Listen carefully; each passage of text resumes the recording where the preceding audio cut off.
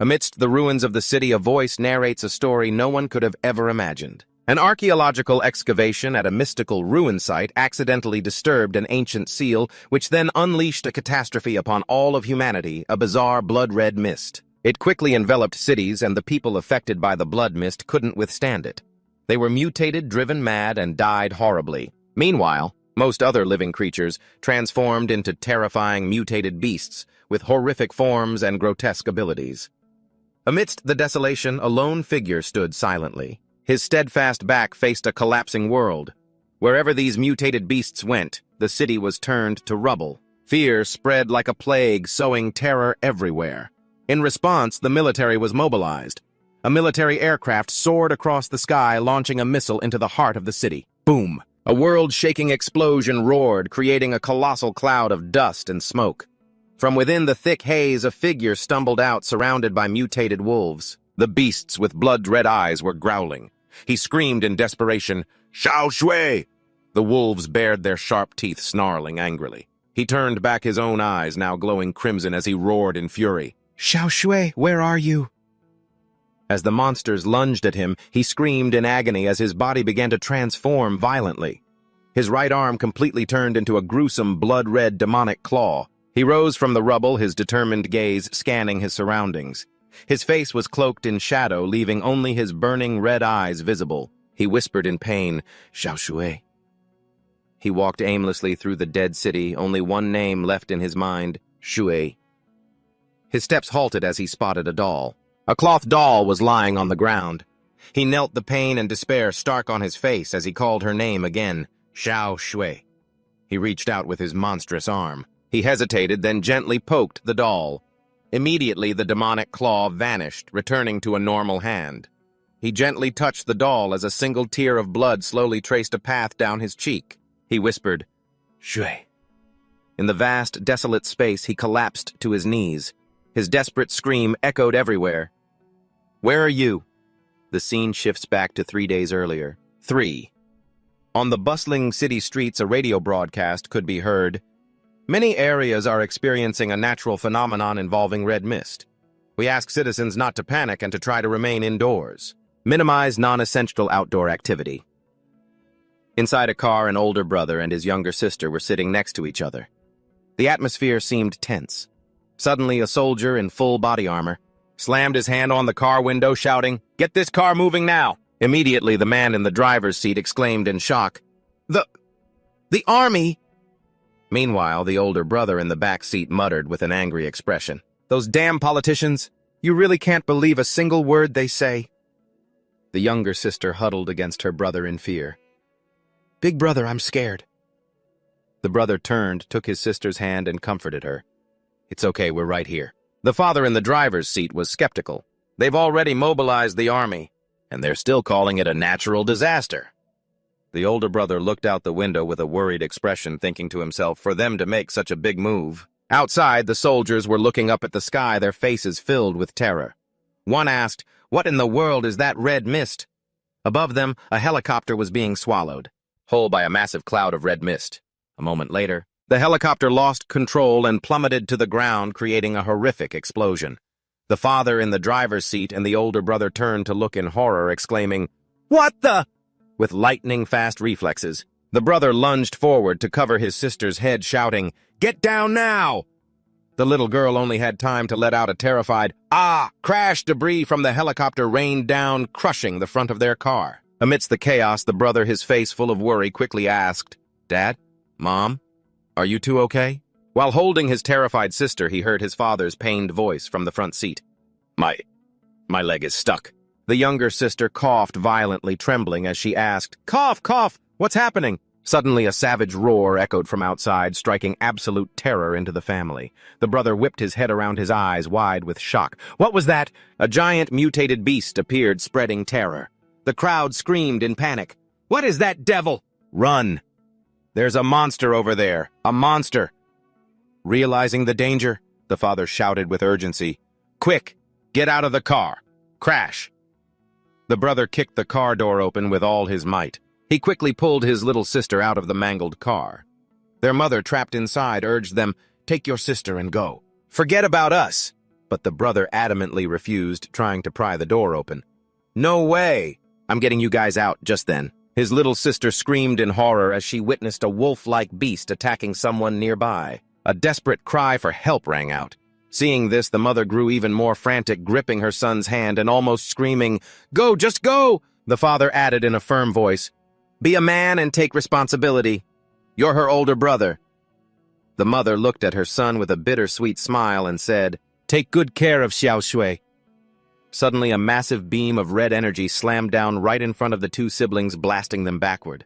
A giant mutated wolf, with its ribcage exposed, stood menacingly amidst the smoke and dust. It let out a savage roar. The horrified siblings turned back toward the car, screaming in unison, "Dad! Mom!" The monster bared its jagged teeth, its glowing red eyes fixed on its prey. Seeing the monster charge, the brother had no other choice. He gripped his sister's hand tightly and yelled, "Run!" As she ran, the little girl looked back, sobbing and calling out, "Dad! Dad, Mom!" The sky wasn't safe either. Bizarre flying creatures began their own massacre. Chaos was everywhere. Animals, people. They're all going insane. Dragging his sister by the hand as they fled for their lives, the brother screamed in confusion and despair. "What the hell is even happening?" Monstrous beasts are swarming from every corner, even climbing tall buildings to hunt their prey. The two siblings find a temporary hiding spot. The brother quickly covers his sister's mouth, signaling her to be quiet. "Shh," as a hideous wolf's head pokes through a nearby gap. He holds his breath, his face tense and beaded with sweat, his eyes fixed on the monster. Thump. Thump. Thump. Luckily, the monster doesn't seem to notice them and leaves. Seeing the danger has passed, the brother breathes a sigh of relief, leaning against the wall. Phew, it's gone. But a moment later, his sister suddenly clutches her head and lets out a pained scream. "Ah!" The brother frantically holds her. "Xiao Shui, what's wrong?" But red cracks begin to appear on the little girl's face. She says weakly, "Brother, I don't feel good."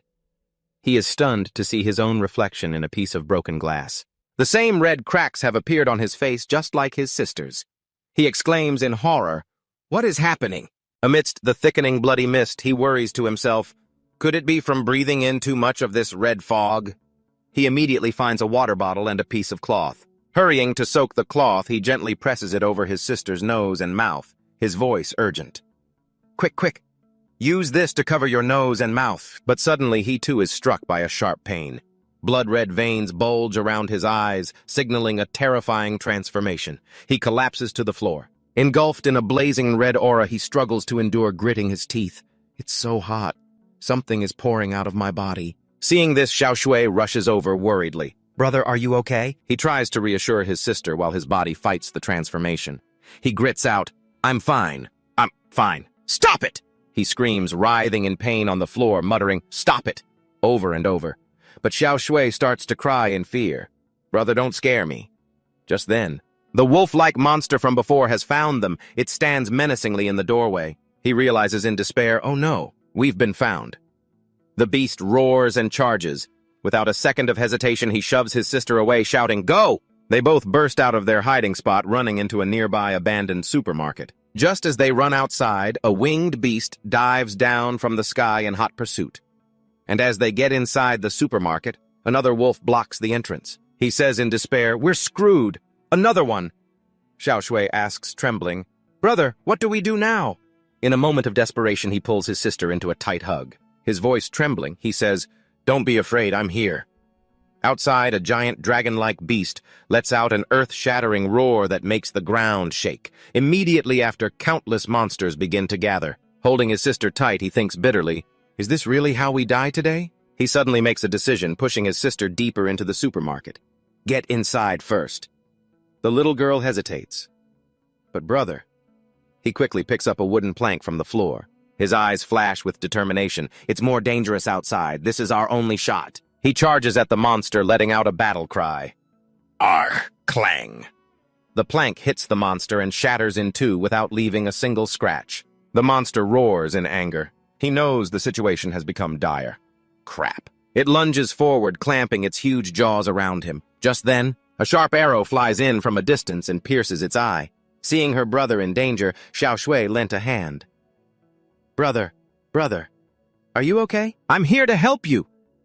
He calls her name in shock.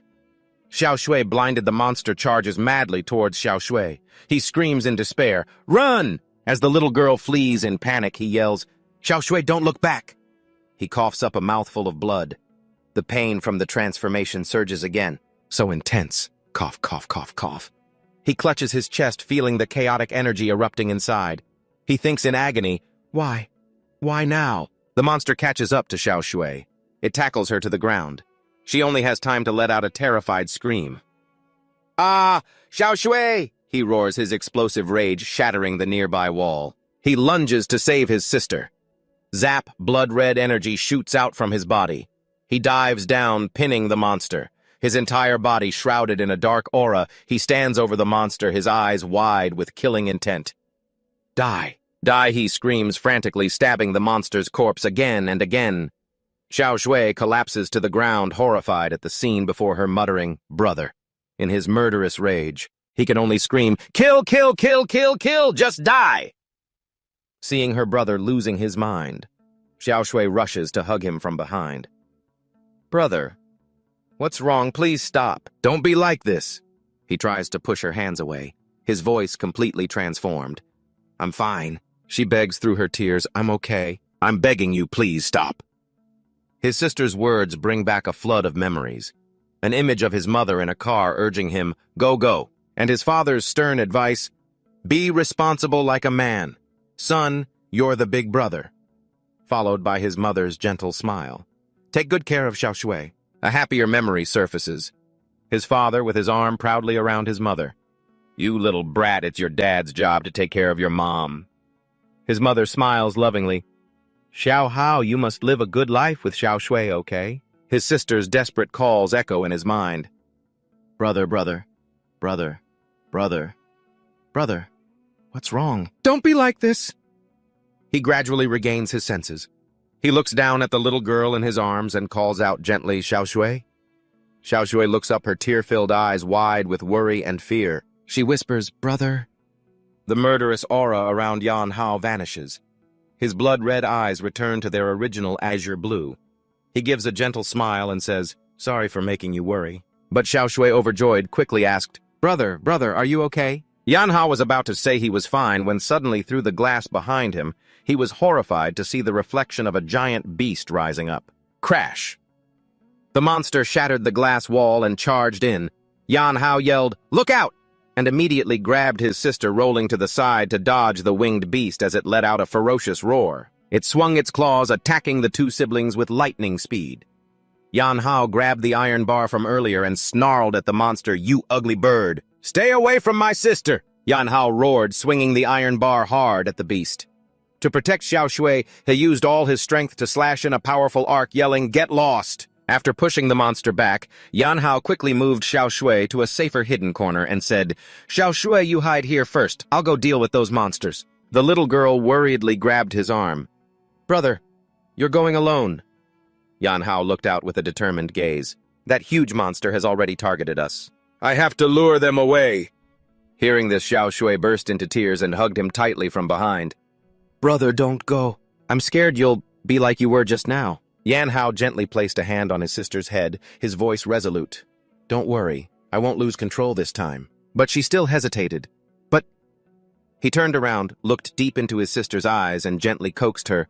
"Wait for me here. I'll come back for you right away, okay?" Xiao Shu clasped her hands to her chest, her eyes pleading. "Promise me, you'll come back safely." Yan Hao gave her a bright smile to reassure her. "Of course, I will definitely come back safely to get you." With those words, Yan Hao turned and walked away. His figure gradually disappeared into the darkness of the ruined supermarket. A dark aura began to emanate from his body. Walking alone amidst the devastation, Yan Hao calculated to himself, "If I'm not mistaken, hunting and killing these beasts, absorbing the blood-colored energy from them, can make me stronger." He turned his gaze toward the largest monster. "The energy on you must be a lot more, huh?" Facing the giant monster, Yan Hao gripped the iron bar, his voice filled with resolve. "So as long as I take care of you, I should have enough power to protect my family." The monster roared in response, and Yan Hao also roared back defiantly, "Die!" But the giant monster remained still. Instead, two other wolf-like beasts rushed out from both sides. Yanhao smirked. So I'm not even worthy of you making a move. Fine, then I'll kill you one by one. Yanhao yelled, charging the wolf on the left. He dodged its attack and spectacularly counterattacked, slicing the beast's head off in an instant. Meanwhile, the other wolf seized the opportunity to attack, sinking its teeth into his arm. Yanhao gritted his teeth and snarled, "You damn animals!" Immediately, crimson energy erupted from Yanhao's body.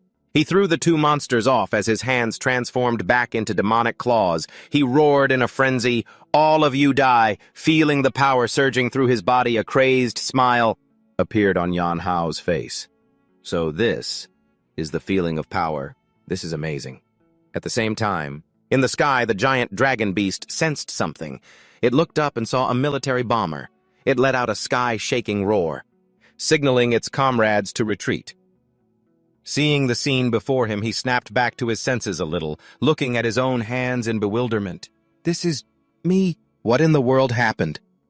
Suddenly, Yanhao looked up and was utterly terrified to see a giant missile from the falling plane plummeting straight toward his position. At that moment, a worried Xiao Shui ran towards her brother, who was gradually deforming her voice, trembling. Brother, are you all right? Yanhao turned around in a panic and roared, "Xiao Shui, stay back!"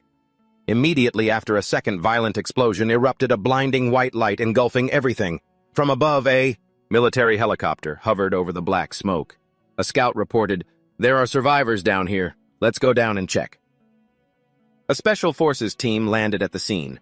They coldly observed the barely breathing Yanhao, then gave an order. "This one's already been infected. Leave him. Take the little girl." As Xiao Shui was being taken away, the orders continued.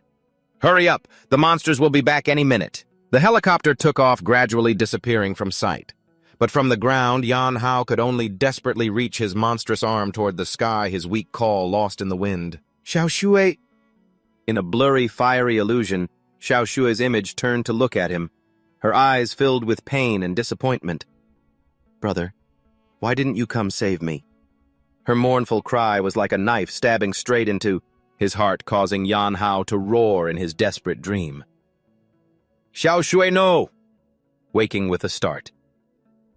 Yanhao shot up in a dark room, panting heavily, cold sweat trickling down his temples. He clutched his head, gritting his teeth in pain.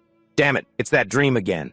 His gaze softened torment clear on his face as he whispered, "Xiao Shui, it's been half a year. Where on earth are you?" Yanhao was now dressed in a military uniform. He stood up, checked his weapon, and thought to himself, "Luckily I haven't been exposed yet." The memories flooded back. He remembered the horrific scene from half a year ago when Xiao Shui was taken away by those people. "I searched all the local refugee camps, but there was no trace of her." He steeled himself, his eyes determined. "To find my sister, I joined the Border Patrol, the lowest-ranking unit in the Army, becoming a rookie in these chaotic times. Only in the Army do you have the authority to gather intelligence and travel everywhere." Currently, he was stationed in a desolate place, Red Rock City, a border outpost. Yanhao rushed to the assembly point, scratching his head with an awkward smile for the commander waiting for him. "Captain, sorry I'm late for my shift." This was the captain of the Red Rock City patrol team, Jiajun. Thwack Jiajun kicked Yanhao hard, cursing him out. It's this useless rookie again." "You idiot, where were you slacking off this time? I had to cover your shift just to see how late you'd be." Gim Hao could only bow his head. "I was wrong." Jiatun pointed to a towering watch post and ordered, "Gim Hao, the big bosses are coming later. We can clock out then. If you screw anything up, you'd better watch your back." Gim Hao could only reply, "Yes, sir." Standing on the watch post and looking out at the ruined city, Gim Hao was lost in thought. 6 months ago, the red fog broke out, turning most of the city into ruins. It became a dwelling for mutant beasts. But along with the appearance of the red fog came mysterious red towers like this one. The surviving humans could only scrape by on the borders far from the spire and the red fog. His gaze settled on a giant skeleton looming in the distant mist. He thought to himself, so that thing is still out there. Down below, Jiatun was chatting with another squadmate. He took a drag from his cigarette and said, "There's a special ops team out there. So for border guards like us, we just need to go through the motions. If even they can't hold the line, then what can a bunch of low-level grunts like us do?" His squadmate laughed along. "That's the legendary special response team we're talking about." You think they'd fall? Yeah, Captain, are you kidding? In their minds, the image of the Special Ops team appeared powerful and majestic, with a female sniper standing proudly on a monster's corpse. On their way here, they just casually crushed the beasts in their path. Gimhao sat alone on the edge of the city wall. I feel that familiar discomfort. Sure enough, even after all this time, I still hate the smell of this blood mist. It stimulates the primitive, bloodthirsty desires of living creatures, making them slaughter each other. Suddenly he frowned, noticing a strange change on the horizon. The blood mist is clearing. But immediately his intuition told him something was wrong. His gaze sharpened. No, something's rushing this way. He turned and yelled down, "Alarm, Captain! There's a situation, take a look." But Jiatuan below remained indifferent. What situation could there possibly be? You cowardly little... Suddenly, a giant crimson wave of fog came rolling in. The horrified patrol members cried out, "The blood mist, why is it surging over here?" From within the mist, two figures in black armor sprinted out for their lives. Gimhao recognized them immediately. "Captain, it's the Special Response Team." The two Special Ops soldiers dashed past, the watch post at a terrifying speed. The soldier quickly asked, "Sir, what the hell happened?" But they only shouted back one thing, "Fall back now, right after that." A giant red tentacle shot out from the fog, grabbed the soldier trailing behind, and yanked him back. A blood-curdling scream, "Ah!" Jiatuan's face went pale as a sheet. He roared in panic, "Everyone retreat, fall back!" Before the order to retreat could even be passed on, a piercing scream rang out. Gah! A sharp claw was already pressed against Jiatuan's throat. A giant beast had appeared right behind him, grabbing him. Jiatuan only had time to choke out in despair, "It's over." From the watchtower, Gimhao witnessed the entire chaotic scene below. Panicked screams echoed everywhere. "Ah! Run for it! They're here!" Without a moment's hesitation, Gimhao leaped straight down from the high watchtower. His body shot like an arrow into the middle of the beast pack. Crash. He landed hard, kicking up a cloud of dust. He landed right in front of a beast that was about to attack. Gimhao's breathing grew heavy, his right arm already transformed into a demonic claw. He pressed down on the corpse of the beast he had just taken down. He muttered, "One." Roar. Another beast lunged at him. Gimhao swiftly dodged and countered coldly, counting 2. His monstrous arm reached out and plunged into the beast's corpse. His voice carried a hint of satisfaction. Absorb. The red energy from the beast's corpse was sucked into his demonic arm. Gimhao felt his power surging. A satisfied smile appeared on his lips. Excellent. After absorbing this one, I've gotten a little stronger. What will happen if I absorb a few more? Immediately, countless other beasts were drawn to his power. They snarled and charged from all directions. Gimhao calmly counted 3, 4, 5, 6. A crimson-black aura erupted around him. Gimhao smirked, a challenging look in his eyes. Don't you all disappoint me. Suddenly, a bolt of purple lightning struck from nowhere, obliterating a beast right in front of him. Gimhao froze at the unexpected intervention. The smoke slowly cleared, revealing a figure in the distance. He asked cautiously, "Who's there?" A girl with platinum hair holding a high-tech sniper rifle looked at him coldly. Above her was an introductory text box, Captain of the Crimson Expeditionary Squad. Tong Nui. She frowned slightly. Recognizing the girl's uniform, Gimhao was startled, thinking in a panic, "Crap, she's from the Special Ops team." He hurriedly retracted his power, his monstrous hand gradually returning to normal. I have to change back quickly. Tong Nui paid him no mind. She coldly ordered the troops that had just appeared behind her, leave none of them standing. Clean this place up. The soldiers responded in unison, "Yes, ma'am."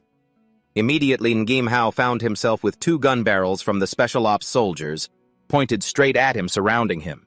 Gimhao panicked, raising both hands and quickly explaining, "Don't shoot. I'm a low-level patrolman Gim." But before he could finish, Tong Nui's voice rang out from a distance. 12 o'clock, fire immediately!" Bang, bang, bang.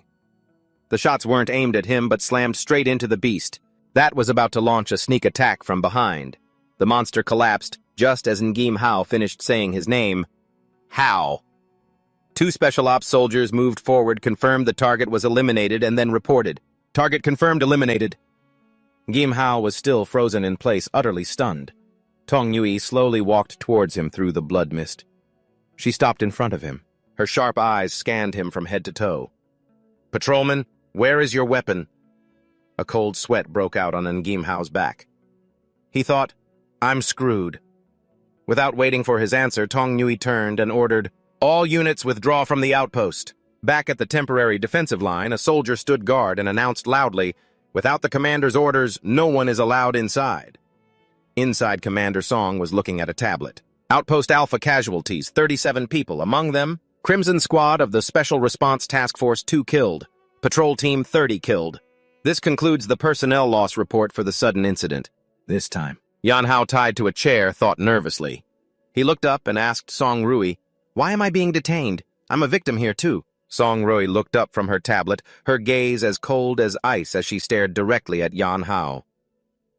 "At 17:23, you left your unit without authorization for 2 hours. Right after you returned, the blood mist erupted. Why is that? Don't you think you need to explain yourself?" Yan Hao was flustered, his mind racing for a lie to get him through this. He stammered, I just went to the nearby ruins to get some shut-eye for a bit. I already reported it to my captain." Just then, another patrol soldier pointed at Yan Hao and shouted to Song Rui, "Commander, this kid is always late for missions. The captain always lets him get away with it." Yan Hao turned to glare at him, cursing internally, "This little bastard!" The other soldier, unafraid, continued, "Don't you dare slander the captain!" Yan Hao gritted his teeth, a flash of killing intent in his eyes. "You little punk. Keep talking crap and I'll kill you." Song Rui rested her chin on her hand, a knowing look in her eyes. "It seems your patrol team has quite a few problems." The scene shifts to the infirmary where Captain Jia Jun, bandaged up like a mummy, is screaming. Ow! A teammate asked. "Captain, are you all right?" The doctor replied, "Relax, he's not going to die. All his vitals are pretty normal." The confused teammate asked, "Doctor, you call this normal?" Back in the interrogation room, Song Rui held up the tablet which displayed Yan Hao's file. "Your file shows that you only completed basic training 3 months ago. In that last battle? Even our Special Forces team lost 2 members, and yet you managed to survive." Yan Hao lowered his head, trying to look afraid. I'm a coward. I was a track athlete back in school, so I'm quicker on my feet than most. The moment I saw the blood mist coming, I was the first to run." Song Rui crossed her arms, studying him suspiciously. "If you're so afraid of dying, why join the army? Unless you have another motive." An image of a red tower flashed in Yan Hao's mind, and the silhouette of his younger sister. He thought to himself, "In the 6 months I've been searching for Xiao Shui, I've been constantly killing and absorbing low-level aberrations. I've gradually learned to control my bestial transformation and change back into a human."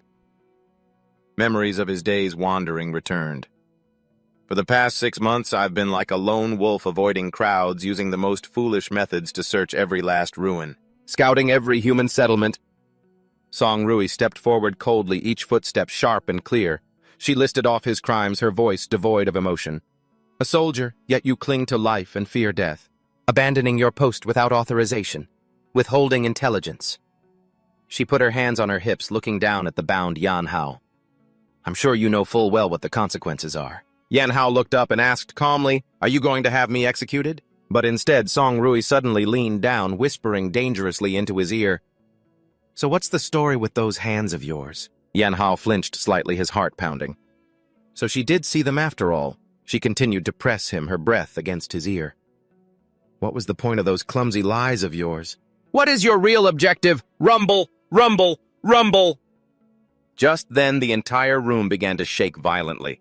The sound of things breaking echoed from outside. Song Rui stood up straight, looking around cautiously.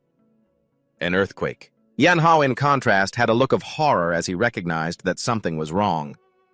This familiar feeling... Crash. Without a moment's hesitation, Yan Hao shattered the chair with brute force and roared, "We have to go now! A huge number of aberrations are approaching." Song Rui frowned, a purple spark flashing in her eyes. Her voice was filled with annoyance.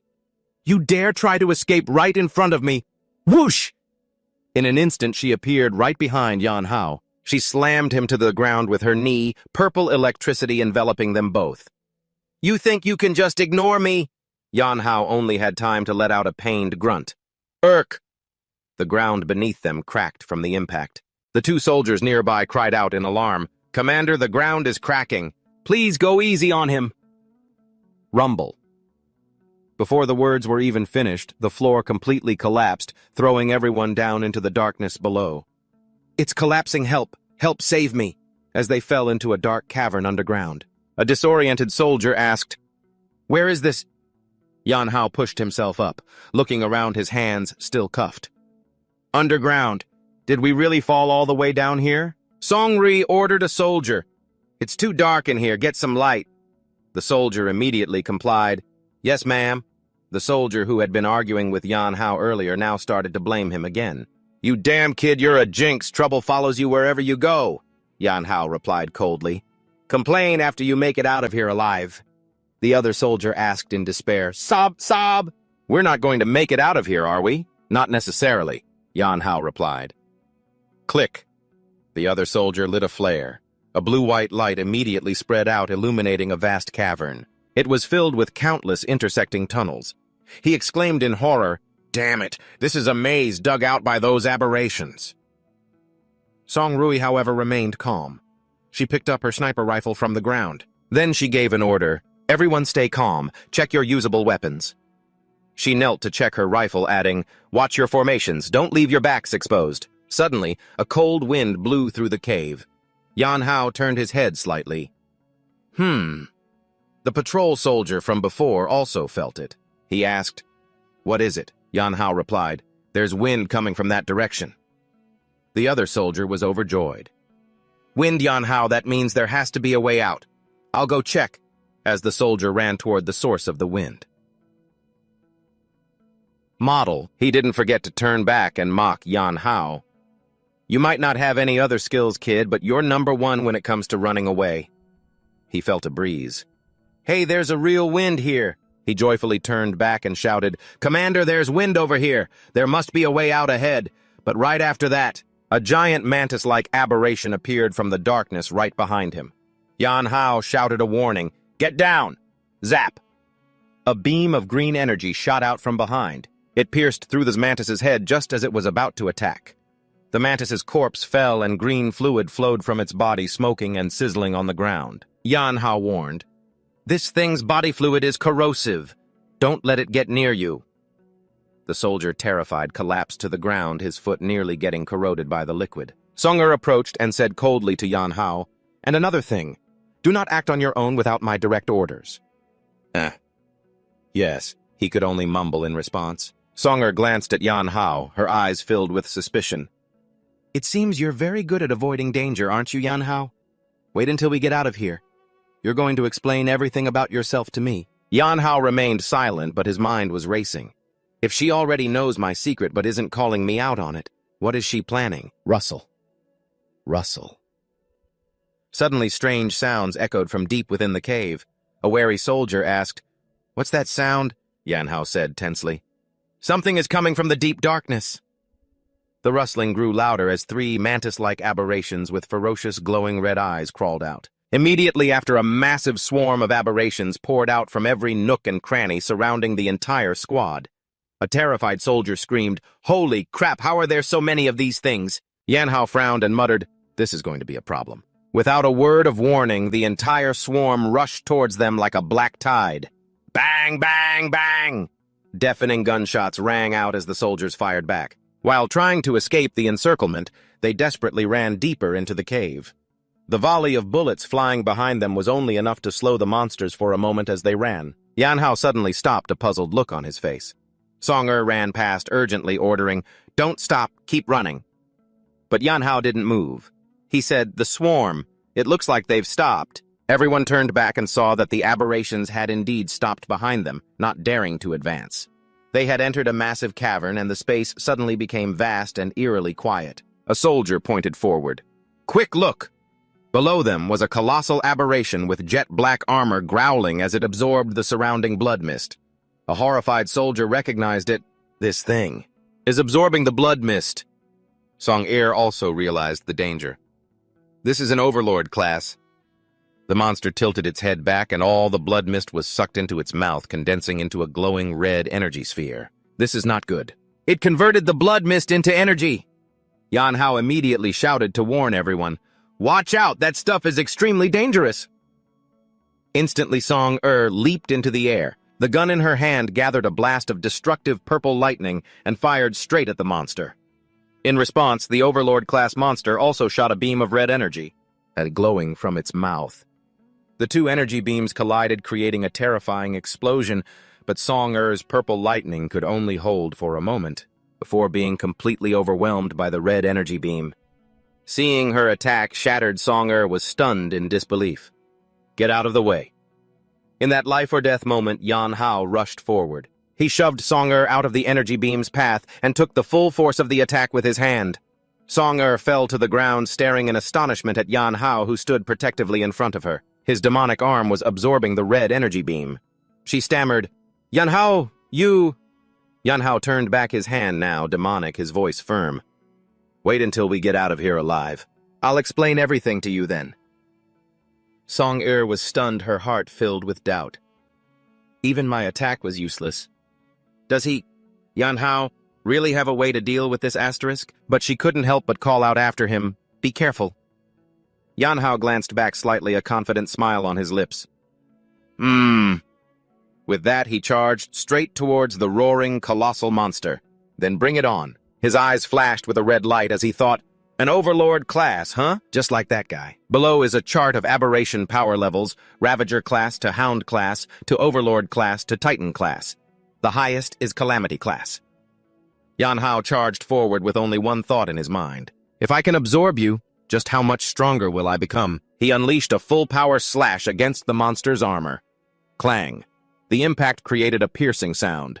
Yanhao was knocked back, muttering, damn, that's tough. A normal aberration would have been shattered into pieces. Yanhao looked at the monster before him. This colossal body. It's no different from a massive armored tank. You must have devoured quite a few of your own kind, haven't you?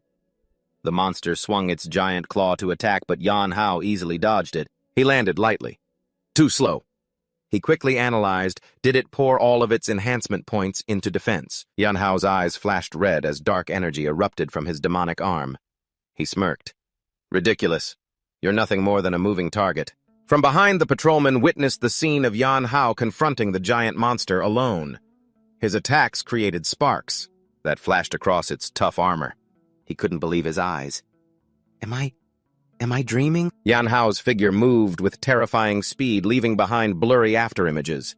The soldier continued his train of thought in astonishment, the guy who runs faster than anyone else. The most cowardly Yanhao. He stammered, Who is he? Without turning her head. Song-Er explained coldly, he is an anti-aberration combat test subject. Secretly researched by the Federation government. The soldier was still in shock. The guy who took 3 months to pass basic training, who runs away faster than anyone. Asterisk. That's an anti-aberration combat test subject. Song-Er confirmed while still focused on the battle. Yes, that's exactly what he is. The soldier asked, so Commander, you've known for a long time, No Tongyui replied. No, it was only when he blocked the monster's attack for me just now that I confirmed his identity. Another man, the squad's adjutant, also showed his suspicion. He thought to himself, SXU has a test subject like that, too. Or is Commander Tongyui hiding something? Tongyui said. He escaped from the lab and unexpectedly infiltrated the border patrol squad. So that's it, he replied. Is the last blood fog outbreak related to Yanhao Tongyui cut in? We can't rule out that possibility. That's why I have to investigate him. Tongyui turned her gaze as sharp as a dagger, pinning the soldier.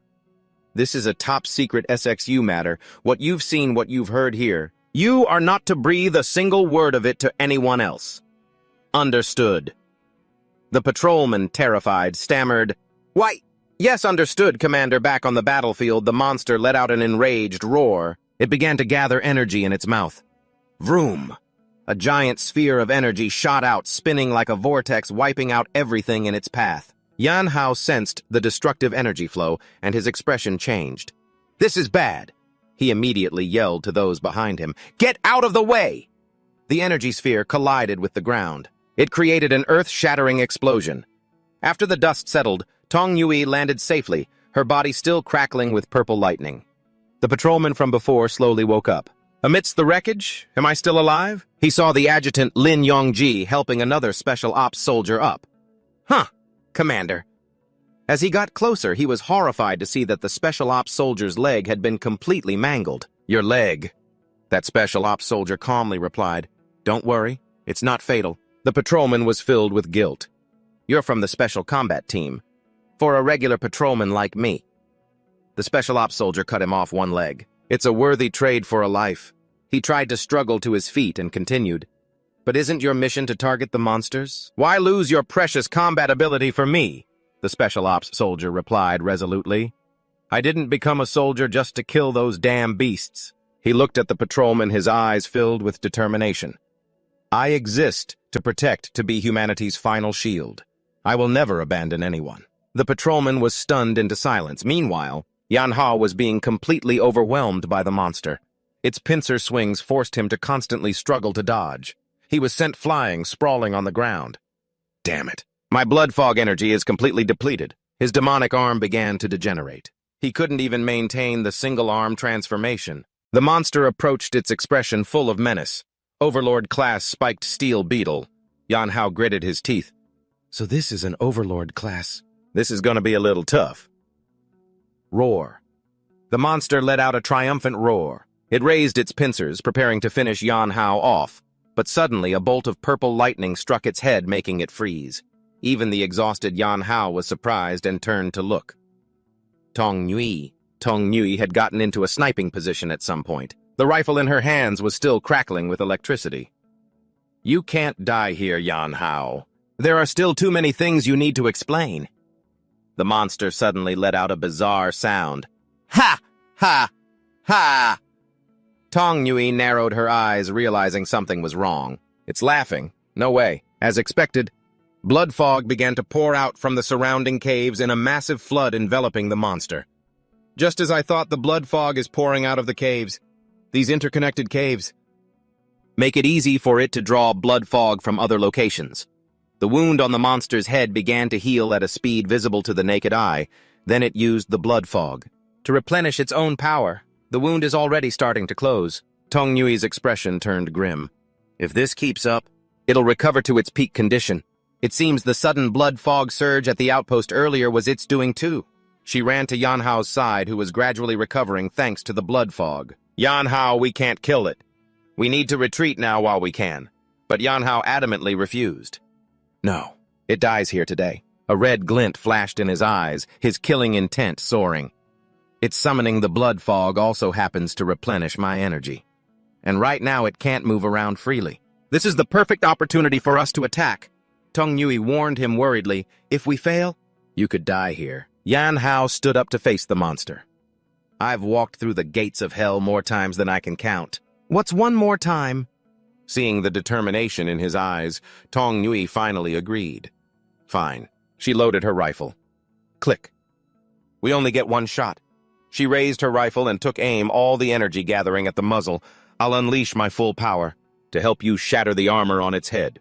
You seize the opportunity and destroy its brain directly. Through the scope, the crosshairs were locked onto the monster's head. This is the only way we can defeat it. Just as Tong Nui was about to pull the trigger, Yanhao also got into position ready to charge. She yelled, now! Boom! A maximum energy round fired out, shattering the tough armor on the monster's head. Tong Nui yelled, Nice.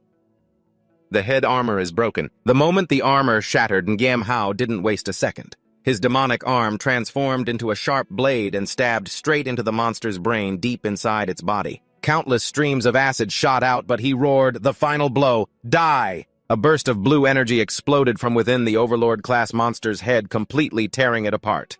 Tong Nui, watching from a distance with bated breath, anxiously asked, did he succeed? Boom! A terrifying explosion of blue energy erupted from the monster's corpse, throwing Ngam Hao far away. His body, covered in blood, landed right next to Tong Nui. She screamed in shock, Ngam Hao! She frantically ran to Ngam Hao's side, who was lying motionless amidst the smoke and dust. Are you okay? Huh. She noticed that in his tightly clenched hand, there seemed to be something. This is...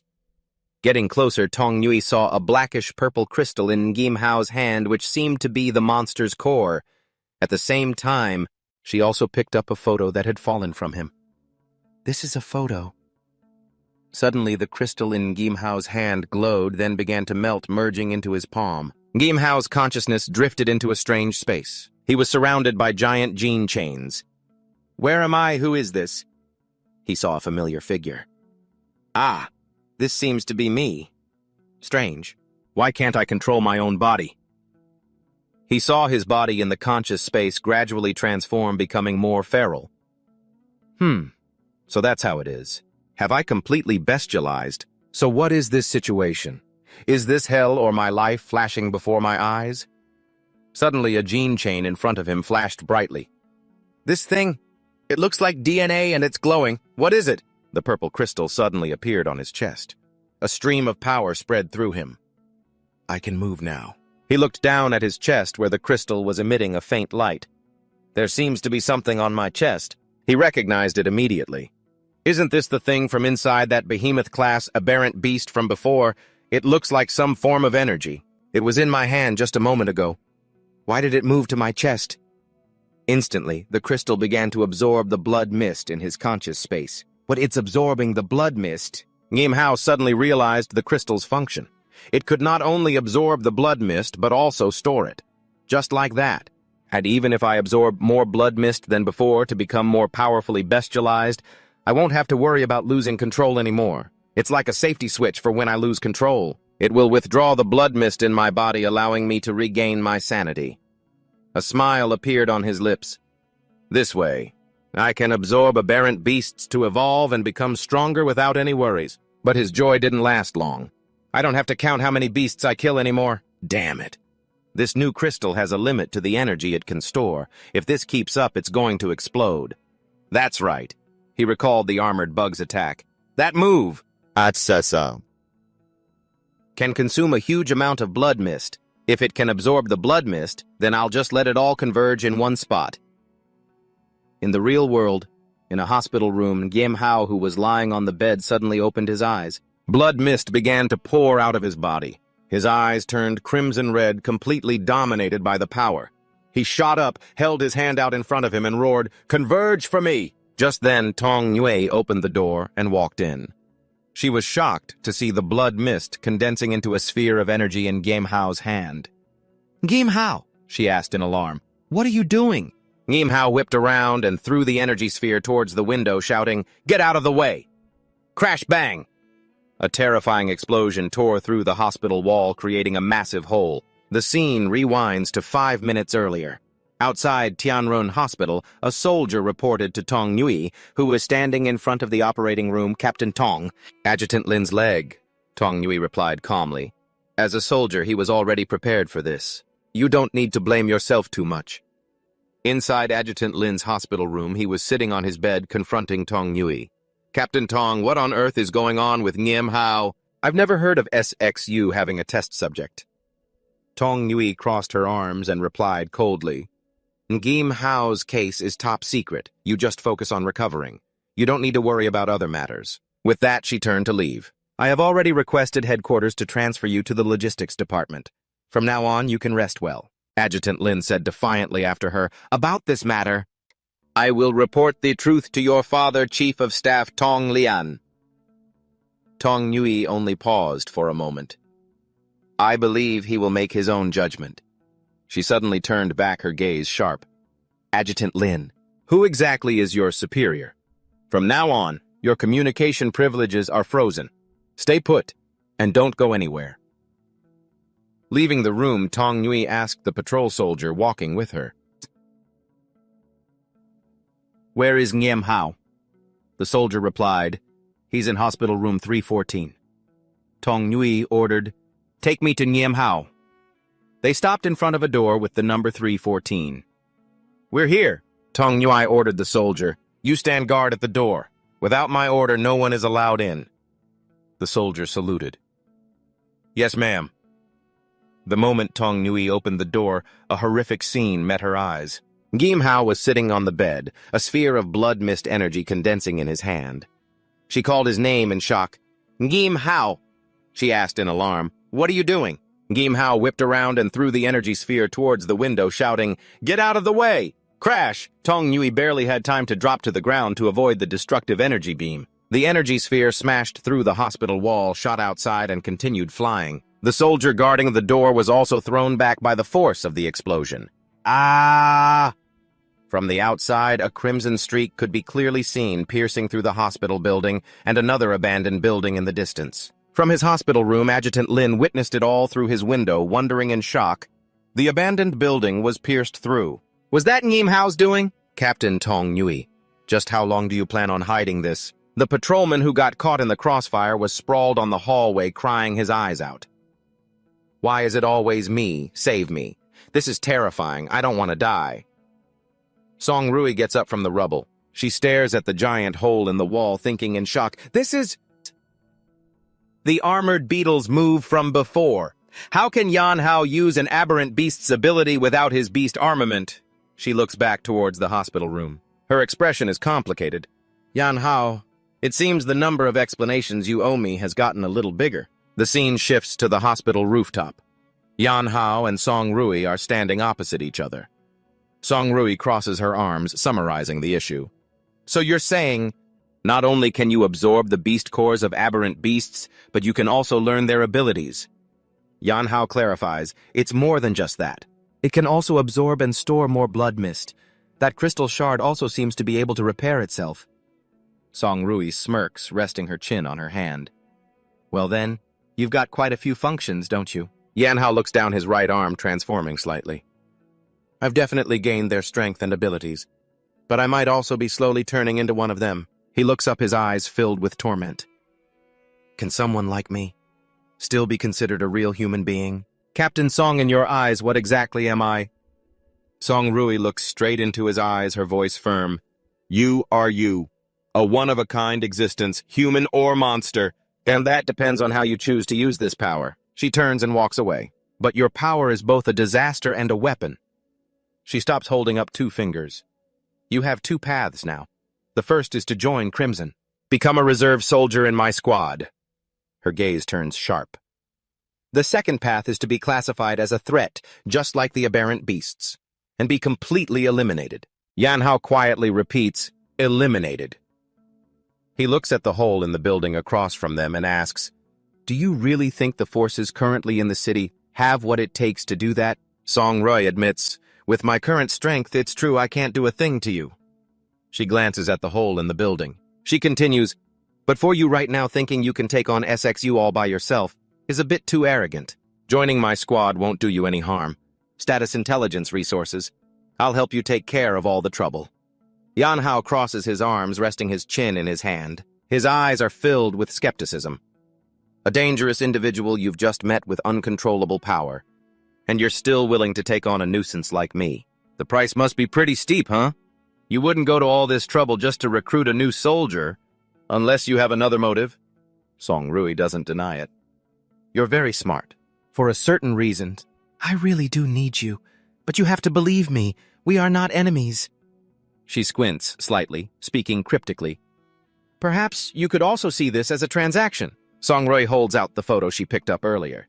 Yan Hao exclaims in shock. What? It's the photo of him and his little sister Xiao Shui. He asks, stunned, this? How did you get this photo? Song Rui replies calmly.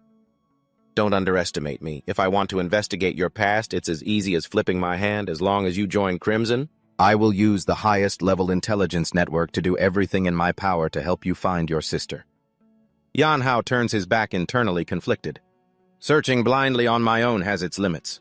Just like she said, being in the military and having a higher rank and status means I can investigate more, and it'll be easier to take action. He reaches out and takes the photo. It's a deal. However, Captain, since you need me so badly... Yan Hao suddenly leans in close, a mischievous smile on his face. A little extra pay shouldn't be a problem, right? After all my previous salary, I went towards finding my sister. Song Rui blushes slightly at his sudden proximity, but quickly regains her cold composure. Private Yan Hao, as the captain of Crimson, I hereby approve your status as a reserve soldier of Crimson. Your salary and benefits will be at the highest standard. Now get the hell out of here and go handle the paperwork for me. Yan Hao gives a military salute, smiling brightly. Yes, ma'am. Captain Song, I'll head to the patrol unit right now to handle the transfer procedures. He turns and takes a few steps before stopping. Oh, right, Song Rui says with her arms crossed. I already paid the compensation for the damages to the hospital for you. There's no rush right now, but it'll be deducted from your salary later on. Yan Hao can only stare blankly. Huh. After Yan Hao is long gone, Song Rui looks into the distance, the image of a man appearing in her mind. Her gaze is resolute. Uncle, I will definitely find a way to save you. Yan Hao walks off, scratching his head and muttering, so I still have to pay for it after all, huh? Meanwhile, Song Rui watches his retreating figure, thinking, my intuition tells me. He holds the key to turning an aberrant beast back into a human. The scene changes. Red Rock City Patrol Headquarters. A military vehicle pulls in. The patrolman Song Rui had warned earlier runs out to greet Yan Hao. What's up? You're heading to the Special Task Force too, he says confidently. Captain Song and Adjutant Lin both think very highly of me.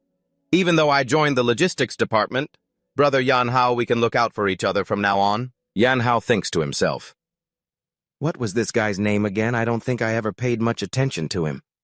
The other soldier suddenly points ahead and exclaims happily, It's Captain Jia! Oh, he's okay. Yan Hao looks over and sees his old Captain Jia Jun on crutches and covered in bandages, surrounded by a group of other people. A burly man sneers at Jia Jun. Old Jia. Back then, you actually dared to slap me over that mute woman. He throws a kick at Jia Jun's injured leg.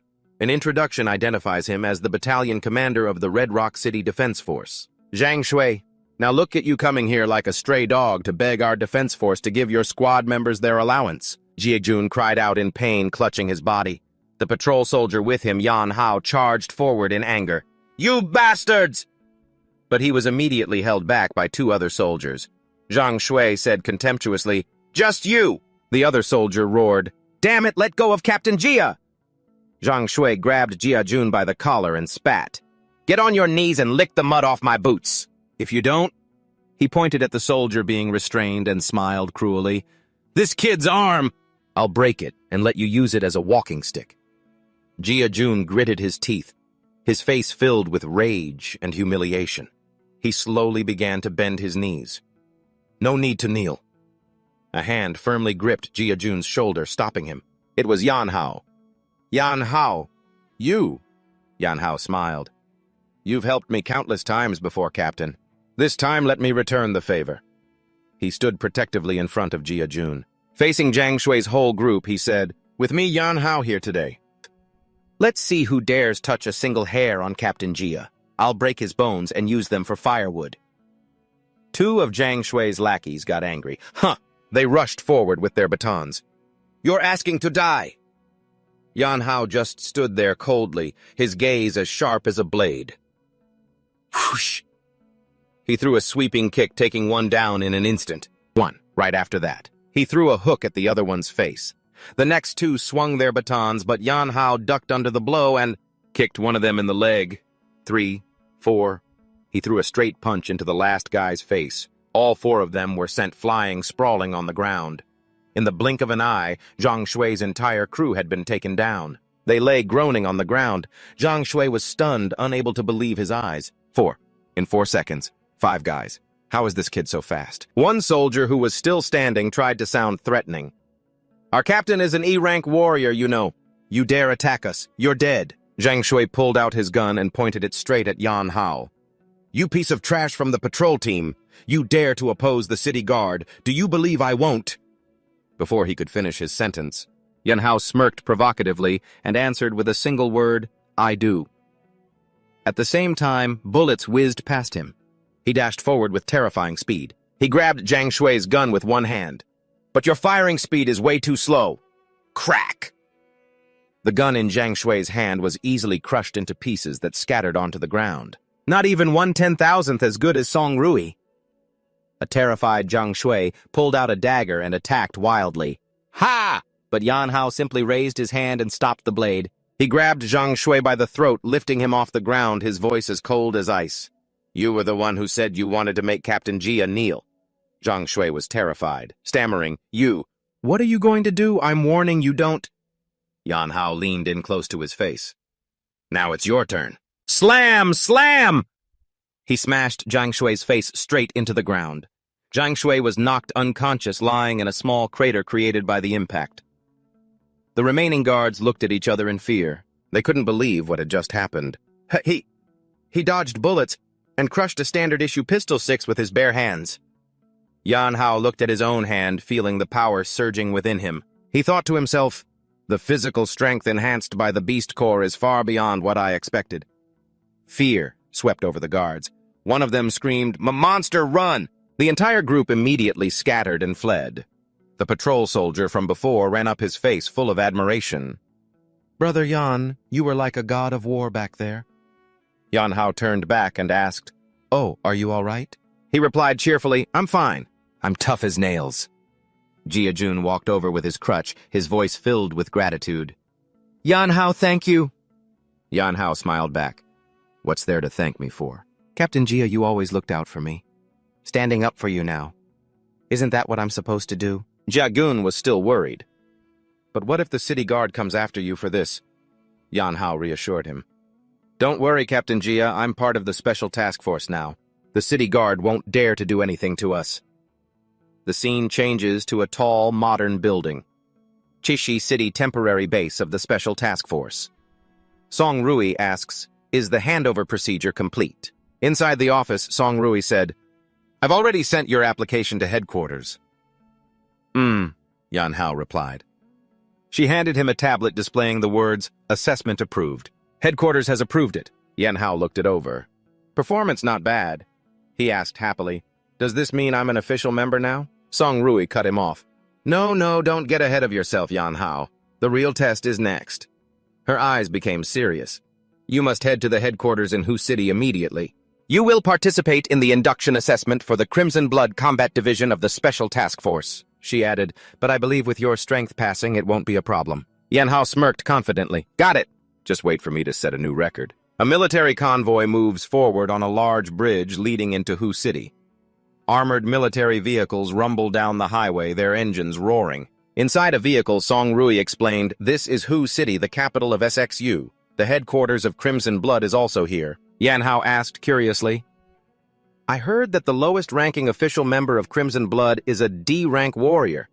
How are these warrior ranks determined?" As he spoke, he glanced over at his patrol teammate who had just joined, thinking to himself, "This guy is so weak. How can he possibly participate in the Crimson Blood assessment?" The patrolman, sensing the jab, laughed awkwardly. "Ha ha ha! I'm pretty durable, you know." Dronzer coldly explained that since he joined the logistics team, not the combat team, he didn't need to participate in the combat assessment. The logistics guy put his arm around Yan Hao. "Hey, the logistics team will be fighting alongside you guys eventually. You're gonna have to rely on me down the line." Seeing this, Dronzer quickly changed the subject. "Yan Hao, since we have some spare time, let's sync up on some information." She began to explain through her communication device. "People who can activate special abilities like me are collectively called warriors. A warrior's combat power is divided into 6 ranks, S, A, B, C, D, and E. The Special Task Force headquarters has its own evaluation system. The most basic criteria are physical strength and stamina. As for the mutant beasts, they're classified from weakest to strongest into Scout class, Hound class, and Overlord class, followed by Behemoth class and Catastrophe class. A total of 5 classes.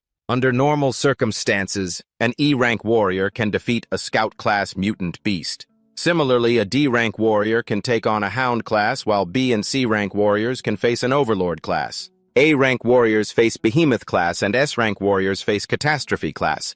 Also, your compatibility with a Beast Core will also affect your rank," Dronzer added. "Beast Core compatibility," Yan Hao thought to himself. Dronzer continued, In an era like this, only mutant beasts mutated by the Red Mist possess innate special abilities. Human warriors can only rely on Beast Core armaments to bond with Beast Cores, thereby activating their abilities. Physique talent, luck, and so on will all affect Beast Core compatibility. The better the compatibility, the higher the quality and number of abilities you can activate. If you can't bond with a Beast Core, then the highest you can ever be ranked is E-class. The armored vehicle screeched to a halt in front of a blockaded area. A guard raised his hand, signaling them to stop. "Sorry. This road is currently under traffic control. Please take a detour." Someone from the team got out of the vehicle and asked with a frown, "You dare to block the special task force?" The guard replied, "We're just carrying out our duties. There's really no other way." Just then a luxury car glided past the checkpoint with ease. Tunger narrowed her eyes, thinking, "It's just a recruitment test for Crimson. What's a big shot from the Luting Corporation doing here? Something's not right." Inside the Crimson assessment area, the candidates had already gathered in large numbers. A powerful voice rang out.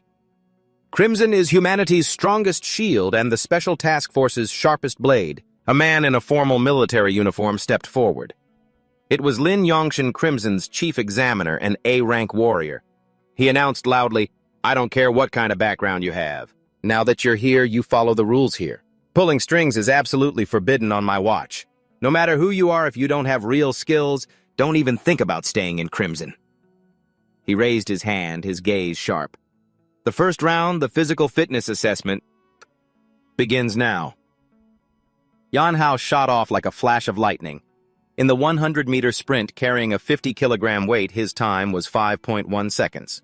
Next was the electronically weighted kettlebell test. He easily lifted the 500-kilogram weight with one hand to everyone's astonishment. Finally, it was the punching power test. Yan Hao threw a devastating punch at the machine. The machine sparked and the screen displayed an error message. The person in charge shouted in terror, "The punching dynamometer is broken. We can't get a reading." 10 minutes later, Yan Hao stood before the chief examiner, only lightly dotted with sweat. "Reporting Chief Examiner. All items completed." Chief Examiner Lin Yongshin looked at the results sheet with an expression of disbelief, then announced, "Confirmed complete.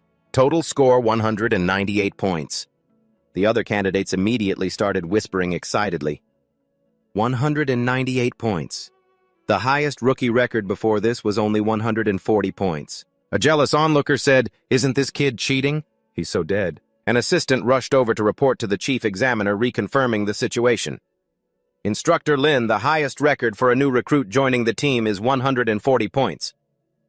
Another young man among the candidates, Zhang Jin, the younger brother of the Chishi City Defense Team's captain, looked skeptical. "His score is that much higher than the record." He clenched his fists, muttering, "I don't believe it." Chief Examiner Lin Yongshin turned to the assistant who had just reported, his voice stern. "I supervised it myself and we have it on video. Are you accusing me of letting him pull strings?" Seeing this, Zhang Jin immediately changed his attitude, forcing a laugh. "Of course not. Of course not. I was just curious." Then he walked over to Yan Hao to start a conversation. "You must be Yan Hao from the Chishi City Patrol Team." Yan Hao replied coldly, "What is it?" Zhang Jin smirked with a hidden meaning. "Nothing. Just wanted to say hello. We're from the same hometown, after all." But in his mind, he was cursing, "Just you wait, you little brat." An image flashed through his mind, the scene of his brother being defeated by Yan Hao. "The humiliation my brother suffered. I'll make you pay it back 100-fold. Yan Hao watched his retreating back, his gaze unrippled. Hometown Chief Examiner Lin Yongshin walked over and asked, "His name is Zhang Jin. He's a spoiled young master from the Chishi City Defense Team. Do you two know each other?" Yan Hao answered decisively, "No." He thought to himself, "The Chishi City Defense Team, so that's it. The people from the defense team are rotten to the core." The chief examiner began to announce the official results. The physical fitness test results are as follows. 30th place Zhang San, 89 points. 29th place. 3rd place Zhang Jin, 123 points. 2nd place Jin Ying, 135 points. And 1st place... He looked directly at Yan Hao and declared clearly, "Yan Hao with 198 points. A blonde girl with 2 pigtails, Jin Ying, a senior researcher from the Technical Intelligence Bureau, cheered with delight. "I only came to take the assessment for fun. I didn't expect such a strong rookie this year. Oh, how interesting. I'll have to study him closely." Meanwhile, the head examiner announced that the 15 people at the top of the list would stay for the next round to test their beast core compatibility. In a single dorm room, Zhang Jin sat alone, his face full of frustration. "I should have been number 1, he mumbled. "Who knew 2 monsters would show up?" A voice rang out in his head. "If I hadn't groveled for you to the 6 factions, do you think you'd even be qualified to take this test?" The voice continued its warning. You only get 1 shot. You'd better do it right." Zhang Jin clenched his fist, a determined look flashing in his eyes. "For my brother, I have to get into Crimson." The scene changes to the Beast Core testing platform. The 15 best candidates had all gathered. The head examiner, Lin Yongxin, explained, "This test isn't complicated. You just need to put on this gauntlet." He held up a metal gauntlet, and then placed the beast core on top of it. To begin the test, he announced the rules in a stern voice. A beast core compatibility rate below 40% means you are immediately eliminated. To avoid any confusion, I will briefly explain what a beast core is. A diagram appeared explaining, first, only aberrant beasts of the hunter-hound level or higher can produce a beast core. The stronger the aberrant beast, the higher the quality of the beast core it produces. By embedding a beast core into an aberrant beast armament, a warrior will be able to use the same aberrant abilities as the beast. Everyone has a different compatibility with beast cores, which will depend on their compatibility rate and their own innate talent. This will awaken different attribute abilities, such as elemental strength or support and control. The head examiner continued, "This gauntlet is the lowest grade aberrant beast armament. It can only test compatibility. It cannot grant you any aberrant abilities.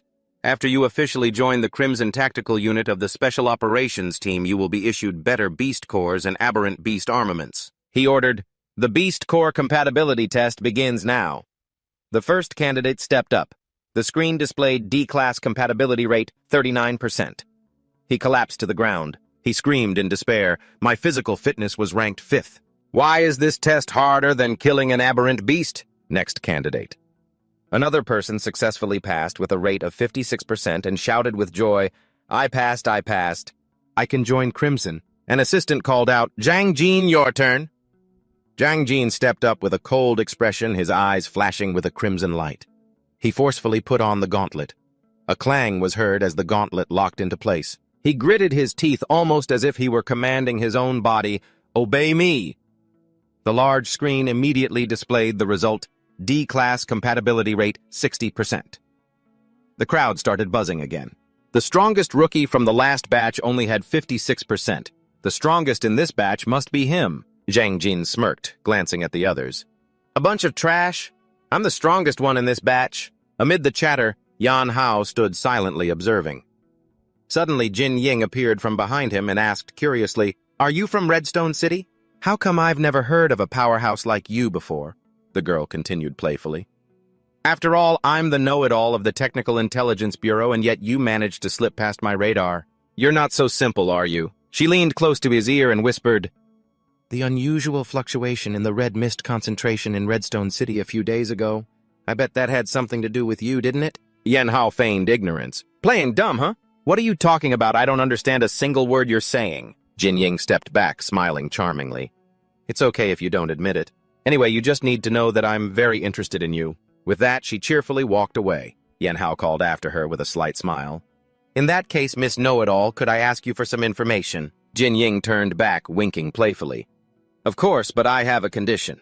That condition is, as long as your test score surpasses mine, I'll tell you anything you want to know." The girl emphasized each word with a meaningful look. Anything at all. Just then, the person in charge called her name. "Next, Jin Ying!" The girl happily ran up. Coming!" Standing on the platform, she declared loudly, "Everyone watch closely. Zhang Jin's record of 60% is about to be broken by yours truly." Yan Hao thought to himself, "Is she really that strong?" But from another corner, Zhang Jin scoffed. What a clown. Jin Ying confidently placed the beast core on the gauntlet. A click was heard as the beast core locked into place. She clenched her fist, her eyes shining with confidence. Watch closely. The result appeared stunning everyone. D-class warrior 78%, no way. A score like this has never been seen before. Is the machine broken? Jin Ying turned around, gave a thumbs up, and grinned. She ran up to Zhang Jin, crossing her arms proudly. "See, I told you I'd break your record of 60%. Zhang Jin was so angry that he could only stammer, "You..." He turned away. His eyes burned with hatred. Besides Yan Hao, I won't let this bitch go either. Just then, the voice of the person in charge rang out. "Last one, Yan Hao!" Yan Hao stepped up, thinking to himself, her power is immense, maybe she wasn't lying. "So you really do know a lot, huh?" Kim Wan stood beside him, giggling, feeling the pressure now. Gim Hao pointed at her, his eyes firm. "For Tiet's sake, I have to win this bet. You just wait and see." He calmly placed the core beast on his gauntlet. He thought to himself, according to Tong Tu, my warrior rank should be at least C-class. But the quality of this core beast is black just like the one I absorbed. So what will its compatibility rate be? He thought to himself as the gauntlet began to glow. He clenched his fist, his eyes full of anticipation. Here we go. Let's see just how much potential I really have. The screen immediately jumped to C class, shocking everyone. He started at C class, that's a squad leader's rank. The screen suddenly flickered erratically, displaying red text, system error. Error. It's calculating the core beast compatibility rate. Where's the rate? What's going on? Everyone held their breath waiting, until the final number appeared 0%. Huh. Ngim Hao was also stunned. Huh. Trung Tan burst out laughing gloatingly, pointing at Ngim Hao. Ha ha ha ha! You useless piece of trash! All that big talk for nothing! This is absolutely hilarious. He continued to taunt him, even the core beast rejects you. Ngim Hao silently stared at the gauntlet, which was showing strange signs. Suddenly, the core beast on the gauntlet emitted a brilliant red light that wrapped around his arm. Oh no. Ngim Hao felt an abnormal surge of power. He gritted his teeth. My body. It's forcibly devouring this core beast. Kim Wan rushed to the control panel, exclaiming in amazement, a 0% compatibility rate, old man, this has never happened before. The lowest it should be is 1%. The girl immediately began working the control panel, her eyes shining with excitement. I have to record this. That old man is going to be so happy about this. At that moment, Chief Examiner Lam Dong-tin narrowed his eyes, a thoughtful expression on his face. Oh, that kid's core beast. Trung Tan suddenly pointed at Ngim Hao and shouted an accusation. Instructor Lam, Ngim Hao stole the core beast. The core beast in his hand is gone. Lam Dong-tin frowned and immediately ordered, Ngim Hao, raise your hand. Let me see your gauntlet and the core beast. Ngim Hao raised his hand, but the slot on his gauntlet was empty. The chief examiner's voice grew stern. Where is your core beast? Ngim Hao broke out in a cold sweat, looking utterly bewildered as he replied.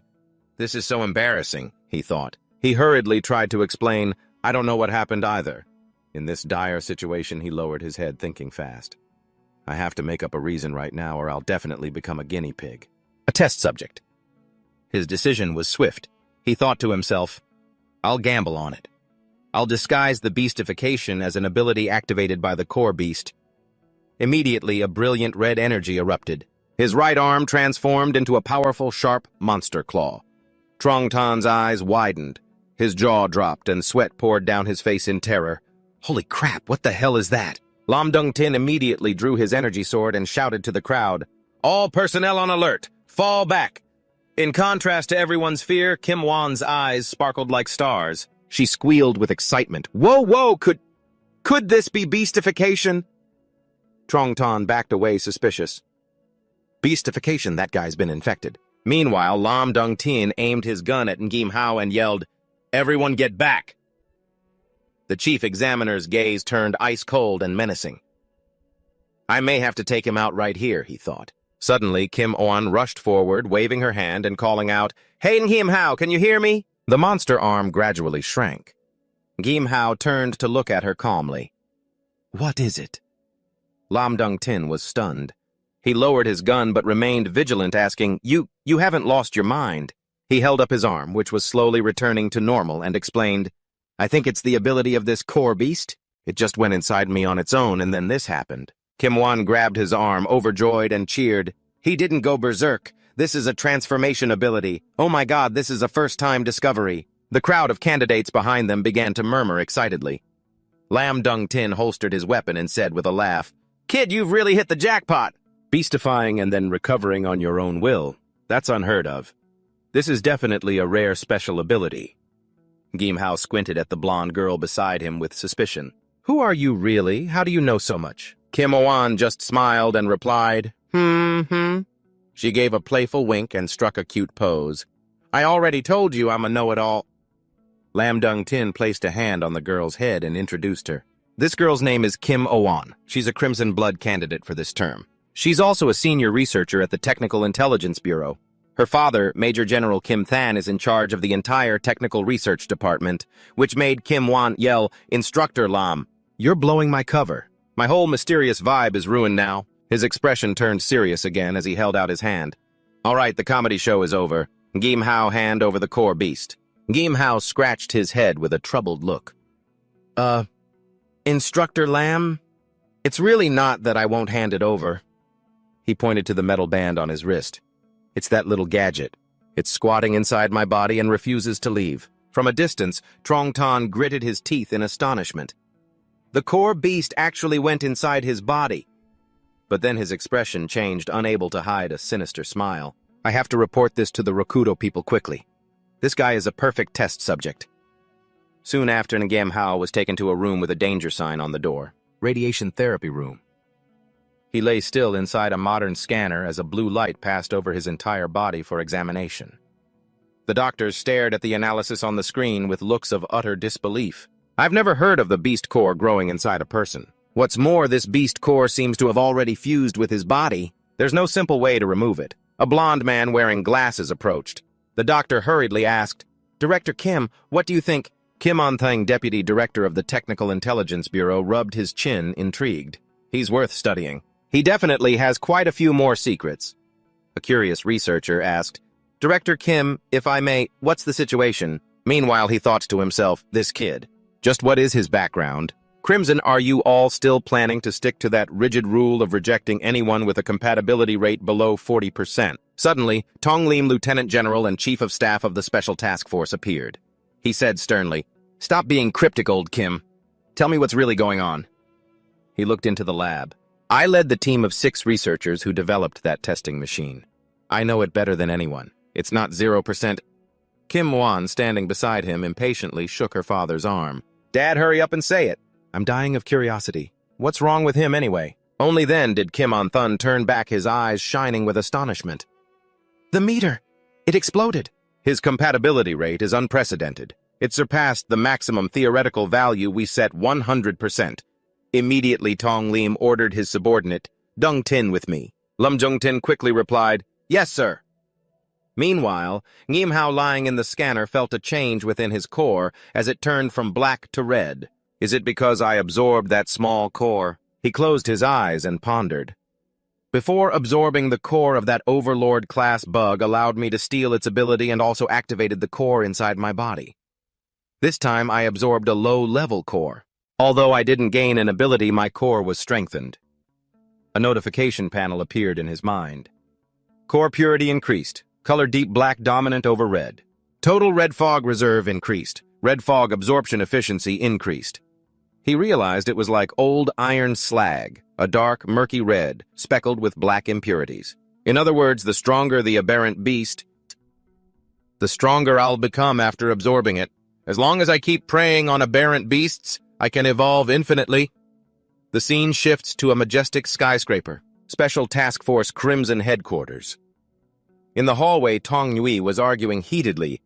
I was the one who brought Hao here. Is there a problem with him joining my squad? A man with glasses replied coldly, Captain Tong Nui, watch your rank and your tone.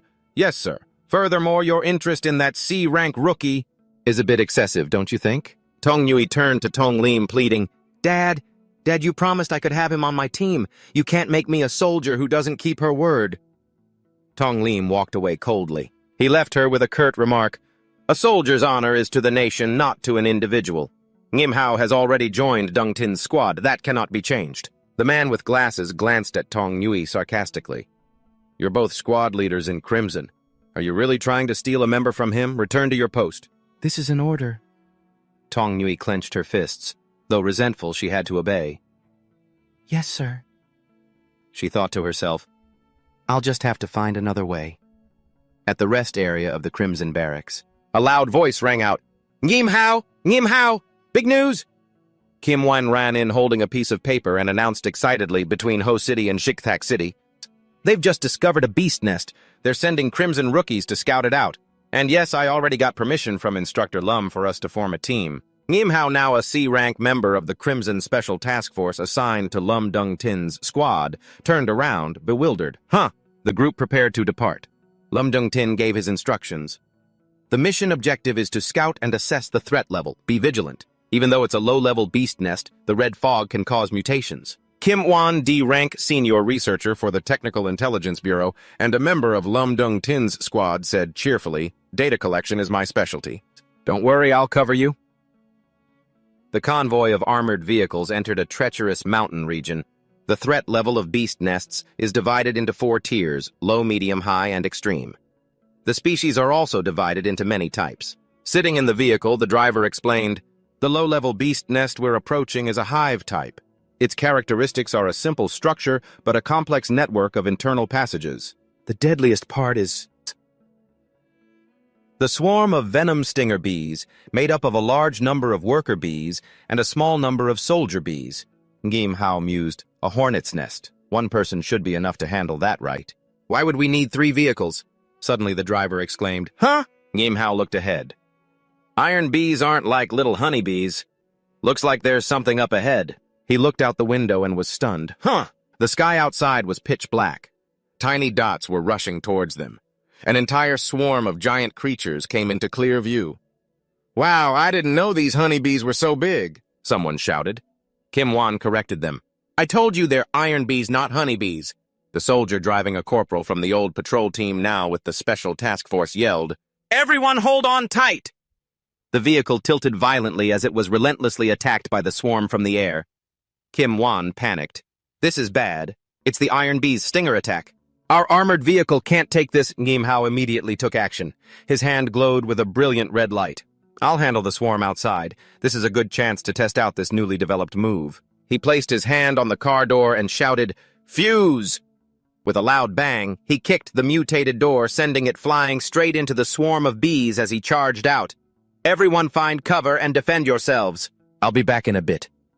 Yan Hao swung the car door, now a massive weapon, and instantly crushed 7 iron bees.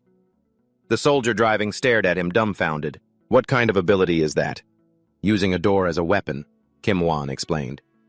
"It's a transformation ability. He absorbed a beast core during the assessment." She recalled, "At that time I thought he could only transform himself. I never expected he could also imbue that transformation ability onto objects." Kim Wan was ecstatic, her eyes gleaming. "So that means he can turn anything into a weapon. That's just too amazing. I have to record his combat data. I'll definitely have to study it carefully when we get back." Suddenly, a green ray of light shot out from nowhere, piercing through the 7 iron bees surrounding them with terrifying destructive power. Yan Hao quickly raised the mutated car door to block it. He exclaimed in shock, "A green ray, what the hell is that?" He noticed the armor was smoking heavily. Gritting his teeth, he thought, "This thing is even stronger than the iron bee's stingers. It can break through my defenses. I have to figure out where it's coming from. Otherwise, it'll wear me down sooner or later." Yan Hao turned his head and shouted a warning to his comrades. "There's another enemy. The source of the attack is unknown. Kim Wan, everyone be careful. Find cover and hide." Following the order, the soldiers scrambled through the hail of bullets. "Get behind that rock." A soldier carrying a flamethrower was about to charge forward. "Iron bees are afraid of fire." But Kim Wan quickly stopped him. "Don't go out!" Before she could finish her sentence, a green ray of light shot toward them. It pierced through the soldier who had just leaped into the air. "Ah!" His blood-curdling scream was cut short by a violent explosion of flames. Witnessing the scene, Yan Hao, while defending, shouted at Kim Owan, "What in the world is that green spike?" Kim Owan, checking the data on her tablet, turned pale. "It's a hound-class queen bee. Its tail stinger is venomous and can corrode any armor below C-rank A hound class." The intel was wrong. This is definitely not a low-level beast nest. Yan Hao swung the shield, knocking away the smaller bees. He made a quick decision. "Help me take care of these small scout bees. I'm going to slaughter that queen bee." Kim Wan nodded, the air around her beginning to swirl. "Got it," she shouted, activating her ability. "Kim Wan D class. Element system. Basic ability wind. Cyclone." Razor-sharp gusts of wind swirled violently, sweeping away the surrounding iron bees. The cyclone tore through the enemy's formation, opening a direct path to the hive. That's where the queen bee was hiding. Yan Hao charged down the newly opened path, his eyes blazing as he locked onto his target. "Got you now." The queen bee shrieked, firing beams of crimson energy from its tail in a counterattack. Yan Hao dodged while transforming the weapon in his hand. The sound of clanking metal rang out. The crude car door had now morphed into a sharp spiral lance. "This form should do." He channeled all his strength into his legs and stomped on the ground, creating momentum. Boom! A powerful force began to gather in his body. Yan Hao thrust the giant lance forward. He let out a mighty roar. Go! The lance tore through the air, flying straight toward the queen bee as it tried to attack again. A direct hit! The tip of the lance plunged deep into the monster's abdomen, but the scene that followed stunned everyone. Wait! That's impossible. It was pierced through a vital spot, yet it's completely unharmed. Kim Oan looked at the readings in utter confusion. How can a hound class have that much power? Could it be because... Yan Hao landed staggering from exhaustion. Kim Oan quickly ran to him, yelling, Yan Hao, don't let it get away!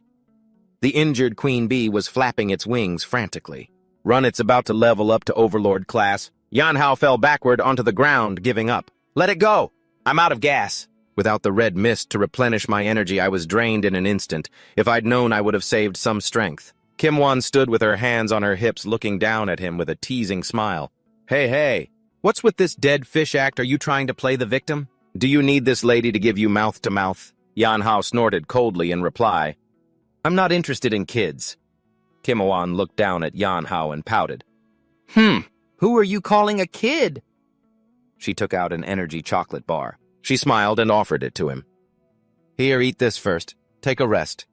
Yan Hao shyly turned his face away, scratching his head.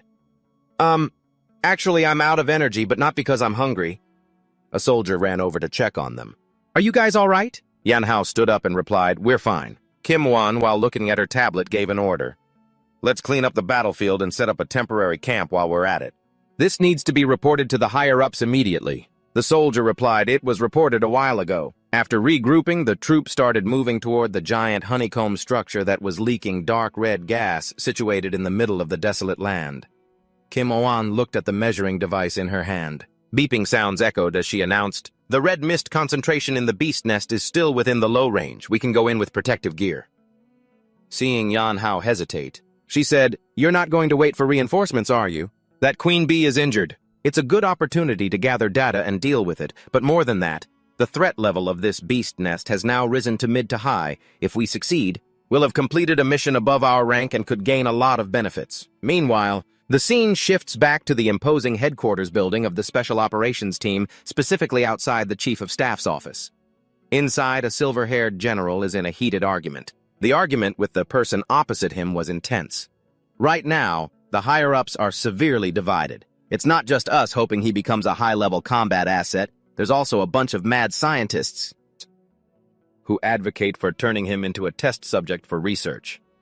He turned solemnly, his gaze sharp through his glasses. Yan Hao is very special. Keep a close eye on him. Suddenly, Lin Yongshin's communicator beeped. He flinched. An emergency call. The silver-haired general urged, Go on, answer it. Yongshin immediately replied, Yes, sir. After listening to the report, Lin Yongshin panicked, shouting into the device, What did you say the beast nest, Yan Hao and the others were scouting, has had its threat level changed from low to high grade, and Yan Hao and Kim Wan have already gone inside. The silver-haired general was stunned, muttering, Isn't this just reckless? That Kim Wan girl may seem flippant, but her mind is quite sharp. She wouldn't take such a risk. Something about this is strange. He immediately raised his hand and gave a decisive order, Mobilize the nearest Crimson unit to provide backup. Song Rui's squad is to depart immediately. Primary objective, ensure the safety of Kim Wan and Yan Hao. Secondary objective, eliminate the beast nest. At the same time, a man walked in to report. Reporting, sir. Lin Yongshin was surprised to see a familiar face. Yongji, aren't you supposed to be in the hospital?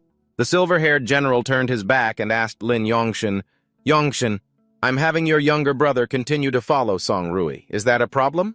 Yongshin replied succinctly. No, sir. He turned to give an order to the newcomer.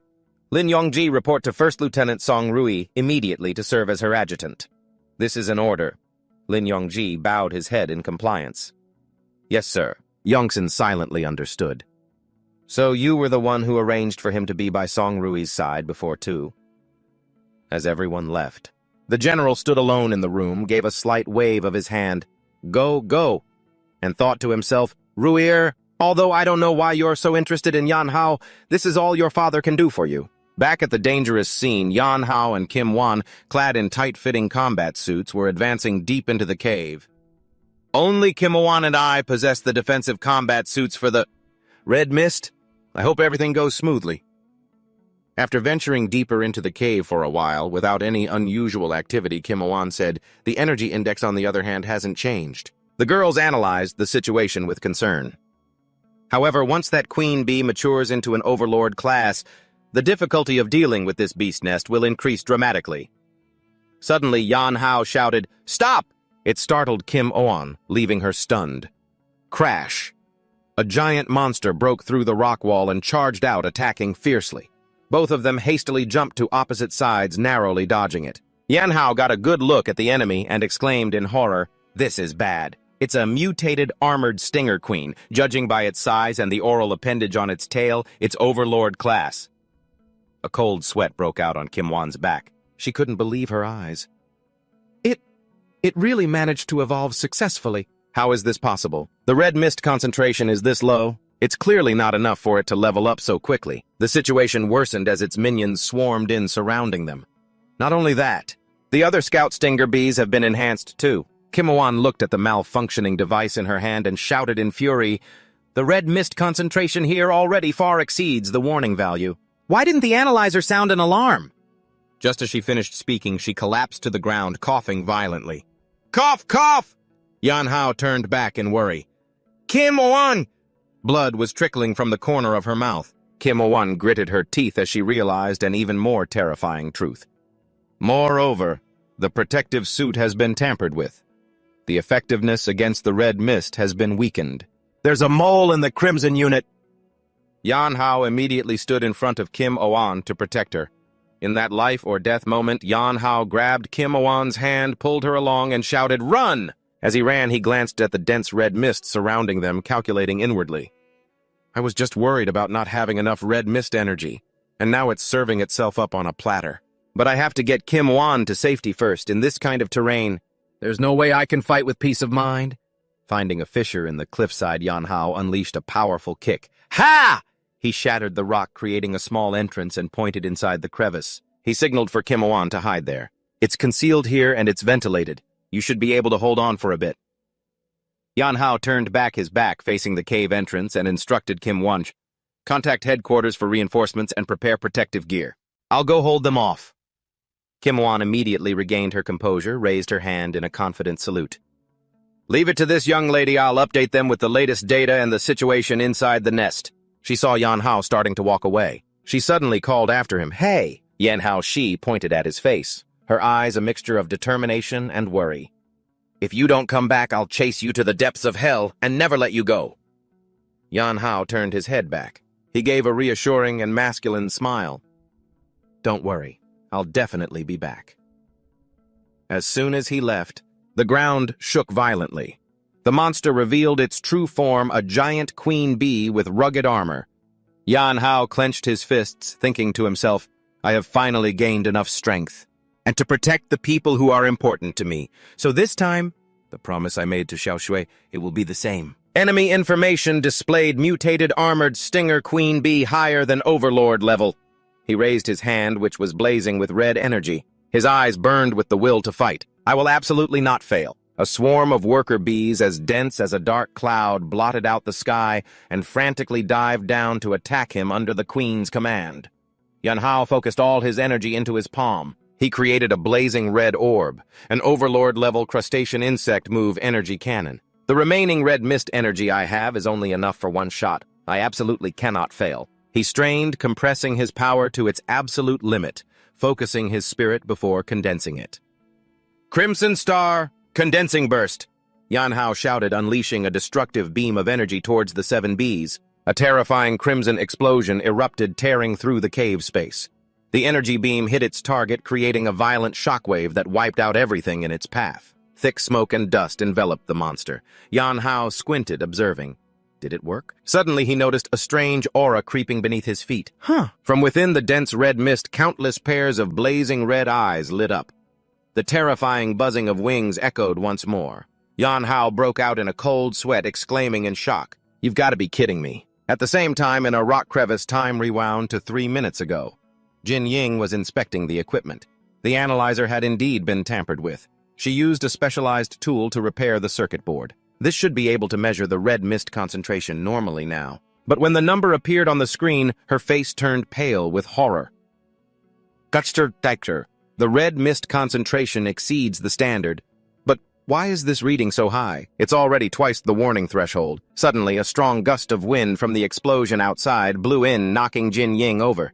She lifted her head and looked towards the crack, seeing a blinding flash of light from the massive explosion outside. Jin Ying immediately realized the severity of the problem. This is bad. The explosion stirred up the red mist, making it even thicker. She looked at the monster analysis data on her tablet. By absorbing the high concentration of red mist, these bee swarms were evolving at an accelerated rate.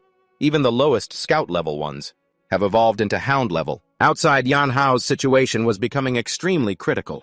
A giant bee rushed forward to attack him. As soon as Yan Hao punched one away, two more lunged at him. Damn it! How are there more of them the more I fight? And they're getting stronger. He continuously parried the blows, feeling his strength rapidly depleting. Even with the red mist all around, my recovery speed still can't keep up with my energy consumption. His mutated arm began to crack under the relentless impacts. If this keeps up, I'll be worn down to death. Jin Ying, hiding in the cave, watched the battle, her heart burning with anxiety. Can Yan Hao hold on? She suddenly noticed strange red marks. They were spreading on Yan Hao's neck. From his neck. This is a symptom of red mist corrosion. His protective suit must have been tampered with, too, the meter in her hand. Bao blared a continuous warning. Beep beep. Jin Ying looked at the frantically jumping numbers. The number is still rising. He's about to be overwhelmed. I can't just sit here and wait to die. She decided to act. First, I have to blow away the red mist around Yan Hao. She raised her hand, concentrating wind energy. Wind pressure bullet. Jin Ying shouted, launching a powerful vortex of wind towards Yan Hao. The whirlwind enveloped him, blowing away the surrounding toxic red mist and creating a safe zone. It was a temporary reprieve for him in the middle of the monster swarm. From her hiding spot, Jin Ying saw that the time had come. She gave a thumbs up and shouted, "Now's the time!" She decisively pressed the activation button on the device in her hand, yelling, "Detonate!" Instantly, a violent blue energy vortex erupted in the center of the cave. It swept away everything around. Yan Hao, standing in the eye of the storm, was stunned as he watched the powerful wind devastate everything. "Holy crap!" he exclaimed. He looked around in confusion as the red mist disappeared. He roared in desperation, "Who blew away the red mist? My energy supply has been cut off." As the mist cleared, the giant bees were fully revealed. They shrieked angrily and simultaneously lunged forward to attack. Stingers were fired, shooting straight towards Yan Hao. He hurriedly raised his arm to block the blows. Clang, clang. A metallic sound echoed. Looking at his smoking arm, Yan Hao gritted his teeth, realizing the critical situation. The poison on these stingers has a paralyzing effect. Before he could recover, another barrage of poisonous stingers from the swarm tore through the air towards him. Yan Hao's pupils constricted and sweat poured down his face as he realized he had nowhere to run. "Oh no, I can't dodge in time." Just then, an armored figure shot forward like a meteor, shielding him. The person blocked the incoming poisonous stingers with their back.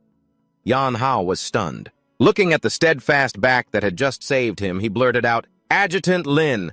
Lin Yongji appeared with a stat panel showing C-Class Force-type Core Beast Overlord Pangolin. He shouted, "The fight isn't over. Focus."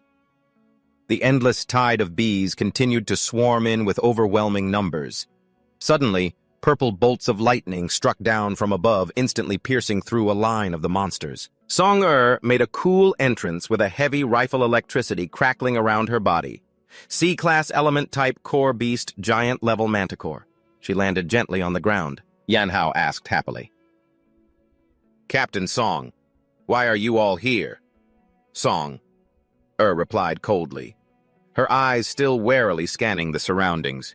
"We received orders from headquarters to provide you guys with support."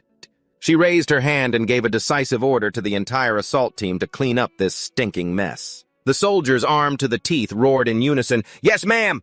and charged forward bravely. The flamethrowers began operating at full capacity as Team A used high heat to suppress the forward passage. Team B provided mid-range covering fire. Amidst the chaotic sea of fire, a soldier shouted, "Adjutant Lin, you and Yan Hao fall back and rest." Lin Yongji replied, "Got it." Suddenly, a giant tail with a sharp stinger shot out from the darkness, aiming straight for them. A blazing red energy beam fired at terrifying speed. Someone screamed a warning, "What is that?" "It's too fast, Adjutant Lin, watch out." Song, Air shouted while firing back. Don't look back, keep running. It's another Overlord class, I can only use that move once.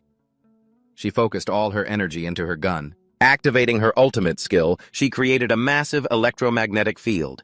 Electromagnetic annihilation. The destructive energy beam shot forward. The high-voltage electric field generated by this move would destroy and paralyze all objects within its range.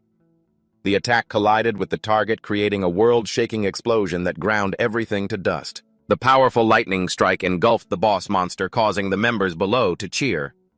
Look, Captain Song's attack, I think it hit, but Jin Ying immediately warned, Wait a minute, that body shape. This is the Overlord class Queen Bee mentioned in Researcher Jin's intel, even though it was hit. The monster shrieked and soared high into the air. Song Rui shouted, It's flying upwards! I've paralyzed it. It can't get far. Eliminate the surrounding bee swarm. Rescue is the priority. The entire team responded in unison. Roger. Witnessing Songer's power, the team members couldn't help but be amazed. Captain Song was always this strong. Well, last time in Red Rock City, she didn't bring her main combat gear, nor was she wearing her battle armor, so she couldn't use her abilities to their full potential. After repelling the attack wave, Songer turned and asked, Where's Jin Ying? Yan Hao pointed towards a large rock. She's over there. Just then a voice rang out. Stone Cold Song. Jin Ying walked out with a pout, but still full of life.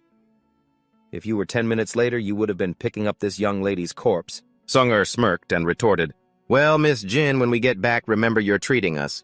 You still owe me for saving you last time, you know. With the situation temporarily stable, Song Er gave her next command. Team, the most important mission rescuing the wounded is complete. What's our next move? She made a decisive call. Wipe out the bee swarm. Eliminate the threat of this beast nest. Meanwhile, Yan Hao was scheming to himself. I'll take this opportunity to secretly absorb a little red mist energy. Yan Hao stood alone, his fists clenched as streams of red gas were drawn into his body. He pondered, that last shot of red mist energy couldn't even take out the queen bee. I have to try again.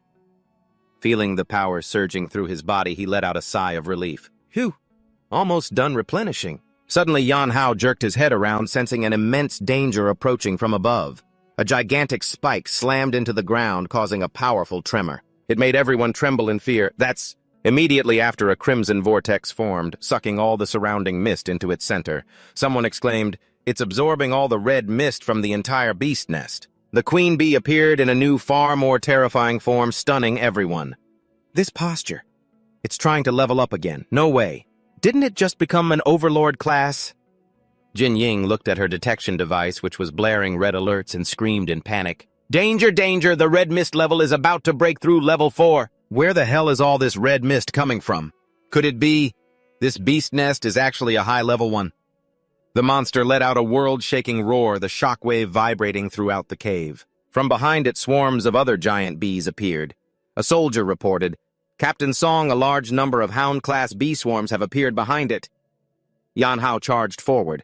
With his back to his comrades, he yelled, You guys handle the bee swarms. I have a way to deal with the queen. Song Rui called out after him, Yan Hao. Without hesitation, Song Rui immediately ordered the entire team to support him. All units listen up, attack the swarms, and provide cover for Yan Hao. Everyone responded in unison. Roger!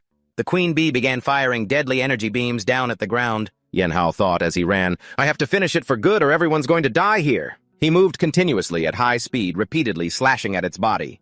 Yan Hao leaped into the air, dodging a sweeping attack, and realized relying on just my claws isn't going to work. He flipped in midair. His hand gathered blazing red energy as he unleashed his decisive move. Crimson Burst! A massive crimson explosion erupted right where the monster was. Dust and smoke engulfed everything. Yan Hao stood watching his handiwork, a confident smirk playing on his lips. Did it work? But before his smile could fade, a sharp, pitch-black spike suddenly shot out from the cloud of dust at terrifying speed. Yan Hao hastily leaned back to dodge it by a hair's breadth. The spike plunged into the ground. He realized just blasting it with energy isn't enough to inflict a fatal wound. I need to find a suitable weapon. His gaze fell on the object that had just landed beside him. Huh, the queen bee's stinger. Yan Hao immediately grabbed the giant spike. He activated his red energy enveloping it, transforming its shape. Devour! Holding the new weapon in his hand, Yan Hao shot into the air, aiming straight for the hovering queen bee. While the soldiers below were still struggling against the smaller bee swarms, he focused all his power into his arm. The stinger sword glowed blood red. I'll pour all my remaining red mist energy to this, facing the giant monster. Yan Hao raised his weapon high and shouted with pride, "Since you gifted me a weapon, I've prepared a grand gift for you in return." Yan Hao poured all his strength into the glowing red spear in his hand, a deadly glint in his eyes. Crimson mist slash. The spear tore through space, carving a fatal line through the mutated queen bee's massive body. A world-shaking explosion erupted, blowing everything away. In the sea of fire and smoke, a brilliant red object shot high into the sky from the center of the blast. A pure energy radiated from it. Guillaume Hao looked up, his pupils shrinking in astonishment. It was an overlord-level beast core. Without hesitation, he reached out and grabbed the object. "I'll take this." Smack. The moment the beast core touched his hand, it dissolved and shot into his chest. Guillaume Hao was stunned. "This thing, its energy is too powerful. It filled the crystal core in my body in an instant." The immense power overloaded his body. Red lightning shot out from him. I can't take it anymore. At the same time, the lightning bolts completely wiped out the remaining worker bees nearby. From a distance, a soldier cried out, "Captain, the entire swarm has been cleared out. Why do I get the feeling they suddenly got weaker?" Tong Yi immediately ordered, "Move in to support Guillaume Hao now." But just then, Guillaume Hao's body swayed and then collapsed. Thud Tong Yi was shocked. "Huh!" She screamed and rushed towards him. "Guillaume Hao!" The whole team hurried over to Guillaume Hao's unconscious body. Kim Oan checked her computer and reported in a panic, "His heart rate is off the charts. Neural signals are chaotic." Frightening blood-red veins surfaced all over Guillaume Hao's body as he groaned in pain. Kim On concluded he was exposed to too much of the red mist. He might lose his mind. Tong Yi turned and gave a firm order. Adjutant Lam used the mobile medpod block his neural transmission. Lam Dung Tri gave a curt reply. "Roger." At the temporary camp outside the beast's nest, the armored vehicle carrying Guillaume Hao arrived safely. Outside, a soldier asked anxiously, "Adjutant Lam, how is brother Nguyen? Is he okay?" Lam Dung Tri reassured him, "He's stable for now." He turned to Kim Wan. "Kim Wan, you're a technical officer. I'm putting you in charge of adjusting the medpod's parameters and monitoring him." She replied, "Got it." The modern medpod closed. A mechanical voice rang out, "Medical bay initiating, commencing anesthetic injection." Inside, Tong Yi looked at Guillaume Hao through the glass. She said grimly, "This can only suppress it temporarily. We have to get back to headquarters for treatment fast." Kim Oan nodded. "I know." At that moment in his chaotic subconscious, Guillaume Hao faced a dark version of himself. It tempted him, "Surrender your body, embrace the beast within." Memories flooded back like a film. Flickering images of his father and younger sister appeared. "Me. I don't want to die, Dad." Two tweet's cries echoed in his mind. "I'm sorry, Dad. Tweet. Guillaume Hao's consciousness faded into darkness. It's all over. But then the image of his happy family appeared vividly. His father's words rang in his ears. "Take good care of your sister. Survive, my son. You must survive. You," and his promise to Tweet. "Big brother promises you I'll definitely come back safely. Tweet is still waiting for me." The voices of his comrades of Kim Oan of Tong Yi began to ring out, awaking his will to fight. "Guillaume Hao, you are a warrior. The fight isn't over.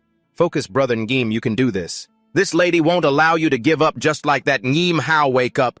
Wake up now." Guillaume Hao's eyes shot open in his mindscape. "Everyone is waiting for me. No, it's not over. I want to live." He struggled, breaking free from the dark chains that bound him, screaming, "I have to find Tweet. I have to protect everyone I want to protect. I will absolutely not fall here." Guillaume Hao looked at his own hand, his gaze firm. "This isn't just my responsibility. It's yours too." He reached out to his dark self, who was chained in midair. "Come back. Everyone is waiting for us." The two selves merged into one. Guillaume Hao panted, feeling a surging power that was also fraught with danger. "Ha! Ha! Ha!" The price? Is this the price for becoming stronger? Every breakthrough is like dancing on the edge of an abyss. Wait, why can't I open my eyes? And my body won't move either. Outside, in reality, the convoy was struggling through a fierce sandstorm. The wind howled. Whoosh! The driver strained his eyes, reporting anxiously, "The sandstorm's too strong. I can't see the road at all. It's too dangerous to continue." He turned and suggested, "Captain Tong, there's an old city ruin 3 kilometers ahead.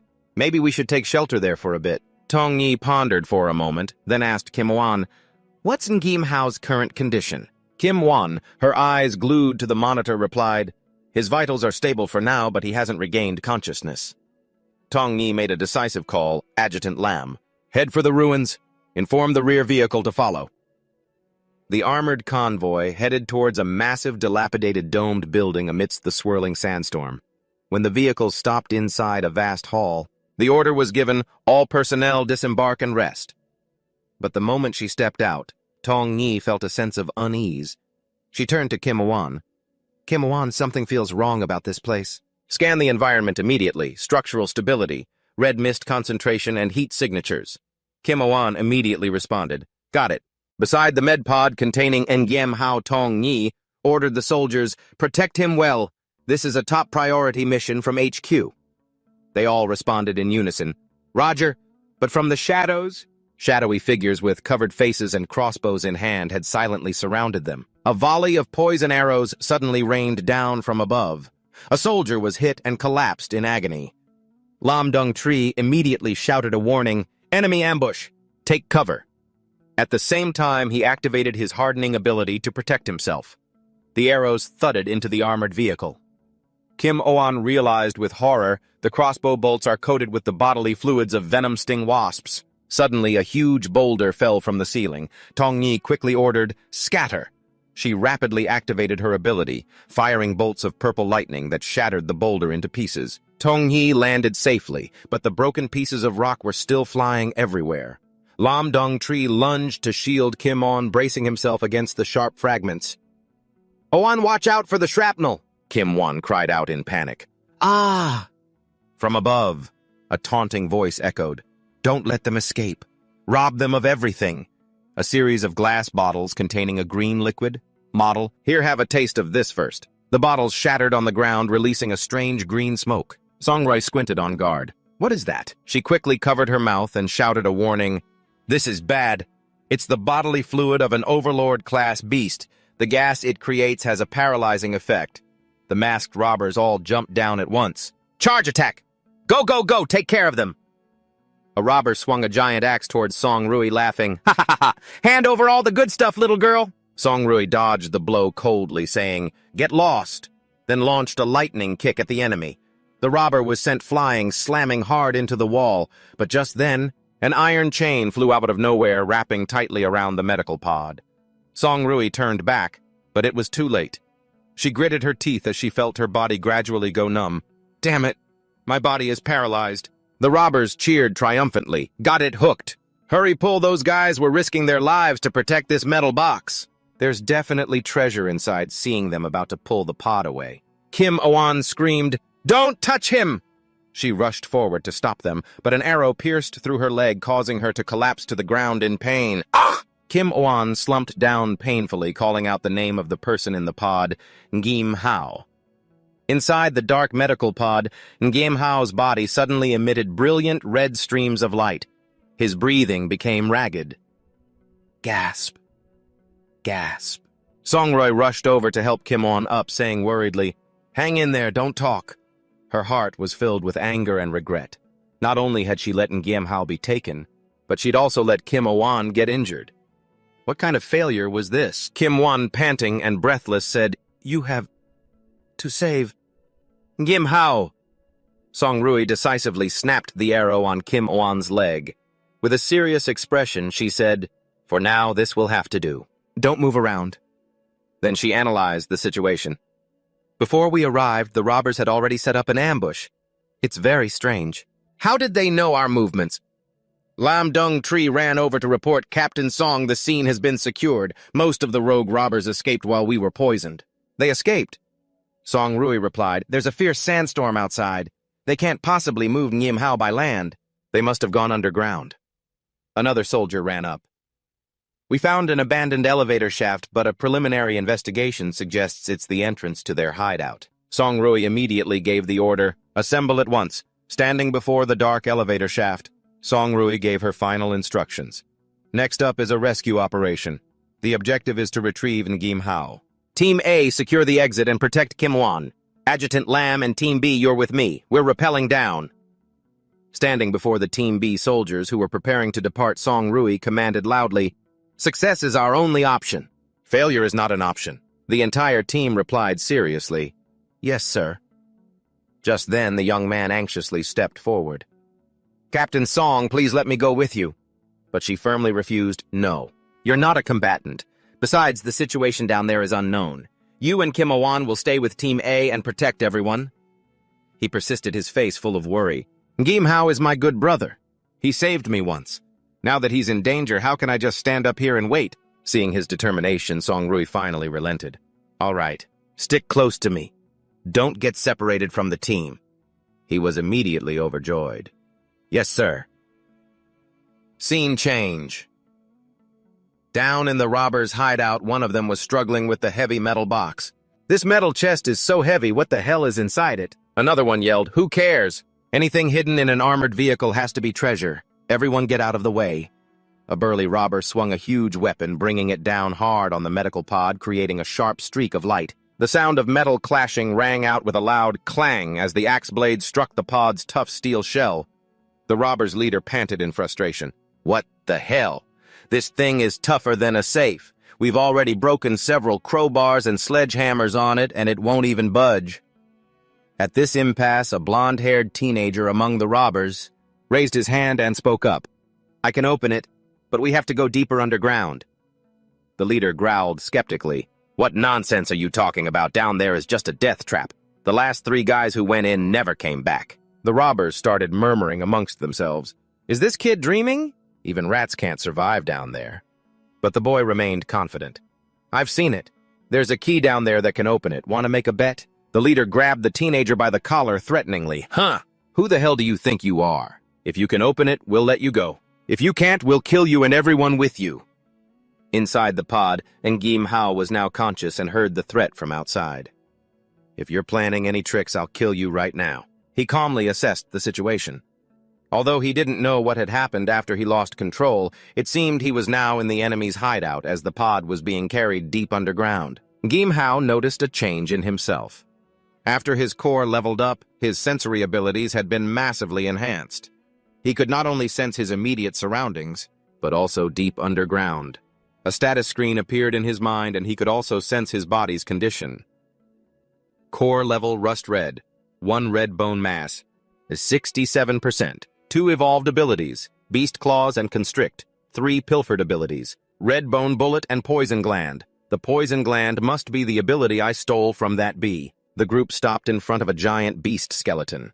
The robber shouted, "This is the place. Don't you try any funny business, kid." The leader pointed at the skeleton excitedly, saying, "This is the key. Heave that iron chest over here." Suddenly, a blinding light erupted with a violent explosion.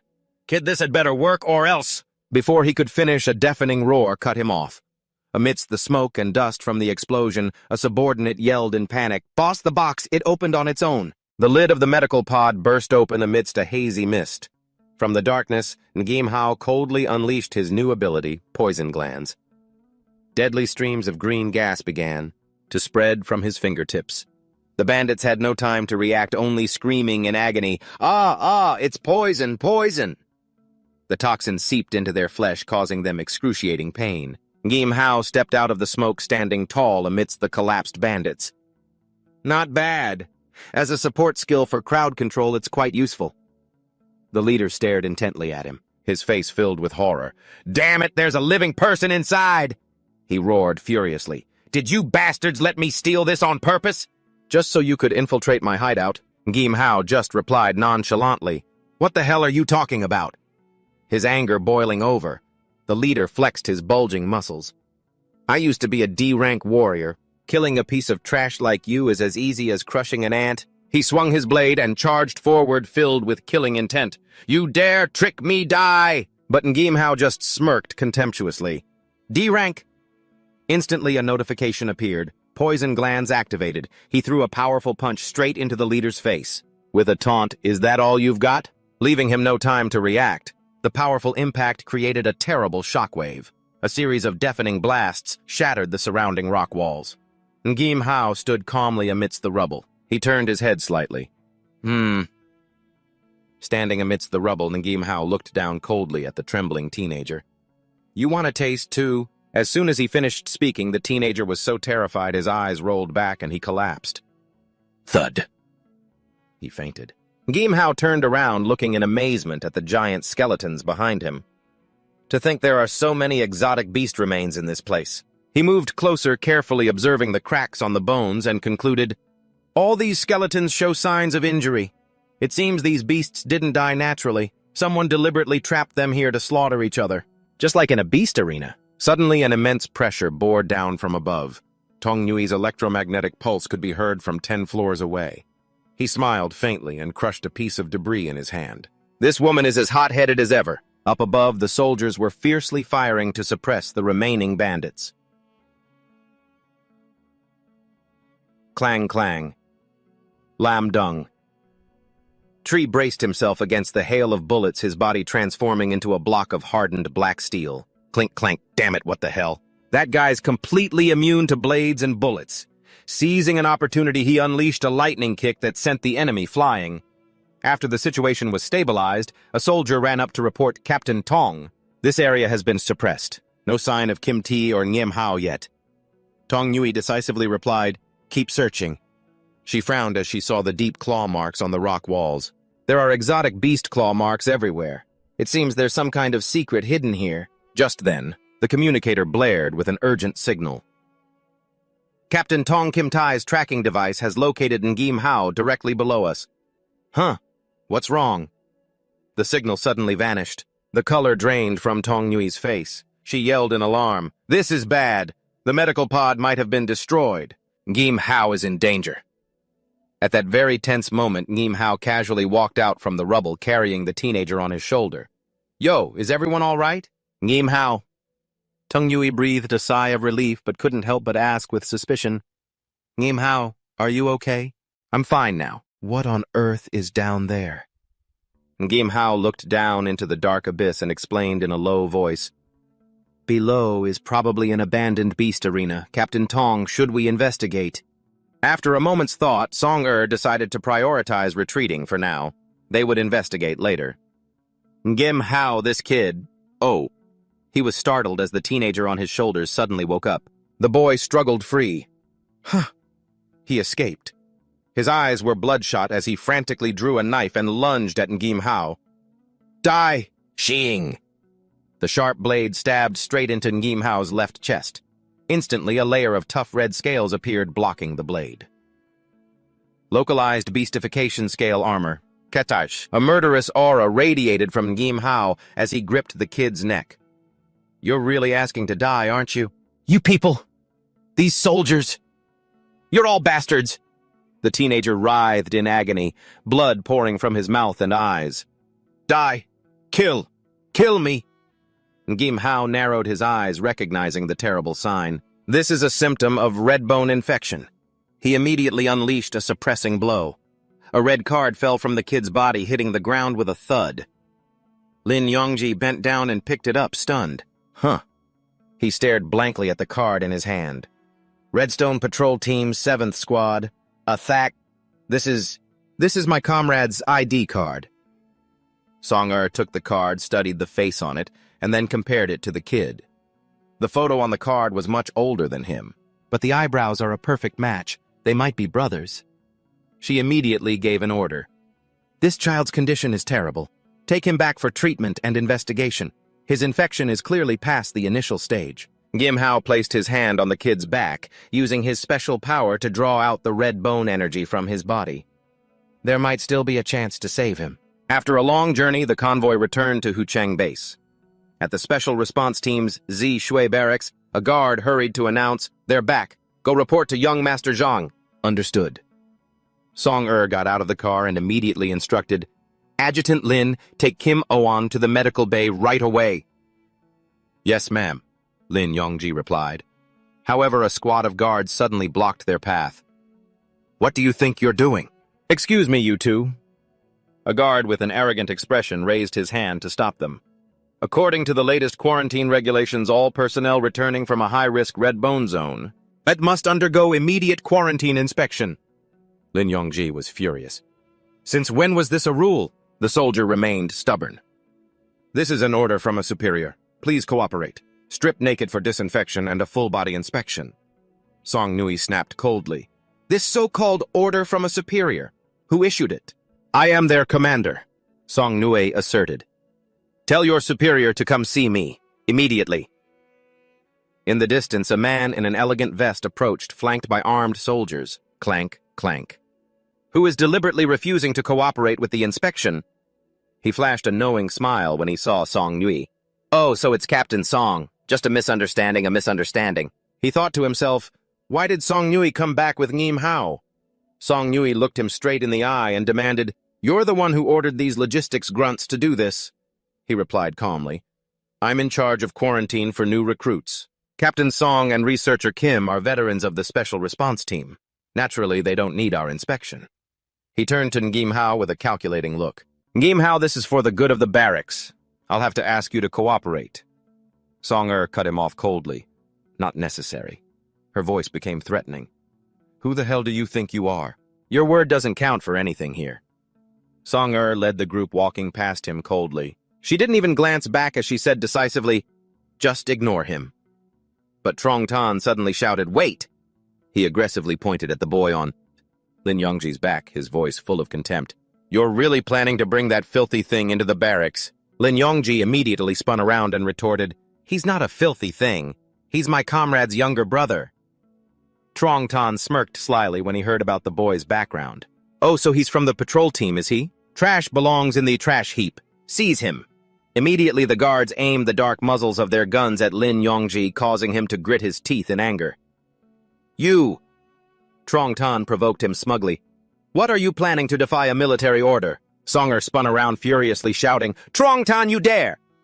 But a hand suddenly blocked her shoulder with a soft, "Shh." Ngim Hao stepped forward coldly, a sharp glint flashing in his eyes as he activated his poison gland ability. "Let me handle this." He gently placed a hand on Trong Tan's shoulder, his voice low and threatening. "Trong Tan, stop this!" The touch startled him into turning around. "Huh. You want to oppose me?" Before he could finish his sentence, Trong Tan's pupils contracted and his face turned pale with horror. "This is poison." "But since when?" Ngim Hao looked at him with a mixture of pity and contempt. "I know you don't like me, but this method of yours is just pathetic. Stop now and it's not too late." The poison's effect was incredibly fast, causing Trong Tan to collapse. Ngim Hao looked down at him and said sarcastically, "Look at you. I only said 2 sentences and you're already so tired you've collapsed." He turned to the stunned guards. Ngim Hao ordered with a smirk, "Hey, your new team leader seems exhausted. Take him away to rest." The soldiers trembled and replied, "Yes, sir." As he was dragged away by his subordinates, Trong Tan craned his neck to glare at Ngim Hao's back. "Team leader, what's wrong?" "Sir." "Ngim Hao, you were clever this time." "Just you wait." Songer looked at Ngim Hao suspiciously. "What did you do to him?" He just smiled calmly. "Don't worry. This will just keep him in bed for a couple of days." The scene changes to the medical bay where modern equipment is running at full capacity. My protective suit was smeared with a slow-acting corrosive agent. After I came into contact with a high concentration of red bone, its protective function immediately disappeared. There's a mole one who didn't want Kim O-won to return alive. The chief of staff looked at Ngim Hao meaningfully. "You were also their target." But he replied calmly, "Chief of staff, I believe their primary target was me. Kim O-won was just caught in the crossfire because of me." The man gently pushed up his glasses, his expression thoughtful. "Is that so? Until this is fully investigated, both of you are temporarily suspended from all external duties." Kim O-won's father, his face gaunt with worry, said to the chief of staff, "Old Song, looks like there are a few rats in headquarters that need to be cleaned out. I trust you'll assign reliable people to protect my daughter and Yan Hao. But if another slip-up happens, neither of us will be able to bear the responsibility." The chief of staff nodded. His eyes glinted with determination. I understand. He turned to his daughter, issuing an order as her superior, Ernie for the time being. Your top priority is to ensure their absolute safety. She replied formally, Yes, father. Time flies. The caption reads a few days later. Yanhao sat lost in thought on a stone bench in the barracks courtyard. He looked up at the sky, his mind filled with unanswered questions. The off-base mission has been suspended. There's a mole in the army. Zhang Jin from the city defense team. A Shuo from the patrol team. What should I do next? As he was lost in thought, Lin Yongji's urgent voice called out from a distance. Brother Yan! Brother Yan! He quickly asked, What is it? Did something happen? Lin Yongji ran up panting and leaned in to whisper a secret into Yan Hao's ear. When I was examining that kid, and I found a photo. The girl in it, she looks a lot like your sister. Hearing the word sister, Yan Hao froze, then excitedly gripped his friend's shoulder. Are you serious? Lin Yongji cried out in pain. Brother Yan, you're gonna break it. You're breaking my arm. The two of them rushed into the hospital room. Slide. Doctor, how is he? The doctor looked at the monitor and explained, His condition has stabilized for now, but we still need to keep him under observation. However, there is something strange. When he was brought in, the infection was severe. Why has it suddenly subsided over the last few days? Yan Hao walked to the bedside and looked at the doctor with a cold gaze. What are you planning to do? He answered decisively. Apologies, doctor. This is now an internal investigation by Zi Shui. Please step outside for a moment. The doctor hesitated, then advised before leaving. I know he's a robber, but the way his infection symptoms have reduced is very unusual. I hope you don't. Yan Hao cut him off. I know, because the red bone infection on him, and was all purified by me. Holding the photo, Yan Hao's pupils contracted. He gasped in utter shock. Xiao Shui! Just then, the young man in the bed suddenly woke up. Seeing Yan Hao holding the photo, he panicked and yelled, What are you doing? That belongs to my brother. Yan Hao held up the picture, his intense, urgent gaze bearing down on the boy. This girl, where did you meet her? The boy trembled in the hospital bed. He recalled a painful memory. Half a year ago, on the way to the refugee settlement. Yan Hao gripped the photo tighter, his voice low and pressing. Where is she now? The boy could only turn away in despair. I don't know. Fear exploded inside him and he broke down, sobbing hysterically. I don't know. They all disappeared, and so did my brother. He told me to wait for him in the city. He said he'd be right back.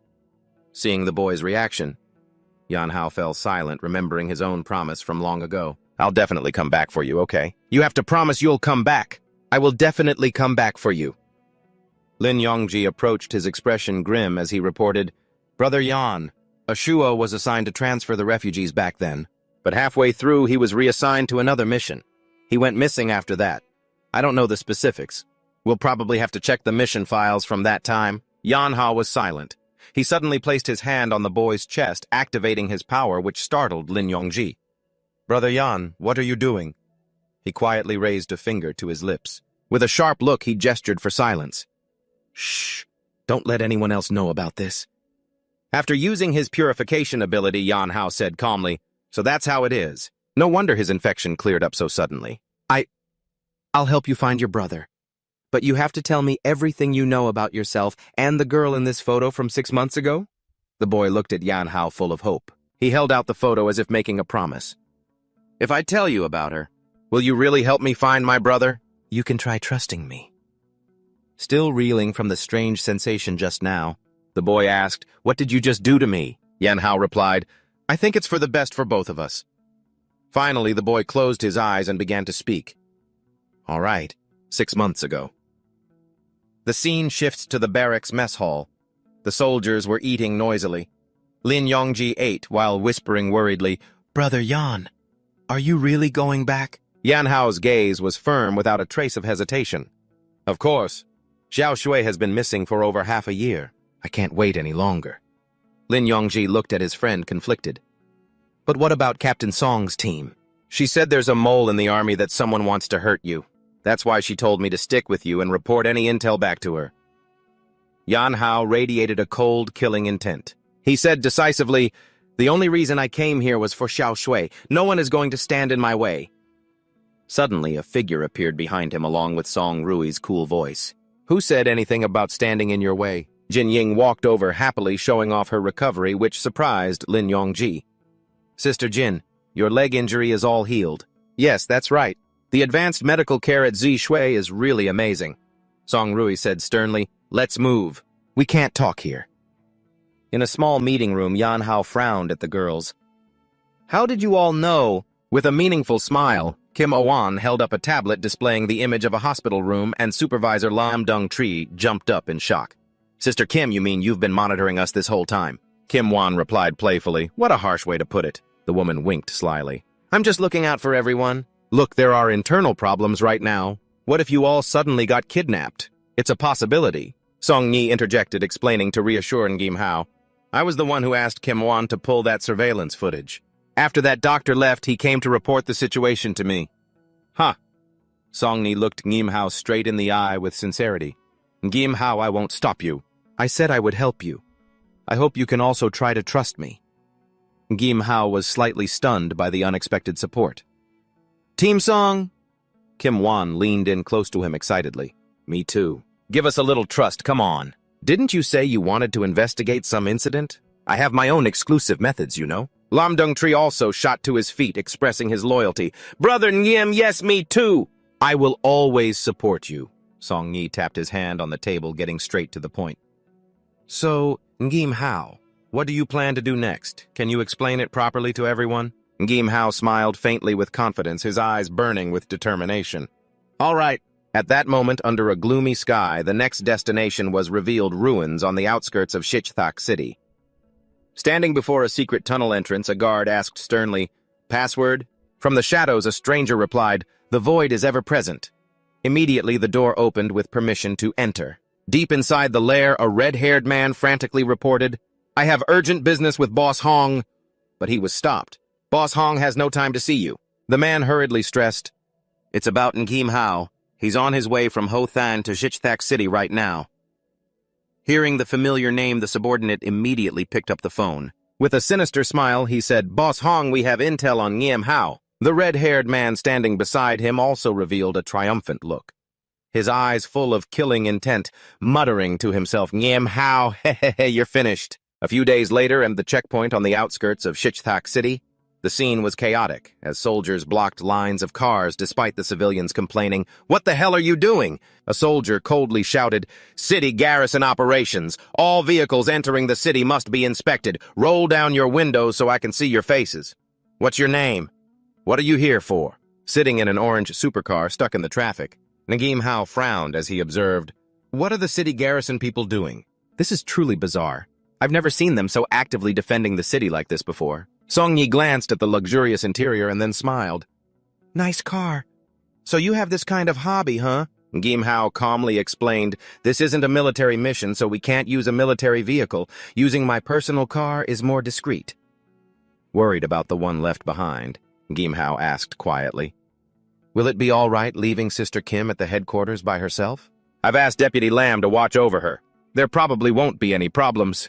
He continued to explain the plan. Kim Wan said she has her own way to help me investigate and only headquarters has access to what she needs. That's why I left her behind. Besides, she can use military communication channels to support us remotely. The conversation was cut short by the harsh knock of a guard on the car window. Security check. Suddenly, an alarm blared from above. A beast attack 1 kilometer away. The soldier inspecting the car jumped, his face paling.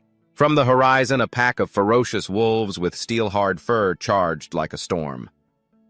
It's a pack of ironback wolves. Witnessing the horrifying scene, the guards immediately fled for their lives, leaving the checkpoint abandoned. Damn it, retreat now! Sitting in the car, watching the chaos song, Ni roared in anger. These bastards! What? They blocked the civilians here, and now they're just abandoning them. Unable to sit back and watch the people face danger, Ngim Hao opened the door and stepped out, his eyes blazing with determination. Let me go! The ferocious ironback wolves swarmed the checkpoint, their deafening howls echoing amidst the chaos.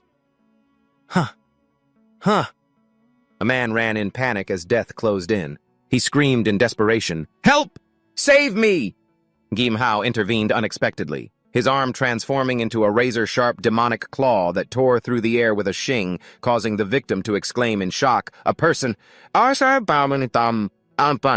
After saving him, Ngim Hao stood tall amidst the monster corpses and coldly reminded the stunned civilians, "If you want to live, run now." However, the pack of Scout-class ironback wolves kept appearing, one with blood-red eyes growling with murderous intent. Grrr. Surrounded by the pack of monsters, dark memories of the past suddenly flooded back, causing Ngim Hao to clench his fists. How familiar this scene was. Blood-stained fragments of memory returned along with the sorrowful cries of the people. "Run! Save me!" Ngim Hao unleashed his power, delivering a brutal finishing blow to the wolf's head. He followed with an ironclad vow, "I will not let that happen again." The soldiers at the checkpoint were terrified by his incredible power. "What kind of monster is that guy? He finished off the pack of beasts in an instant." "Quick, inform Captain Zhang. That man has arrived in Shichthak City." "Yes, sir?" Ngim Hao calmly retracted his hand and turned back to his comrades. "Taken care of just like that." Lam Dung Trai was excited. "Brother Ngim, you're the best. Truly a Bloodwing warrior." Song Ni added, "Leave the rest to me." She marched straight towards the squad of city guard soldiers who were furtively looking around and shouted, "Hey, you city guard soldiers over there!" Songer held up her military ID and commanded authoritatively, "I am Songer, squad leader of the Bloodstop Special Ops Team. I order you to immediately cease this inspection and let the citizens into the city." "Yes, sir." The yellow supercar zipped into the city. Song Rui was deep in thought, feeling there was another reason for that security check. Yan Hao, steering steadily, asked, "What do you think it is?" Then he gave his own assessment. "It feels like they were looking for someone." His eyes hardened, revealing his impatience. "But the urgent task at hand is to immediately investigate Ashuo's mission file." The group quickly arrived at the main headquarters of the Chishi City Guard. They entered the dusty archives. Lin Yongji pointed to the shelves. "The patrol team's mission files are all here." Yan Hao searched frantically, but his expression grew ugly. "This isn't it either. Why can't I find Ashuo's file?" Song Er sat down at the computer. The sound of typing suddenly stopped when she discovered something unusual. Shocked, she delivered the bad news to the group. "Ashuo Team 7 Li Ming Wang Qiang. They're all gone. Even the basic roster has been removed." "What?"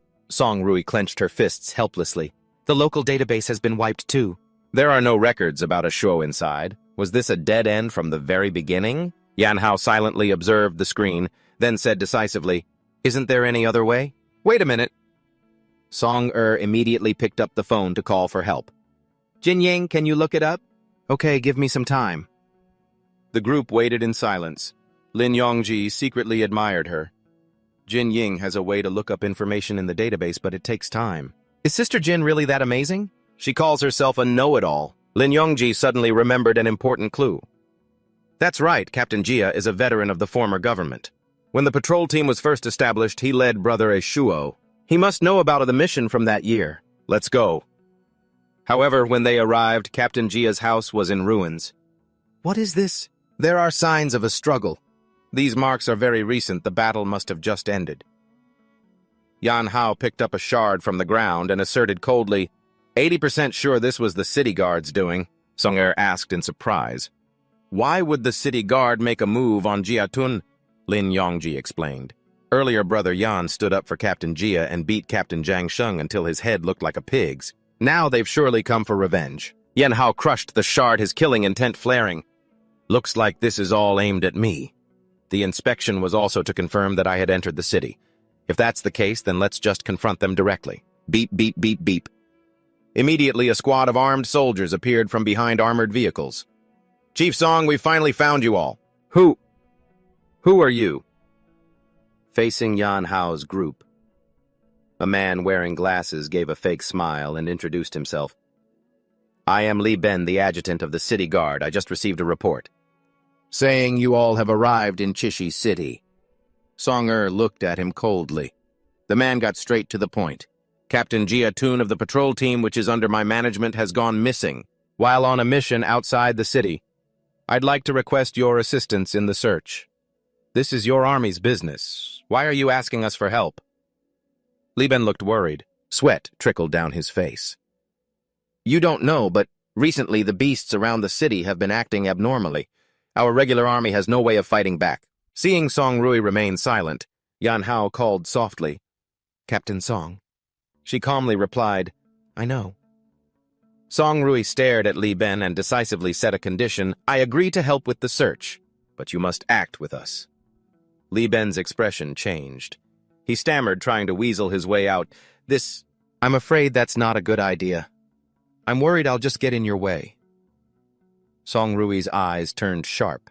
She moved closer and threatened, "You want to refuse what I said was not a request but an order. If you refuse, I can shoot you dead on the spot for disobeying the orders of a superior. I wouldn't dare. Put him in the car." The yellow supercar tore through the wind. Speeding toward the outskirts, Song Rui questioned while driving, "Adjutant Li, you just said that the beasts have been acting abnormally recently.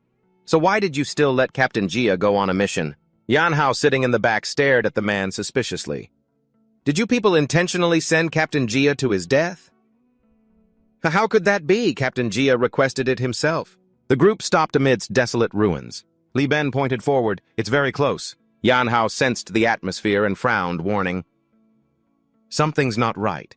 He said this area has strong beast activity, but I don't smell the breath of any redbones." At that moment, Li Ben's phone rang with urgent beeps. He shouted in panic, "We have to leave here immediately."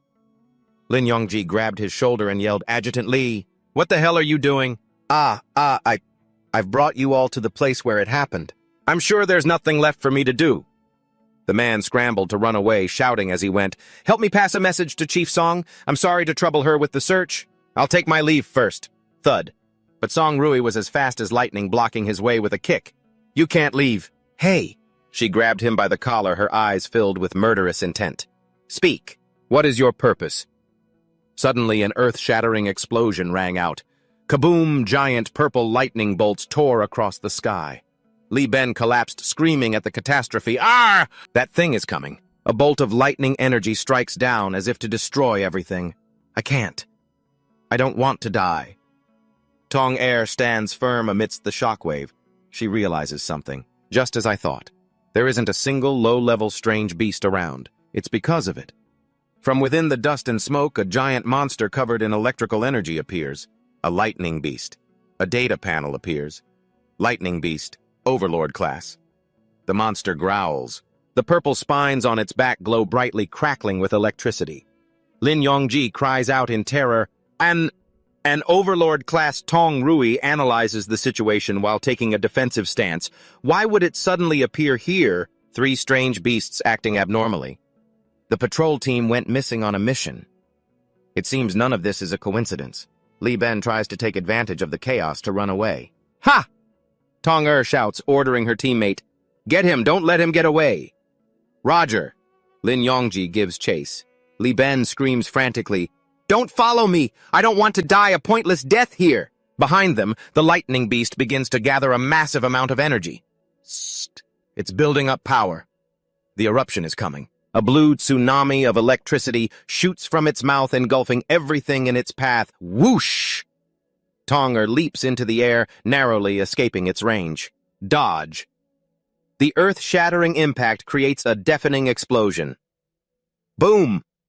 Dust and debris fly across the battlefield. Tonger stands steady on the rubble, assessing the tense situation. Looks like getting out of here won't be so easy. Yan Hao, hold it off. I'm going to get a weapon. He immediately replies, no problem. Ahead of them, the giant beast lets out an ear-piercing crackle as electricity arcs from its body, causing the space around it to warp. From above, the red-haired man watches the battle victoriously with a sinister smile.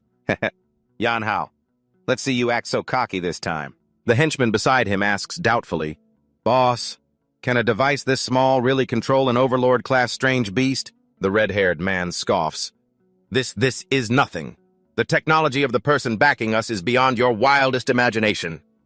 He's lost in his arrogance as he recalls. What I saw. They've even built a base for raising strange beasts.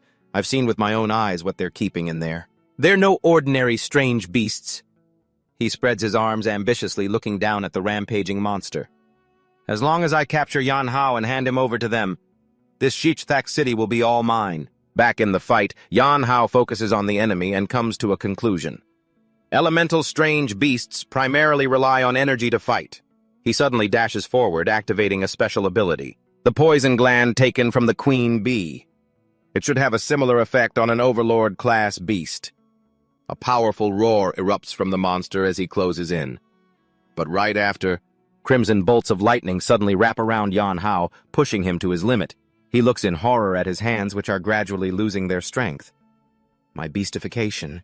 It's being forcibly dispelled. He remembers that ability. Isn't it similar to Tongrui's Annihilator round? The lightning beast opens its massive maw, gathering a giant sphere of energy right in front of Yahello, stunning him.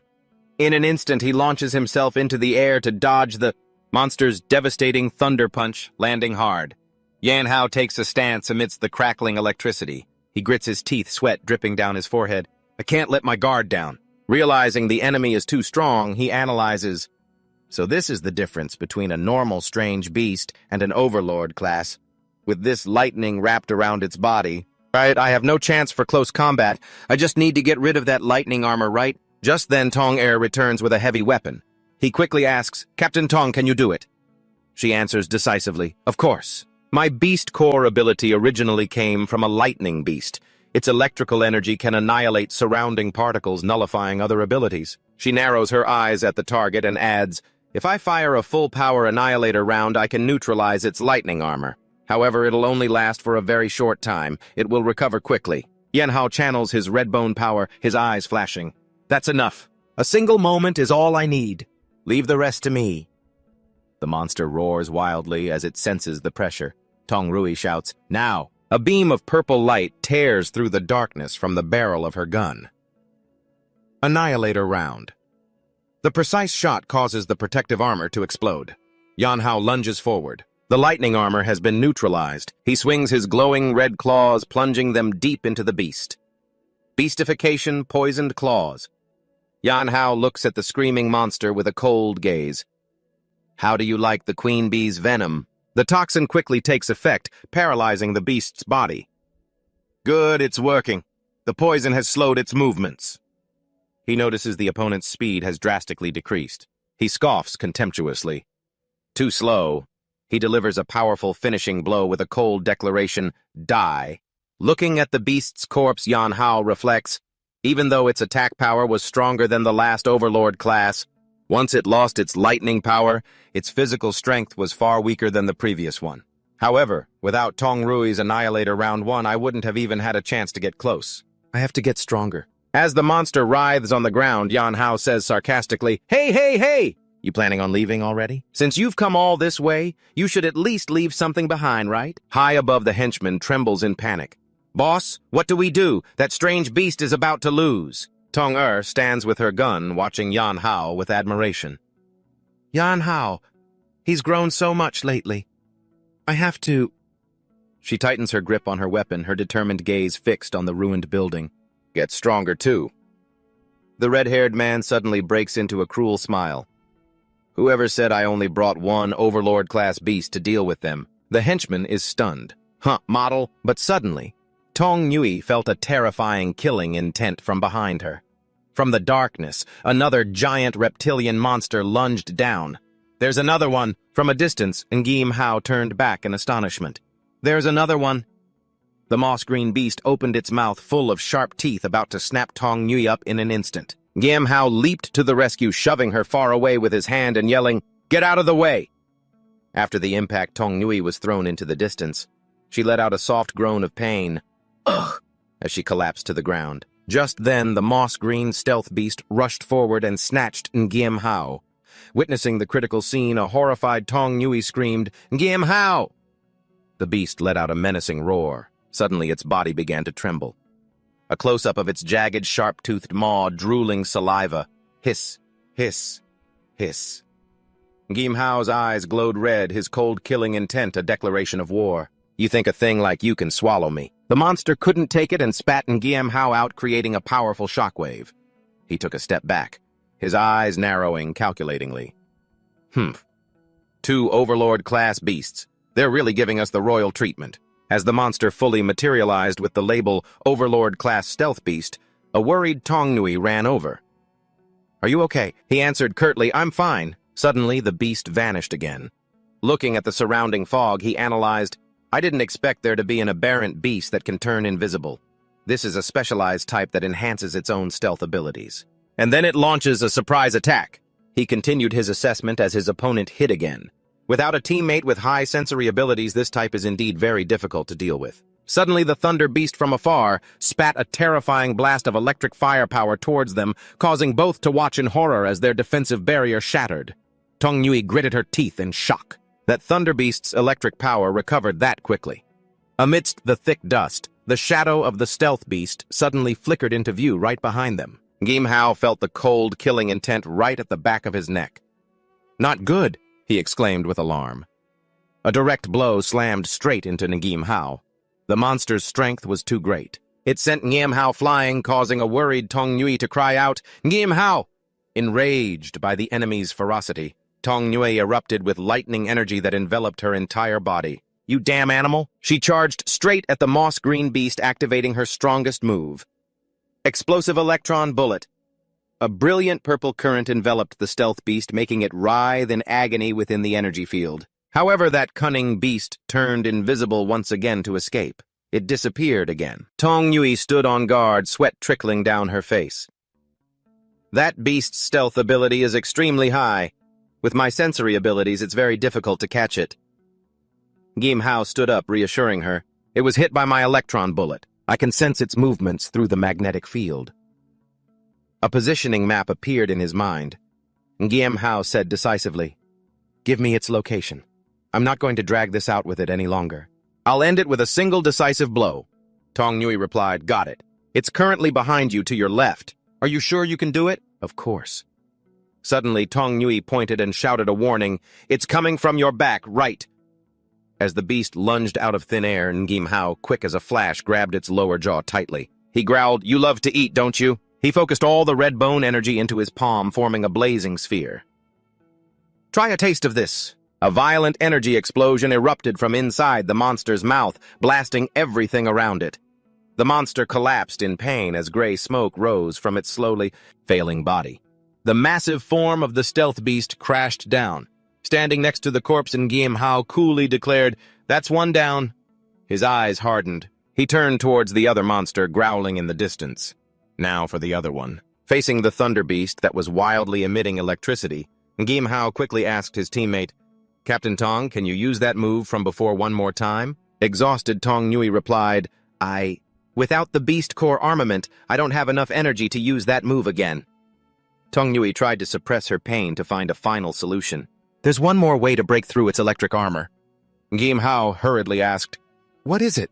She quickly explained the risky plan. I'll transfer my remaining energy to you. To create an ionization layer, but it will only last for about 10 seconds. Note that this barrier can only block a single attack from the Thunder Beast.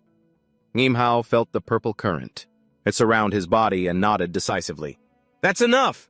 He braced himself, and then shot off towards the target at incredible speed. There's only one chance. The enraged monster fired a destructive bolt of lightning at the ground, trying to stop its foe. Ngim Hao deftly dodged the surrounding lightning bolts, telling himself as he approached, I absolutely cannot let myself get hit. He concentrated all his strength into his right arm, to activate his ultimate skill, focusing all my power into my right arm. Thunder-attracting claw. A powerful attack pierced through the beast's defenses, creating a brilliant aura of light that overwhelmed the space. The enemy leader was horrified as he witnessed the monster's defeat. We lost. Those were 2 Overlord-class beasts. Even 2 B-rank warriors would have a hard time winning. How could they? They're only C-rank. He frantically ordered his subordinates, then looked for a way to flee. Quick, tell Team 2 to fire the anti-tank missiles. We have to hold them back. We absolutely cannot let them leave this place. I have to go and ask for help from the people of the 6th Order. Standing in the middle of the ravaged battlefield, Ngim Hao panted softly, looking at the fallen enemy. It's over! He collected the beast cores that had just dropped from the monster's corpses. This one with the electric charge is from the Thunder Beast, and this one glowing dimly is from the Stealth Beast. Captain Tong contributed a lot in this fight. I'll give her half the spoils later. Ngim Hao turned to report the results. Captain Tong, I have the... He was stunned to see she had collapsed on the ground and yelled, Tong Nui!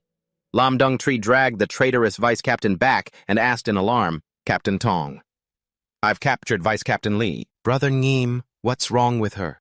As Li Bon desperately begged, "Don't kill me, I don't want to die."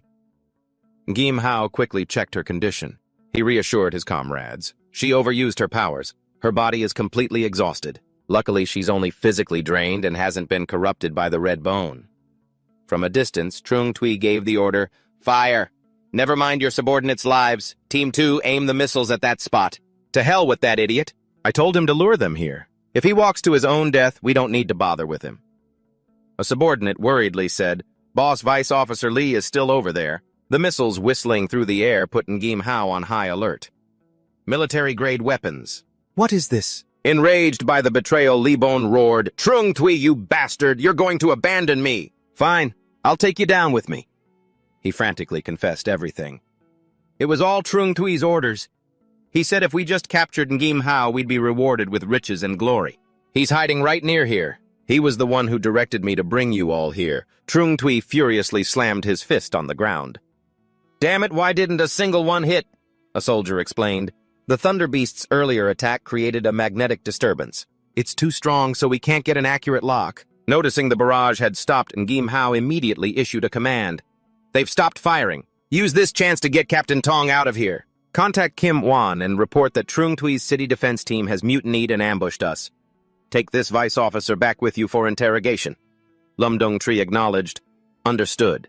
Ngeem Hao added emphatically, "Tell Kim Wan she must report this to Chief of Staff Tong Lim." Having already started the car, Lum Dong Tree urged him, "Brother Ngeem, hurry and get in." "What? What are you still standing there for?" he yelled, trying to get his comrade to focus. "Are you an idiot? If we all pile into the car, we'll just be sitting ducks for them." He stood firmly in front of the vehicle to shield it. "Go now, I'll stay behind and provide cover." But Lam Dung Tree still hesitated. "But—" Ngeem Hao unleashed a powerful kick that sent an incoming missile flying. "Don't you trust me?" Lam Dung Tree was stunned by that display of power. "Oh my God." He kicked a missile away. "All right, you take care of yourself. I'll get Captain Tong to safety first and be right back for you." Thick smoke and dust rose from the explosions. Trung Tui's men panicked. "Boss, he blocked all the missiles. He's charging straight for us." A trembling Trung Tui urged his soldiers, "Quick, stop him! The people from the Six Banners are almost here." His subordinates were thrown into complete chaos as they saw Ngeem Hao's figure closing in. "What the—" Terrified by his opponent's fearsome power, Trung Tui turned to flee. "How is this kid so damn strong? He took down 2 Overlord-class beasts and still has this much energy left." In an instant, Ngeem Hao shot forward and grabbed him by the collar, his expression cold and imposing. He raised his hand, ready to deliver a devastating attack to end the battle. Beastification Claw. Ngeem Hao held Trung Tui in a tight grip, his voice dripping with sarcasm. "Captain Trung, long time no see." This caused him to panic and beg, "Brother Ngeem, no master, Hao, please have mercy. The truth is I was forced into a corner." This whole situation is very complicated. But he only replied sharply, "You've picked a fight with the wrong person. You know that, don't you?" Suddenly, an incredibly powerful fist materialized from thin air and slammed right into Ngeem Hao's face, accompanied by an arrogant taunt. Heh! The surprise impact created a violent shockwave that sent Ngeem Hao flying. Through the dust and smoke, a stranger in brilliant red attire strode forward proudly. Since when do little rats talk so big? La Feng, a B-rank warrior from the Six Banners conglomerate. Trung Tui cried out in delight, "You've finally arrived, sir! Thank you for saving my life, my lord." Ngeem Hao got to his feet and took a defensive stance, his gaze sharp as he questioned the newcomer. "Who are you?" The man simply replied nonchalantly, "That's not something you need to know. Consider that a warning." La Feng launched a blistering fast attack toward Ngeem Hao. The two clashed, creating a staggering collision of energy amidst the wreckage. A continuous flurry of blows erupted, tearing the ground apart under the sheer power of the two warriors. The battle was incredibly fierce as the new foe proved to be on a completely different level. La Feng threw a punch wreathed in brilliant light, warping the very space around it. He easily overwhelmed Ngeem Hao and sneered, "Too weak." Destructive beams of energy from La's hands. Fong fired relentlessly, giving Ngeem Hao no chance to retaliate. A blinding explosion engulfed Ngeem Hao, blasting massive boulders across the battlefield. Ngeem Hao collapsed, blood seeping from his wounds as La Fong coldly remarked, And to think the higher-ups valued you so much. I thought you'd be some formidable character, but it turns out you're just a filthy sewer rat. He turned and berated the terrified, trembling Trung Tui. I gave you 2 Overlord-class beasts, and you still lost to this piece of garbage. This left the adjutant with no choice but to bow his head and apologize. I'm truly sorry. Lafong turned his back and walked away with a look of disdain. The rest is up to you. I'm leaving. Zhang Shui hurriedly replied with respect. Yes, I definitely won't disappoint you this time. Once the powerful man was gone, Zhang Shui's vile nature was revealed. He kicked Yan Hao hard in the face. Damn it. After struggling all that time, you still end up lying here like a dead dog, Yan Hao. He pulled out his phone with a sinister smile, ready to execute a new scheme. Hello, start a video call with Jia Jun. In a dark basement, guards were violently forcing a prisoner up. Get up now! Take a look at this. The boss wanted you to see someone. Zhang Shui held the screen up for Jia Jun, showing him the sight of Yan Hao being restrained. Hey, Captain Jia, take a look at who this is. Jia Gun was shocked to recognize his comrade Yan Hao locked behind bars. Jia Jun roared in fury. Zhang Shui, you lunatic! Why did you have to go this far? If you have a problem, just come after me. But he just laughed cruelly. Yan Hao, this little bastard. I'm going to make sure he dies without a proper burial. He arrogantly ordered his subordinates, move the prisoner team to assemble at my position. Take Yan Hao to the breeding facility. Meanwhile, Yan Hao, though weakened, was secretly calculating. Captain Jia, I found it.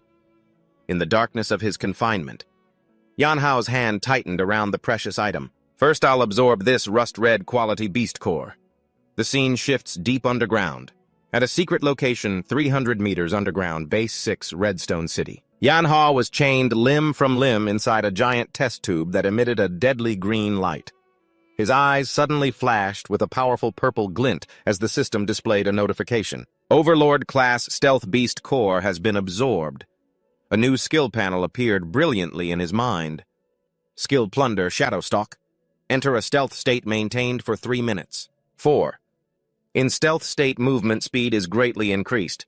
The first attack after exiting stealth is a guaranteed critical hit.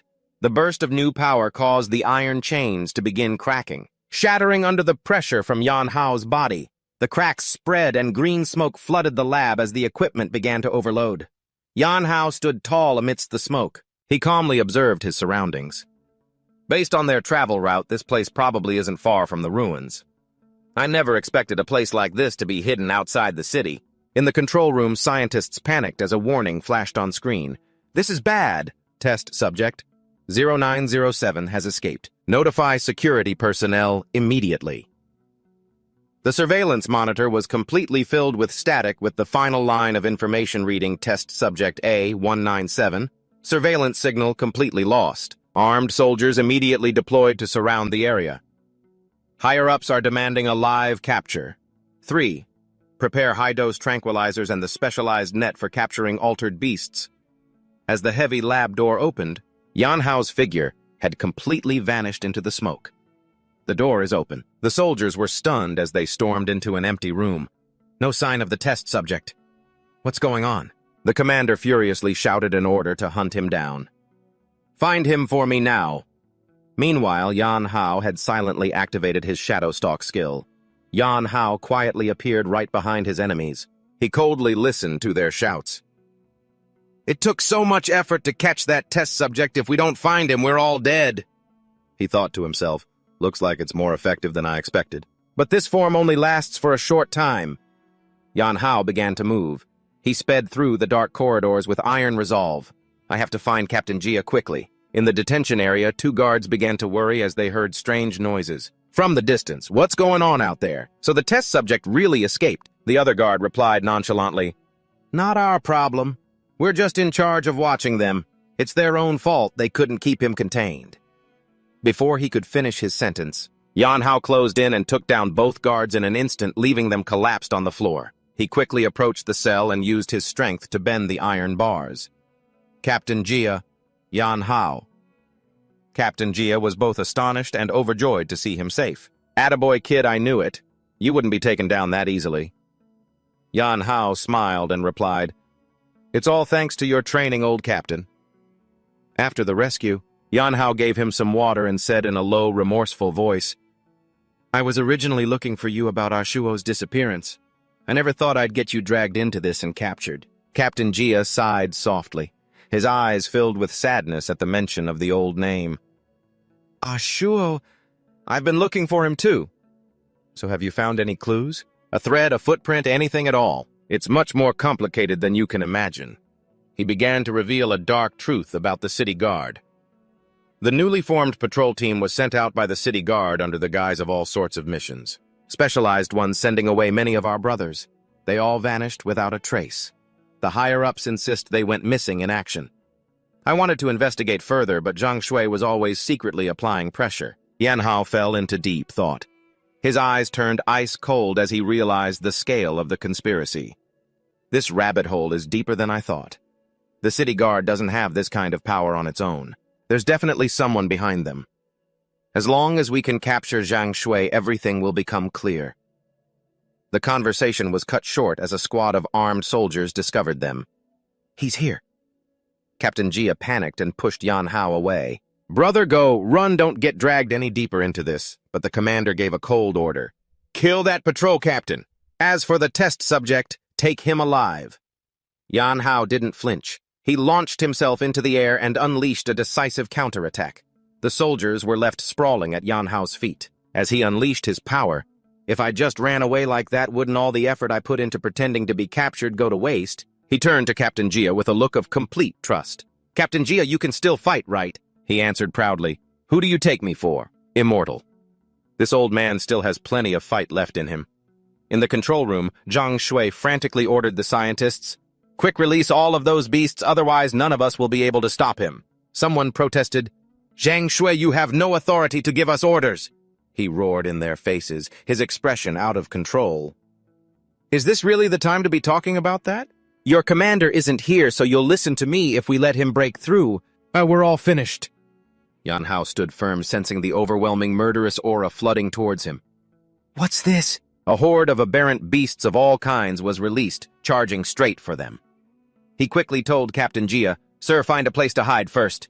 Yan Hao, you be careful. Yan Hao unleashed his power of beastification.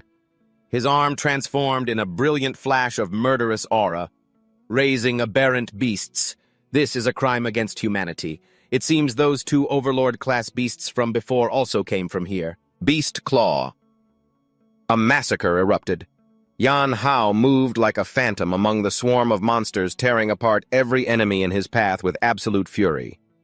You think you can stop me with just these animals? Meanwhile, Zhang Shui was hastily escaping with a group of doctors. If I hadn't done that, you all wouldn't have had time to destroy the data.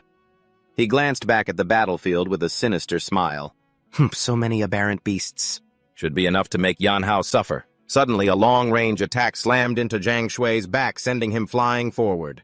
As the dust settled, Yan Hao emerged, his presence so powerful that a terrified Zhang Shui collapsed. He screamed in despair as the vehicle carrying his comrades drove away. Damn it, I'm not on board yet! The person in the vehicle coldly abandoned him. Zhang Shui, you've outlived your usefulness.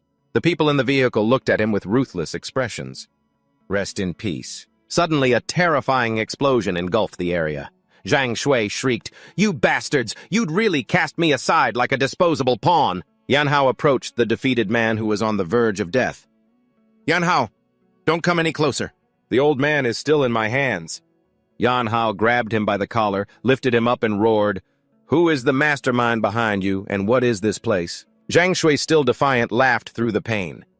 Yan Hao, don't you care about Jia Jun's death? From a hidden corner of the rubble, Jia Jun stared in shock at the man subduing the enemy. Look who it is. Huh, old man, why are you here? With Yan Hao's hand tightening around his neck, Zhang Shui confessed in a panic. I'll talk. It was a man named Mr. Hong who ordered me to do this, but I don't know anything about him personally.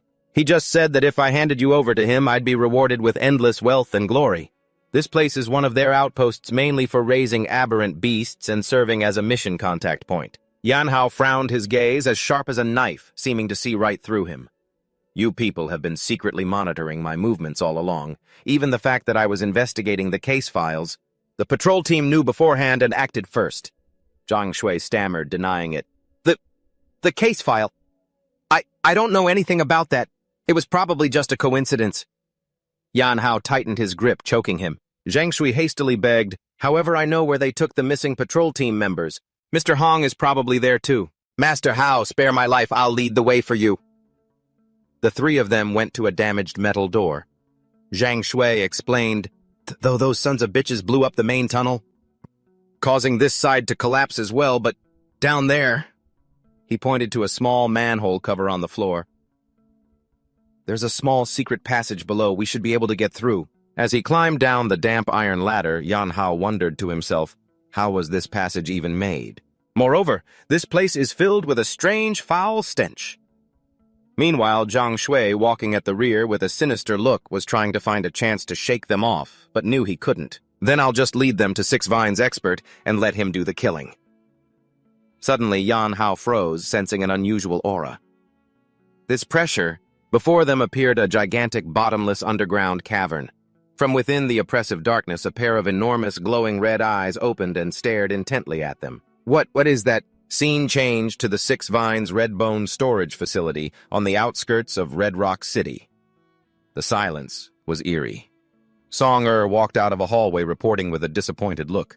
"On my end, I found nothing but a pile of aberrant beast corpses." Jin Ying and Lin Yongji met up with her. Jin Ying shook her head wearily. "Have you analyzed anything yet? The clues are too fragmented. I can't piece them together into a coherent picture." Lin Yongji asked, "Song Ice Block, how did you manage to lose Yan Hao while investigating the case files?" "There was some conflict before because of Captain Jia's and the city defense teams, but I never expected he'd actually move against the special response team," Jin Ying recalled thoughtfully. "I reported it to Uncle Song last night. He seemed furious." Looking at the bound prisoner, Lin Yongji asked for orders. "Captain Song, what should we do with this guy? We still need to get some information out of him." Songer approached Li Ben, her voice ice-cold. "The hideout you told us about was empty. The mastermind you mentioned before. And do you have any other important information?" Li Ben trembled in fear. I really don't know. Zhang Shui didn't let me get too involved." Jin Ying smiled dangerously, holding up a tablet. "I've uncovered some secrets about you people in Six Vines. If you confess everything now, it'll be considered a voluntary confession. Otherwise, you can wait for your head to get blown off." Li Ben panicked. "Huh? Wait. I think—" He suddenly remembered something and shouted, Zhang Shui secretly goes to the Red Bone storage system of the Rakudo group all the time." Song Rui immediately grasped the key point. "The Red Bone storage system, that's right. There's definitely something wrong with that place." Lin Yongji worriedly tried to stop her. "Wait a minute, Captain Song. The Chief of Staff has ordered me to lead our main forces to the city, to suppress the rebellion in Redstone City. It'll probably take some time. Maybe we should wait for them before we act." "No, we're moving out. Let's go see what's going on there ourselves." Song Rui decisively refused, stepping forward resolutely. "Our top priority isn't suppressing the rebellion, it's ensuring Yan Hao's safety. Patrol officers, you will escort Li Ben back to Redstone City. Rendezvous with Instructor Lin. The rest of you follow me to investigate the Redbone storage system." Giant containers stood imposingly in the cold space. A squad of guards blocked their path before a glass door. "Halt. This is a critical restricted area without a permit, not even the Zhishui Special Response Team." He didn't get to finish his sentence. Song Rui unleashed a lightning-fast kick, sending the guard flying. "Get lost!" The guard crashed into his comrades, who shouted in panic, "Quick report to the lady!" From above, Nu Feng watched the situation below. With an amused expression, she said, "Milady, the people from Zhishui have arrived." "I see them." Song Rui led the team deeper inside. "Be careful. This could be a key enemy stronghold." Jin Ying suddenly stopped and looked up at the ceiling with a bad feeling. A dark figure shot down at terrifying speed, aiming straight for Jin Ying. Luckily, she managed to dodge to the side just in time, getting knocked away. Jin Ying flipped through the air and landed hard, creating a loud crash on the metal floor. The villain Lu Feng stood tall, a smug, arrogant smirk on his face as he saw the small girl who had just dodged his attack. Quick reflexes.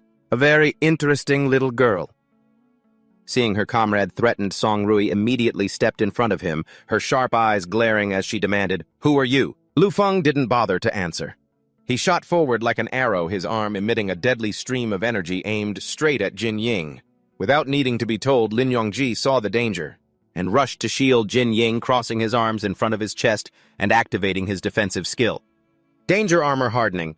A massive explosion erupted as Lu Feng's attack. Chaike collided with Lin Yongji's defense.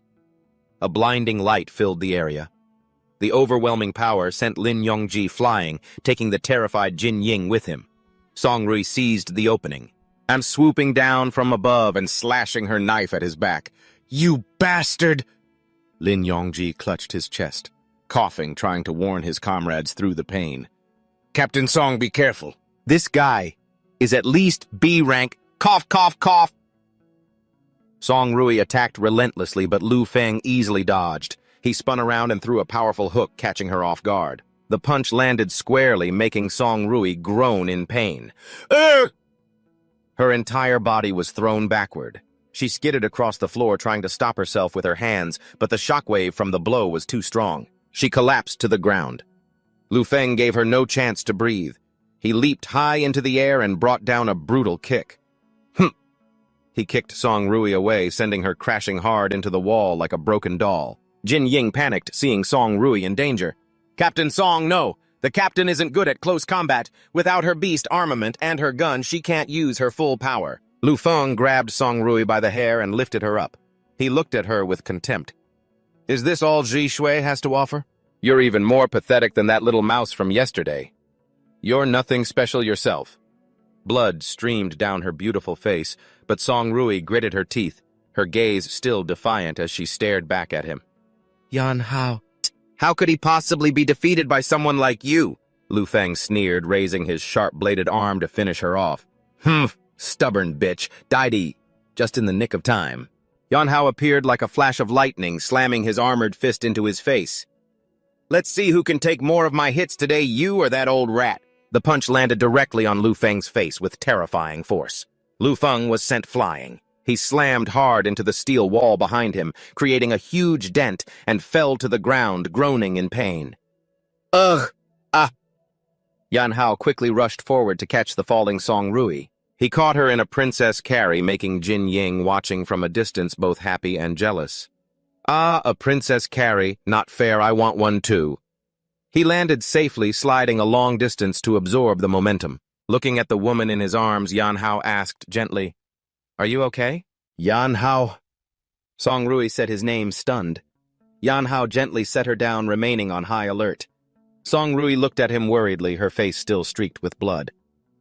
"Are you all right?" Yan Hao smiled back at her confidently. "You're the one I should be asking that." Jin Ying ran over, interrupting the romantic atmosphere and pointing at the enemy. "Are you two going to hug all day? Hey, we still have a big problem to deal with."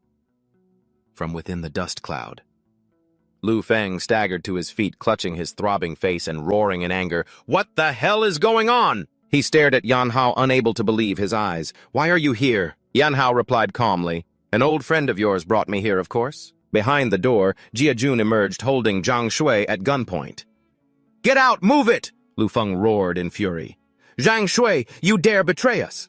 Zhang Shui trembled as he answered, I was forced to..." Seeing the traitor, Lu Feng went berserk, firing a blast of energy at him. "People like you only deserve to die!" Zhang Shui screamed in terror. "Help! Help me! Save me!" Instantly, Yan Hao dashed forward and blocked the energy beam with his bare hands, saying coldly, "He can't die yet." Song Rui watched from behind, understanding his intention immediately. "Captain Song Zhang Shui holds many secrets." "Yes, I know." Lu Feng roared maniacally, his aura exploding with power. "Just a sewer rat from the gutters dares to stand in my way. You think you can stop me?" Yan Hao didn't waste words. He activated his rapid attack skill, Sonic Fist, unleashing a barrage of punches at his opponent, followed by a contemptuous kick. Too slow. The kick generated a powerful energy beam. It shot straight into his face. From within the rubble, Lu Feng's entire body erupted in a brilliant golden light, his power surging to its peak. He declared, "Death sentence. You've thoroughly pissed me off. Today you die here." Lu Feng shot into the air, unleashing his signature move, Sonic Wind Blades. Ngim Hao stood his ground, his eyes sharp as he watched the blades of wind rushing toward him. "Wind Blades!" Kim Wan and Lam Dung Tri exclaimed in shock. "A special ability. But he's like me, a wind-type user." Tong Tu turned to question the trembling Trong Tui. Who in the world is he? He stammered in reply. I don't really know. I only know that he's one of Mr. Hong's subordinates. Countless spinning wind blades surrounded Ngim Hao, ready to shred their target. However, he effortlessly dodged every single attack, then looked at his opponent with contempt. Is that all you've got? Ngim Hao darted forward like a phantom, his cold voice echoing, a B rank like you can only go this far. Lu Fong was stunned by Ngim Hao's speed and power. What is this? Did he let me win on purpose earlier? A direct attack from Ngim Hao completely shattered Lu Fong's defenses. Lu Fong was sent flying into a steel wall, collapsing in utter disbelief and agony. Impossible. No, it can't be. He still couldn't believe his own defeat. Impossible. The impact ruptured a container, and a deadly red mist began to leak out, causing the scientists to panic. The red mist is leaking. Run, I don't want to die. Tong Tu immediately gave an order. Deputy Lam, get them back. But what about you, Captain? Tong Yui was determined to stay. I have to stay and observe Ngim Hao. Just follow my orders. Lam Dung Tri protested. I don't think this is a good idea. Amid the tension, Kim Wan grasped Tong Yui's hand. Wait a second, I have an idea. Lu Fong struggled to his feet, pulling out a mysterious-looking syringe. You think you can beat me like this? He bit down on the syringe, letting the liquid flow into his body. Although it will drain my life force, this little baby is enough to let me keep my sanity for a short time and absorb the power. Shijo of the Red Mist! A dark power enveloped Lu Fong as he roared with arrogance. Come on, you worthless ants! A blast of crimson energy shot from his hand straight toward Ngim Hao. The explosion created a terrifying shockwave, plowing through everything in its path. Ngim Hao gritted his teeth, his body tensing as he faced his enemy's new power. His speed has increased. Lu Fong attacked relentlessly with incredible speed. He laughed maniacally. Can you feel it now? This A-rank speed, he appeared right in front of Ngim Hao, throwing a devastating punch. And the power, too!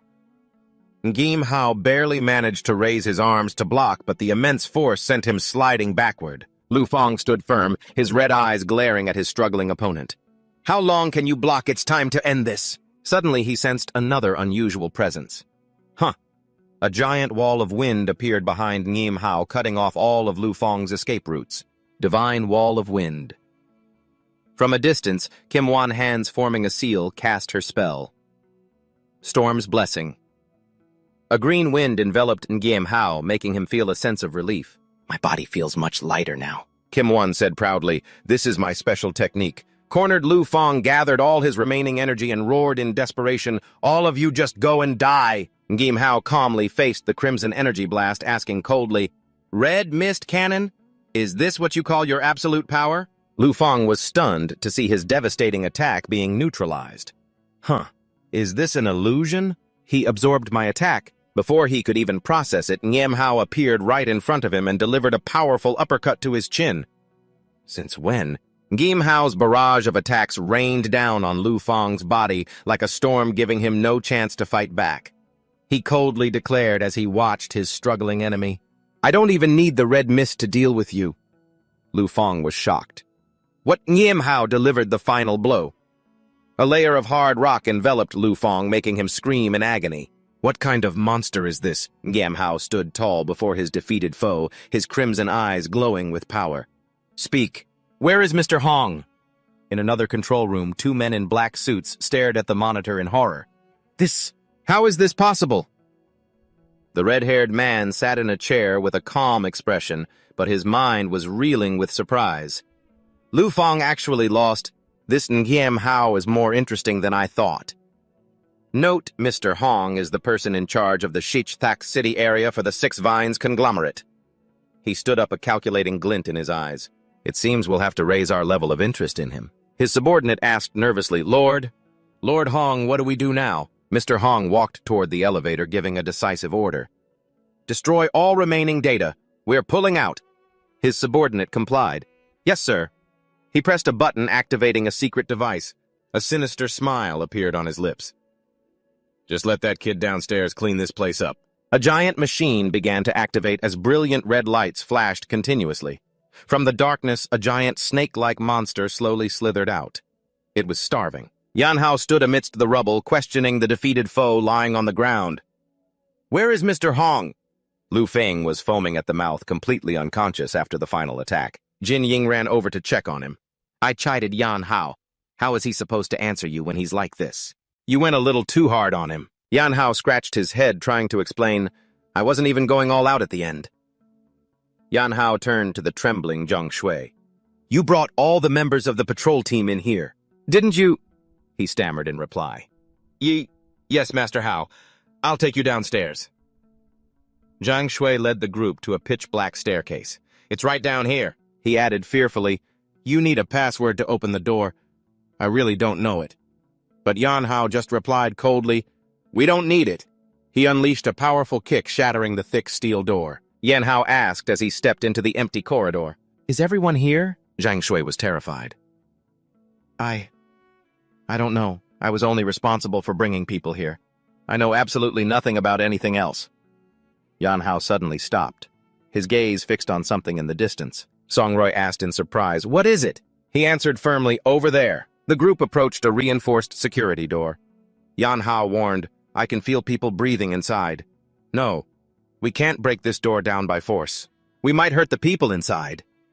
Jin Ying stepped forward confidently, flashing a V sign. Leave it to me. Yan Hao looked at her doubtfully. Can you open it? Jin Ying replied proudly, I'm a pro at this. She sat down, connected her laptop to the security system, and began typing at a dizzying speed. In the blink of an eye, she hit the enter key and announced, Done. The heavy door slowly opened, revealing a horrifying scene.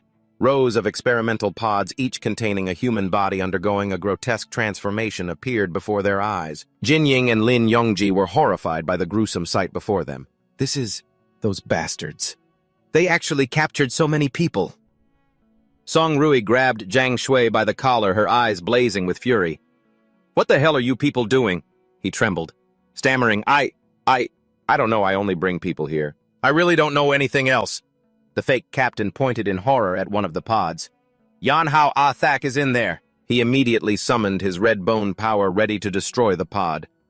Good. I'll get him out right now. Jin Ying rushed to stop him. Wait a minute, what do you think you're doing? This is a life support device. If you destroy it, how are we supposed to save them? We need specialized equipment. First, we have to report this to the Tech Bureau. Amidst the tension, Song Rui received a call. Hello, Captain Song. Instructor Lin has arrived at Red Rock City. Bring them to the Redbone storage facility immediately. Roger. Lin Yongjae noticed a strange blinking device. Captain Song, there's a weird device blinking over here. The whole group gathered around to look. Song Rui frowned. What is this thing? Zhang Shui collapsed to the ground in terror. That's the... Jin Ying squinted, analyzing it. The energy fluctuations are very strange. It seems to be releasing energy. Inside is highly concentrated red bone. Suddenly, the entire area began to shake violently. Song Rui was on alert. An earthquake. Yan Hao yelled a warning. Something's coming. Get back. Jin Ying couldn't react in time, watching in horror as a blazing red stream of energy shot towards her. Instantly, Yan Hao lunged forward, pushing her out of the way just in time.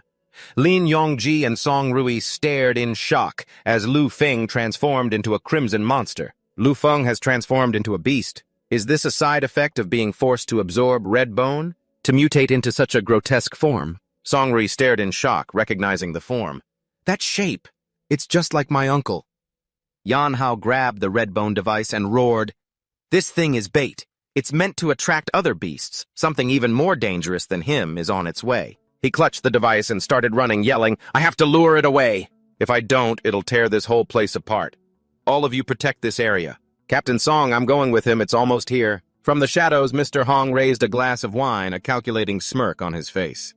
Let's see just how many more surprises you can give me. If you can even get past this hurdle, then you will be worthy of our deeper research. Yan Hao forcefully threw the red bone device towards the charging monster. Go on, take it. Immediately, the beastified Lu Feng roared madly and charged straight for the red bone device.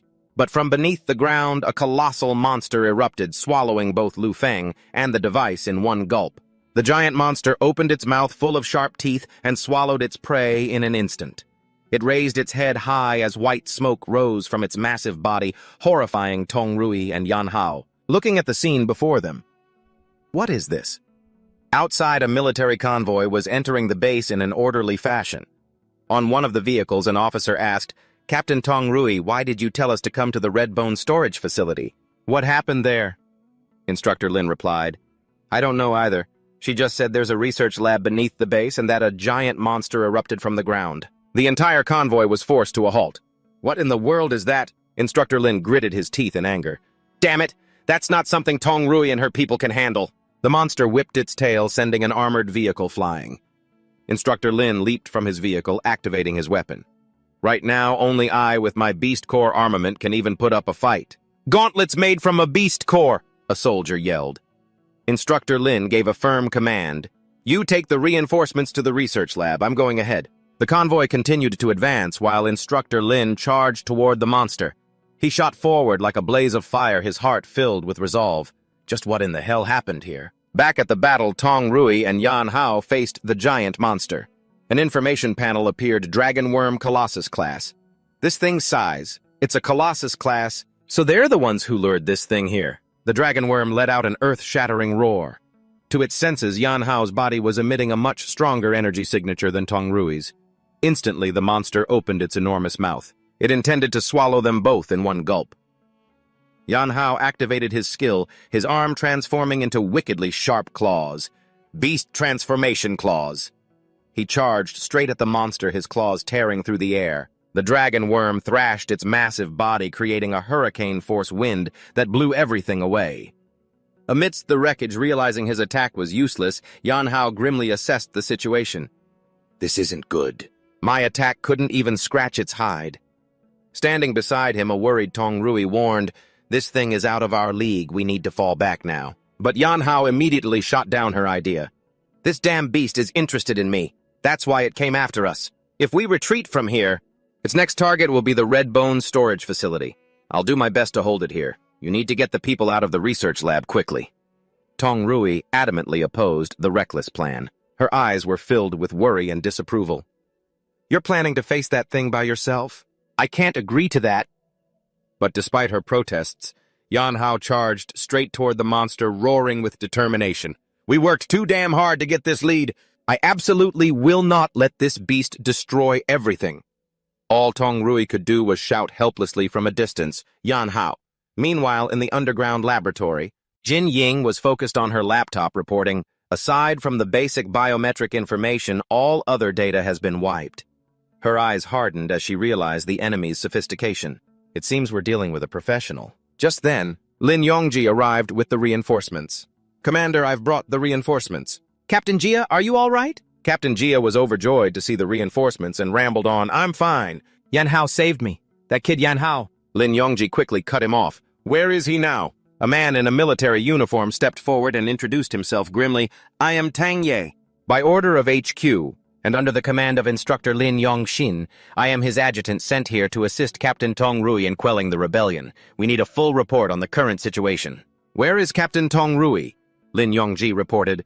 "Captain Tong Rui ordered us to protect this facility." "Right now, oh wait.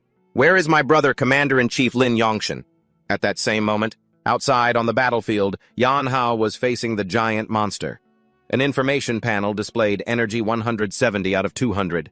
He immediately activated his skill Shadow Stalk. He moved like a phantom, continuously striking the monster's body, preventing it from pinpointing his location. The dragon worm roared in pain, thrashing about wildly as it tried to find its hidden attacker. Seizing the opportunity, Yan Hao leaped into the air, diving toward the monster's head like an arrow. He landed squarely on its head and delivered a critical strike to its eye. Immediately after, he activated another skill, Venom Gland, spraying a potent toxin into the creature's open wound. However, the monster suddenly lashed out with its tongue, wrapping it tightly around a stunned Yan Hao. It opened its massive, tooth-filled maw, intending to devour him in a single bite. From a distance, Tong Rui hastily unleashed a support ability, Mini Electro Gun. Don't you dare miss!" A bolt of blue lightning shot straight into the monster's tongue, causing it to falter for a moment and loosen its grip. Immediately after, she collapsed from exhaustion. Using a special ability without a Beast Core battlesuit or weapon is just too draining. In this entire world, perhaps, only Yan Hao can use his powers bare-handed. Sensing that its target had weakened, the monster roared and turned to attack Tong Rui. Yan Hao screamed, "Tong Rui, Just in the nick of time, a massive fireball descended from the sky, blocking the dragon worm's attack. Instructor Lin appeared, shielding them both. He asked with concern, "Are you two all right?" Instructor Lin. The monster stood towering before them. Instructor Lin assessed the tense situation. "This thing is a Colossus class." He flared with fiery energy and said confidently, "Leave it to me." Note, Lin Yongxin, A rank, elemental type, basic ability fire. An earth-shattering battle erupted between the two powerhouses as giant pillars of fire surrounded the monster. Yanhao and Song Rai were stunned by Instructor Lin's terrifying power. Is this the true strength of an A rank? He's too strong. The monster, engulfed in a sea of flames, screamed in agony as it burned. Despite being covered in fire, the dragon worm still let out a powerful roar. It was completely unfazed. In response, Instructor Lin clenched his flaming fist, his gaze hardening. Looks like this won't be so easy. The monster emerged from the sea of fire, its body transformed into an even more terrifying combat form. Instructor Lin didn't flinch. He unleashed an even more powerful energy. Then bring it on. It opened its mouth and spewed a massive stream of sand, creating a sandstorm that engulfed everything. The three of them struggled to withstand the monster's terrifying power. Seriously. Instructor Lin tried to shield the other two. Our vision is completely obscured. You two be careful. Amidst the sandstorm, Yanhao suddenly sensed an unusual sharp presence. He yelled when he saw the ground beneath their feet give way. It's burrowed underground. Instructor Lin quickly pushed Song Rui and Yanhao away. Get back. From below, the dragon worm burst out of the ground right where they had been standing, creating a terrifying explosion of earth and rock. After the danger passed, Instructor Lin checked on his teammates. Is everyone all right? Yanhao replied, I'm fine. We need to get rid of this sandstorm. Otherwise... Suddenly, a giant tornado appeared, sucking up all the surrounding sand and dust. Wind pressure bullets. Jin Ying appeared, standing majestically in the eye of the storm. Is everyone okay? Song Rai was surprised to see her comrades arrive just in time. Why are you guys here? What about the underground base? Lin Yongji reported the situation. Yongxin's reinforcements have taken over the base. The test subjects are being evacuated. Jin Ying looked at the giant monster. She declared loudly, Good. This thing won't be easy to deal with. Together we'll hold it down and look for an opening. Seeing the warriors assemble, the dragon worm suddenly burrowed into the ground, trying to escape. How could he let it? Instructor Lin immediately used a skill, summoning a devastating fire dragon strike. Jin Ying instantly cast a support skill. Storm's protection. A violent explosion combining fire and wind erupted. It aimed directly at the spot where the monster had just disappeared. The monster's outer layer of rock and earth was completely destroyed, revealing its true skin underneath. The dragon worm roared in pain as its protective shell was peeled away. Yanhao and Jin Ying were shocked. It's still not dead. But that's impossible. Instructor Lin explained, It's a regeneration ability. This power is extremely rare, but everything about a variant beast comes from its beast core. Destroy that and it won't be able to regenerate anymore. Jin Ying looked despairingly at the giant monster. You want us to find a beast core on a living body this huge? The dragon worm once again spewed a destructive energy beam. Song Rui struggled to block it. It's coming again. I can't hold it for much longer. She unleashed all her remaining electrical energy. Her eyes flashed brightly through the pain as she activated her special skill, Electro-Sense. An X-ray-like image of the monster appeared in Song Rui's mind. It revealed the beast core's location. She pointed towards the target, her voice weak. Found it. In its left abdomen. Cough, cough, cough. The energy reaction there is incredibly intense. Seeing Song Rui severely injured, Lin Yongji rushed to support her, shouting worriedly, Captain! Lin Yongxin looked at the situation and gave a cold command. Cough, cough. Get her out of here now. Such a reckless kid. At the same time, Lin Yongxin focused all his power, creating a giant fire dragon to attack the monster's weak point. You brute, you've shown your opening. The dragon worm roared in pain as the flames burned its flesh. A huge explosion erupted. Rawr! Its hard shell was shattered, revealing the fatal weak point inside. Lin Yongxin shouted, That's the core. Yanhao seized the once-in-a-lifetime opportunity. He shot into the air, focusing all his strength into his fist. Break for me. However, the core's protective membrane was too tough. Yanhao's punch was repelled. No, its defenses are too strong. A normal attack can't break through. They reached a stalemate. Yanhao gritted his teeth, realizing he had to use an extremely powerful attack, the red bone bullet. But the fight with Lu Fang earlier consumed a lot of my red bones. Right now, the red bones on my body can't condense into a red bone bullet. His eyes suddenly caught a familiar object rolling on the ground. This is... Gulp. Could it be... The thing that was knocked away by Instructor Lin's attack, Yanhao picked up the test tube containing the glowing red crystal. He remembered his comrade's earlier words. Jin Ying had said, "Inside is concentrated red bone. I'll have to bet everything on this." Without hesitation, he plunged the crystal into his chest, roaring in pain as the violent energy flooded his body. Urgh! Ah! Aha. So this isn't ordinary red bone. Energy 288 over 200. At the same time, his teammates were being overwhelmed in the distance. Jin Ying screamed in terror. Ah! The dragon worm opened its giant maw, ready to devour the enemy who dared to provoke it. The monster lunged forward with terrifying speed, its mouth full of sharp teeth opening like the gates of hell. It's over. Yongji stared death in the face, but there was no fear in his eyes. We're done for. Just then Yanhao rushed forward, letting out a heart-wrenching roar. He released all the energy accumulated in his body. Red Rasengan. A massive glowing red energy sphere erupted. Crimson supergiant bombardment. Yanhao poured his very life force into this final attack. Take it all back. His hand reached out into the epicenter, controlling the destructive energy stream that tore the monster apart from the inside. The dragon worm's giant body was lifted into the air. A brilliant red light engulfed the entire night sky. The monster's core shattered, causing its entire body to collapse amidst a deafening explosion. The cataclysmic blast wiped out everything around it. The life-and-death battle was over. In the dark space of his subconscious, Yanhao stood stunned, surrounded by an endless night. Suddenly, a familiar voice called out. The figure of his younger sister ran towards him. Big brother! Xiao Shui! Yanhao hugged his sister tightly, tears of regret streaming down his face. Big brother, Xiao Shui, where have you been? I'm sorry I failed you. But he suddenly pushes Xiao Shui away, his eyes becoming suspicious. That's right.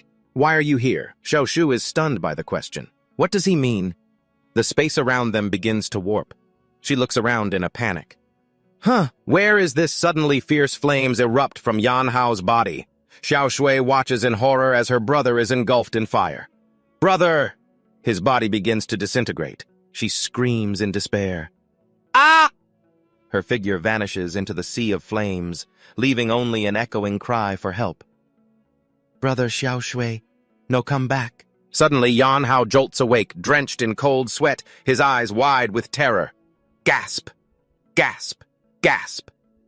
He sits bolt upright in the hospital bed, screaming in despair, Xiao Shui! You shouldn't have saved me. He pants, trying to steady himself after the horrific nightmare. Was that a dream? Or did it really happen? Where am I? A calm, steady voice speaks from the corner of the room. This is the Medical Research Institute headquarters of the Emergency Response Team. Instructor Lin. Why are you... Lin Yongshin is sitting there. He's still holding a book. Because your condition is special. If anything were to happen, someone needed to be here to handle it promptly. He closes the book, looking at his student with a complex expression. Kid, you've been asleep for 3 straight days. Seeing you in that state, I thought I might have to... Lin Yongshin gives a slight smile, but it seems that won't be necessary now. Yanhao gives a bitter smile, fully understanding the meaning behind this care. I completely agree, Instructor Lin.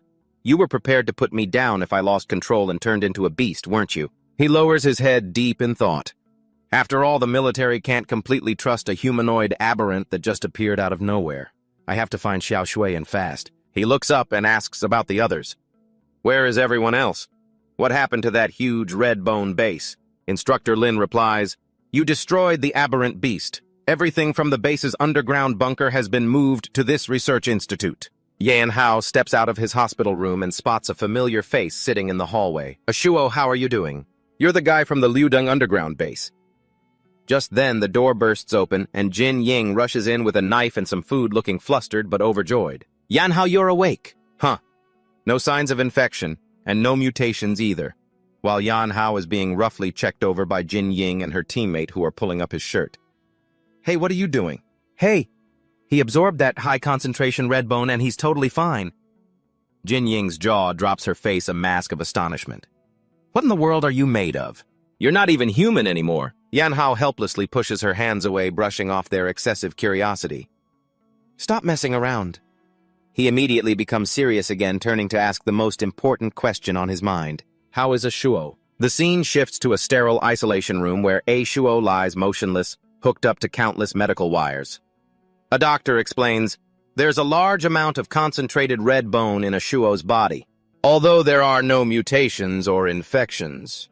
Looking at his friend through the thick glass, Yan Hao muses worriedly. His consciousness won't recover that quickly. I never thought it would turn out like this. He clenches his fist on the doorframe, grinding his teeth in fury as he thinks of his enemy. Zhang Shui, that bastard! What the hell is the person behind him researching? Just then a soldier approaches from behind with the latest news. Zhang Shui has confessed. Yan Hao spins around urgently, firing off questions. What did he say? It has something to do with Liu Deng, doesn't it? The answer leaves everyone stunned. He said he did it all himself, the soldier replies firmly. Yan Hao can't believe his ears. Agitated, he points out the inconsistencies. How is that possible? What about that woman Niu Feng and the Mr. Hong he mentioned? The underground breeding facility, the research lab beneath the red bone base. Tongroi steps forward, her expression a mix of helplessness and resignation, confirming the grim reality. I know, but we can't find any evidence. Everything points to Zhang Shui. Besides, he confessed to it himself. Behind this whole affair, there's an invisible hand pulling all the strings. The man accompanying Tong Rui speaks up, cutting through the heavy atmosphere. Let's go. My father, the chief of the general staff, wants to see you. Tong Rui turns and walks down the grand hallway leading to the meeting room. Yan Hao asks, How did you know I was here? Tong Rui glances back at him and answers curtly, Jin Ying told me. Yan Hao breaks into a cold sweat, remembering Jin Ying's smug smile. That girl never changes. Does this mean she's going to be watching me when I eat, shower, and sleep from now on? Standing before a large wooden door, the guide knocks lightly. Knock, knock. Come in. Chief of Staff, they're here. Old Tong, what are you hiding? Everyone's here now, come on over. Old man, Dad, you're sneaking snacks by yourself again. The Chief of Staff turns to the group and says, Everyone have a seat. He gets straight to the point, and the atmosphere becomes tense. Let's skip the pleasantries. Yan Hao, the news that you defeated that colossal aberrant beast has already spread. It's not just the military. Powers from all over have their eyes on you now. You're in the eye of the storm. It may seem calm, but the winds are howling all around you. One moment of carelessness, and you could get swept up in this. He looked straight into Yan Hao's eyes, scrutinizing his intentions. Do you have a plan? Yan Hao calmly met his sharp gaze without a hint of fear. Honestly, I was planning to act quietly. I never expected things to blow up and become so serious. You didn't call me here just for a chat. I want to hear the Chief of Staff's perspective. Chief of Staff Song Lian pushed up his glasses, speaking about the case with a grave expression. You already know about Zhang Shui, I take it. I do, but I believe he's lying. He then explained in detail the military's current predicament. The 6th Tang Group had issued a clarification regarding the underground base. They claim to have been completely unaware of the breeding facility, and that none of their senior executives have the surname Hong. In any case, the 6th Tang Group has many collaborations with the military. Until we have irrefutable proof, it's not wise to investigate them openly. The last insider incident still hasn't been resolved. There are many factions within the military holding each other in check, but in a situation like this, even if we wanted to investigate 6th Tang, there would be no way to do it. The higher-ups won't allow it. Yan Hao frowned, questioning the powerful phrase he'd just heard. The higher-ups refers to, Song Lian said in a low voice, the very pinnacle of this world. The highest level of the SXU government. Song Lian looked at Yan Hao meaningfully and made a surprising proposal. That is why I hope to borrow your strength. Yan Hao sat silently in his chair. He silently sized up his opponent. This old fox. I thought he was actually concerned about me, but it turns out his own hands are tied, so he wants me to be his pawn. Suddenly, Song slammed the table and stood up. He objected vehemently, worried for his comrade's safety. Chief of Staff, given Yan Hao's current situation, as you just said, he's in the eye of the storm. Why would you still want to put Yan Hao? Lin Yongji interrupted. Instead of being treated like prey to be hunted, it's better to become the hunter and strike back. If you want to survive, you have to make a change. After the meaningful conversation, Chief of Staff Song Lian stood up, signaling the end of the meeting. You don't need to answer right away. Go home, think it over, and then tell me your decision. He then turned to give instructions to instructor Lin Yongxin. Take good care of them during this time. You're their instructor. Lin Yongxin respectfully saluted. Understood. That night, Yan Hao stood alone on a windy rooftop, his thoughtful gaze sweeping over the city as the Chief of Staff's proposal echoed in his mind. Instead of becoming the prey, become the hunter. To make that goal a reality, at the Zhishui Combined Training Ground, a new announcement was posted.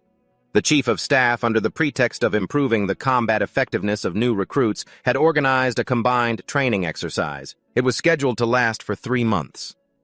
However, Yan Hao understood that things weren't as simple as mere training as the soldiers began to engage in sparring exercises. It was brutal. But the training is just an excuse. The real purpose is to delay the outbreak of internal conflict, purge the spies, and consolidate power within the military. During a short break, Yan Hao recalled Song Lian's words with a wary expression. I want to borrow your strength. Right now, I know nothing about the true state of the military. The most important thing now is to quickly find information about Xiao Shui. I must be very cautious about Chief of Staff Song's invitation, but before I give him an answer, I can use this training as a stepping stone. Just then, everyone's attention was drawn to the electronic notice board. A rookie frantically called out to his comrades, Hey, look! The screen displayed the rookie rankings: Yan Hao 210, Jin Yingni 95, Zhang Jin 45. This was the Ji Shui point system, unlocked 1 month after enlistment.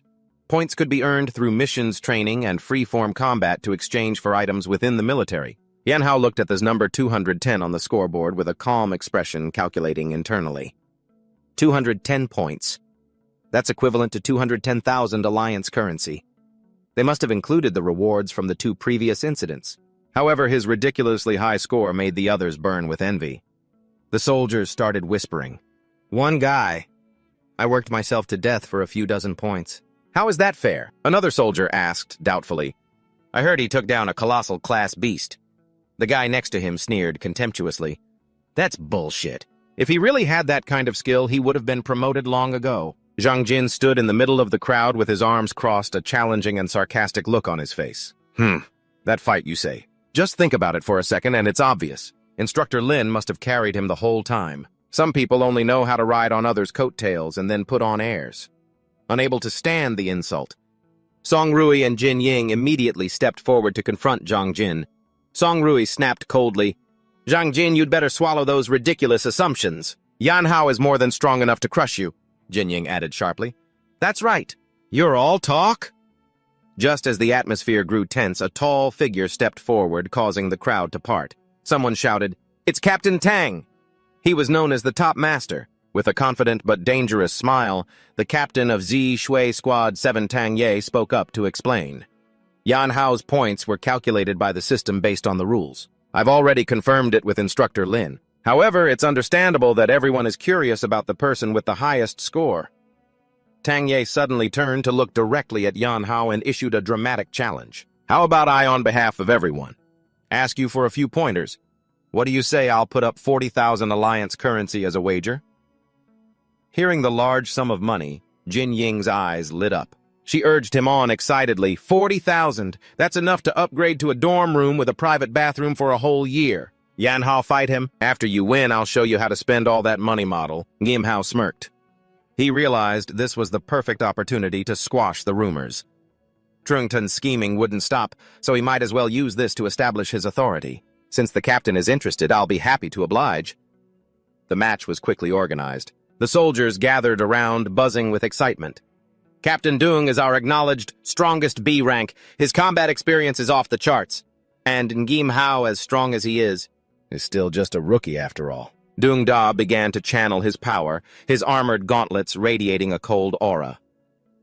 Ngim Hao, my beast core ability is water-based. Allow me to see. He threw a punch. A series of sharp ice spikes shot up from the ground, hurtling straight toward his opponent.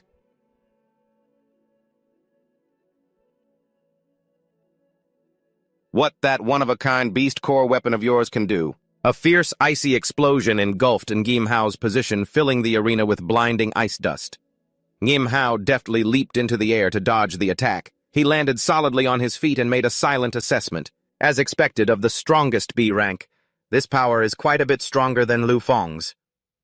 Dung Da didn't give his opponent a moment to breathe and immediately launched his next attack. It's not over yet.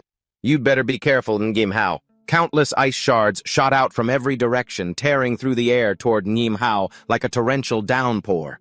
He spun with incredible speed, weaving through the gaps in the assault as he analyzed it. Its destructive power is immense, but its speed is still far inferior to Lu Feng's.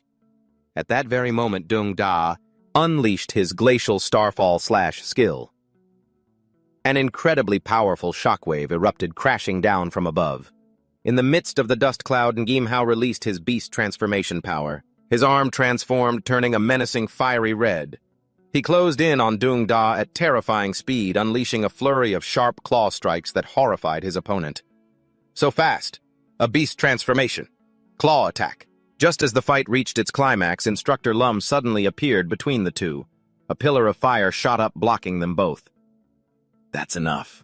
Lum Jungtin withdrew the flames and declared in a stern voice, Ngim Hao, you've won this match. Dung Da, do you have any objections? Wiping a scratch from his face, Dung Da graciously retracted his weapon and laughed heartily. None at all. I lost fair and square. I accept it. Hearing this, Ngim Hao also reverted from his beast form and nodded at his opponent. The spectating soldiers whispered in shock at the sight of Dung Da's defeat. Captain Dung actually lost to a rookie? He's too strong. How did he do that? The captain turned back and asked coldly, Gentlemen, I trust you have no further doubts now. In stark contrast to the tense atmosphere, Kim Wan cheered excitedly. Awesome 40,000 in the bag. Tong Yui sighed in response. You say that as if you're the one who won 40,000. Hey, I'm the one who looks after him. So he has to give me the money. Right. From a distance, Trung Tun watched Ngim Hao's retreating figure, his fists clenched with jealousy. Is the gap between him and me really this wide? The anger brewing within him turned his gaze venomous. I have to get stronger. No matter the method, I will kill him. 1 month later, in the commander's office, an assistant walked in and asked, Old Tong, what's the big rush? Chief of Staff Tong Lim held up a photo of a mutated entity, his voice grim. There's been a vicious beastman attack in the northwest sector. The local patrol team tracked it, and its last known location was Tuk Am Town. The doctor took the file, stunned, and exclaimed in disbelief, A beastman? Don't tell me this is... That's right. The analysis confirms it's my missing younger brother, Tong Quan. Tong Lim asked pensively, Old Kim, based on current research, what are the chances of a beastman regaining its sanity? Less than 1%. The beast transformation doesn't just ravage the body, it also invades the mind. The doctor pointed to the photo, concerned. For someone like Ngim Hao to be able to retain his consciousness is a miracle among miracles, but no one knows how long he can maintain it. What are you planning to do if a live capture isn't possible? Are you going to eliminate him, Old Tong? You listen to me carefully. If that kid Tong Yui finds out about this, she'll never forgive you for the rest of her life. That year you sacrificed family for the greater good. The girl has already suffered enough. Tong Lim replied, pushing up his glasses, his voice chillingly cruel. To protect the greater number of innocent people, there are prices that we are forced to pay. The scene changes to the bathing area. Tong Yui was drying her hair when she was startled by her phone ringing non-stop. Huh? An urgent voice came from the other end. Nui, is it safe for you to talk? I've discovered some critical intelligence. She frowned and replied, Go on. Without even having time to properly put her uniform on, Tong Yui sprinted down the main headquarters corridor to find her father. She kicked open the door to his office and furiously confronted him. Dad, you have news about Uncle, and you didn't tell me. Tong Lim snapped back coldly. Kim Wan told you, didn't she, foolishness? You are not to get involved in this. I am dispatching a special operations team to handle it. Tong Yui yelled, her eyes filled with determination. Please let me go with them. She couldn't just stand by and watch another family member be hunted down. Tong Lim stood up, his gaze stern as he looked at his daughter. If I were to order you to kill Tong Quan, would you have the courage to pull the trigger? The question left Tong Yui frozen in agony. But he's my uncle. Tong Lim was decisive. Effective immediately, you are relieved of your duty protecting Ngim Hao. Without a direct order, you are not to leave headquarters. Tong Yui trudged through the underground parking garage, her heart heavy with sorrow. Unexpectedly, Kim Won was already there waiting for her. With her arms crossed and a confident look, she said, "I knew you'd show up." Kim Won tosses a supply backpack to you. "In here are emergency supplies. I'll find a way to stall my dad's people. Thank me later. A favor from me is very expensive, you know. And remember, you owe me for this." For a moment, Tong Nui flashed back to a horrifying memory from years past. The image of a giant spider screaming, "Little Nui, I have to run quick," at the same time. Yanha was driving through the streets, his mind troubled. So this is why Tong Nui was so eager to pull me into the Chief of Staff's faction.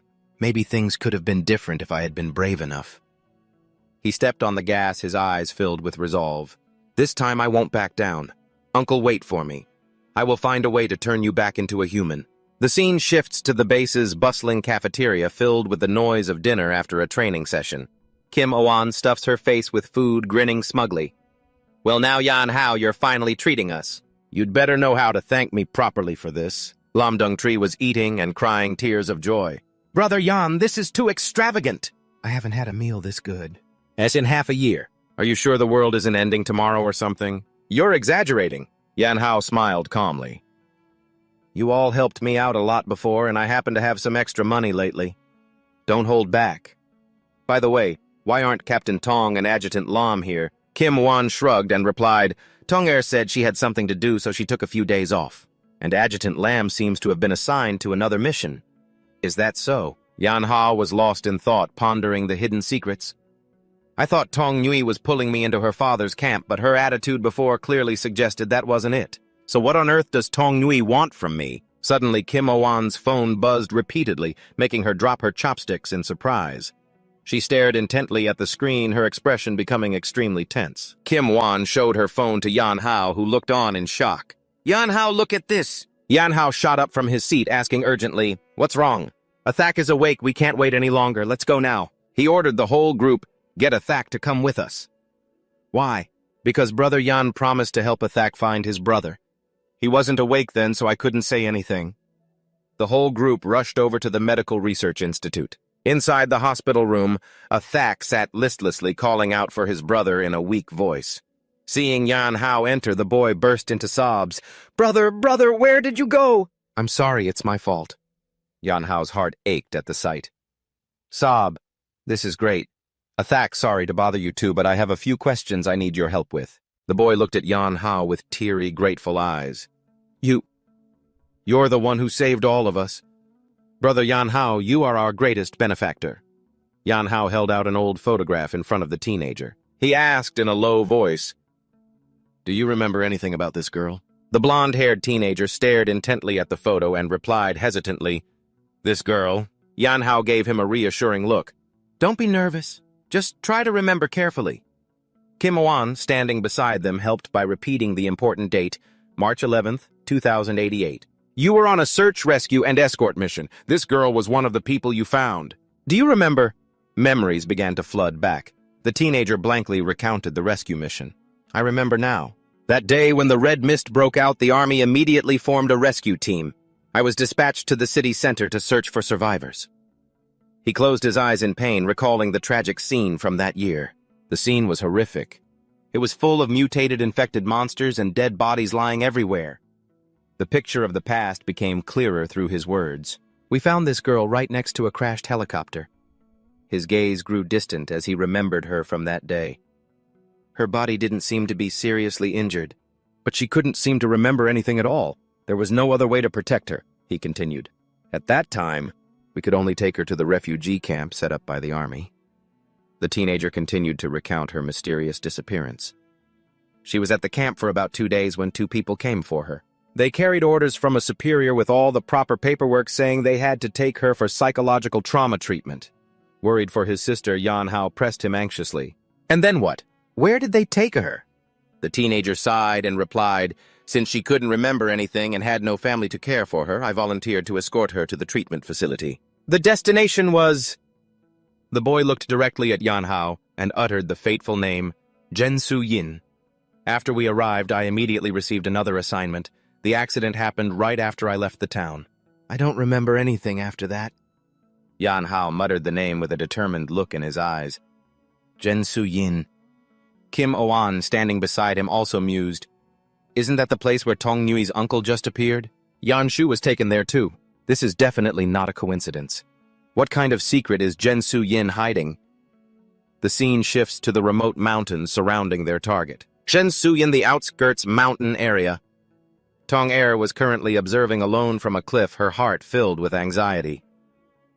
I've searched the entire town all this time, but there's still no news of Uncle. Oh, could he be in this mountain range? What are those guys on the lookout for? From the nearby bushes. 2 guards were whispering, why did the boss suddenly make us step up security like this? The other replied, lately someone's been snooping around town digging for information. The boss is afraid what's happening here will be exposed. Song-er squinted, looking at the trucks filled with strange packages. What are they doing down in the valley? She ducked behind a rock to stealthily watch their mysterious activities. Whatever's on those trucks definitely isn't normal cargo. Suddenly, a hidden sensor detected her presence. Damn it! They actually have a surveillance system here. The guards below immediately got the signal.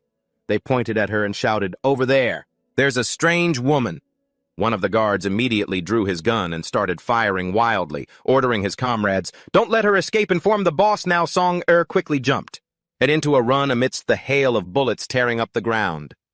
Notify the outer perimeter. We have to catch her. She nimbly darted across the rugged cliffs. Trying to escape the closing perimeter, henchmen appeared from every mountain pass to block her path. Hurry up, she's over here! Damn it, Song! Her stopped in her tracks, surrounded. Her eyes flashed with menacing purple sparks of electricity. I can't let them hold me up here. A powerful surge of electrical energy erupted from her body, knocking down those who were trying to close in. They collapsed in pain. She steadied her breathing and looked at the equipped gauntlets on her hands. This was a stealth mission, so I only brought my Beast Core gauntlets. I can't go all out, but it should be more than enough to deal with these small fries. The guards backed away in terror, seeing the electricity arcing around her. She's an ability user. Suddenly, a large man in a red cloak swooped down from above. He roared authoritatively, "Get out of my way, damn it! How dare you sneak into my territory? Do you have a death wish?" Song Rui stood firm amidst the encirclement, her cold gaze fixed on the dangerous new enemy. She calmly launched a bolt of lightning at him, but the attack only made him flinch slightly. He smiled mockingly, completely unharmed. Instantly, he brutally seized Song Rui's wrist, preventing her from fighting back with his superior strength. The man threw her a great distance, sending her tumbling to the ground. Standing tall amidst the wreckage, the B-rank underground leader coldly demanded, "Talk. Who sent you here?" Song Rui suppressed her pain, raising a hand to her mouth. Her thoughts raced with worry. My lightning attack had no effect on him. Could he be an ability user too? Without giving her a moment to rest, the leader waved his hand, ordering his surrounding henchmen, "Get her!" Song Rui unleashed purple sparks of electricity around her body, knocking back the soldiers who were about to charge at her. Then she ran straight towards the leader. She grit her teeth, observing, "This guy has a high resistance to lightning." She gathered her last bit of strength and rushed forward. Even though I can't use my ultimate move, temporarily paralyzing him shouldn't be a problem. An extremely powerful electromagnetic blast erupted, enveloping the enemy. Electromagnetic annihilation. A brilliant purple beam of energy tore through the night. It was aimed directly at the leader's position. However, as the smoke gradually cleared, the man was still standing firm. He exhaled softly. "If it weren't for this, I might have actually lost to you." He revealed a gleaming black armor underneath his cloak. The M-Series military combat suit, a device that can enhance abilities and increase the user's resistance to attacks. Song Rui's eyes widened in shock. She trembled as she uttered, "A military combat suit? Why do you have this kind of equipment?" The leader laughed sinisterly and ordered his men to charge again. "Everyone attack after we interrogate her and find out who's behind this. This little lady is all yours to play with." A soldier lunged forward to attack while Song Rui was exhausted. "Ha ha ha, I'll be the first." She silently gritted her teeth. "Damn it, without my combat suit for support, I enter a state of power depletion after using my abilities." Suddenly, a powerful punch appeared out of nowhere, slamming right into the soldier's face and sending him flying. The newcomer landed decisively on the ground, shielding Song Rui. Yan Hao stood firm, turning his head slightly to ask, "Are you okay?" Song Rui was stunned, calling his name Yan Hao. The henchmen froze in alarm when they saw reinforcements appear. There's more of them. The big guy Lu Feng roared furiously, promising a handsome reward. Get them! I'll give you a share of the profits from the ore mine. A horde of crazed enemies rushed towards Yan Hao. The situation became extremely critical. Just then, Jin Oan suddenly appeared, controlling a powerful gust of wind in her palm. She shouted, "Violent storm!" creating a tornado that sent all the soldiers flying. The red-cloaked leader gritted his teeth in anger at the constant interruptions. Another ability user. "Who in the hell are you people?" Jin Oan confidently pointed at him and yelled, "Who are you to dare attack my dear Rui Rui?" Making Song Rui retort irritably, "Who's your dear Rui Rui?" He furiously unleashed a dark purple malevolent energy, roaring, "You dare sneak into my territory, all of you trash must die." Yan Hao narrowed his eyes, took a defensive stance, and warned his comrades, "Be careful. He's an ability user too, and his combat power is at least B rank." Yan Hao arrogantly held up one finger. The enemy asked in astonishment, "Are you saying you can finish this in one hit?" He calmly replied, "1 second." The underground leader charged forward, surrounded by purple energy, roaring fiercely, "Just you! You dare put on an act in front of me?" But faced with the ferocious attack, Yan Hao remained calm and collected. Instantly, he threw a powerful punch accompanied by a new skill. Autumn Transformation, Fist Adamant, Strike. "You're so dead. Might as well test the results of Instructor Lin's special training." The punch exploded with terrifying power, creating a brilliant white pillar of light that shook the entire forest.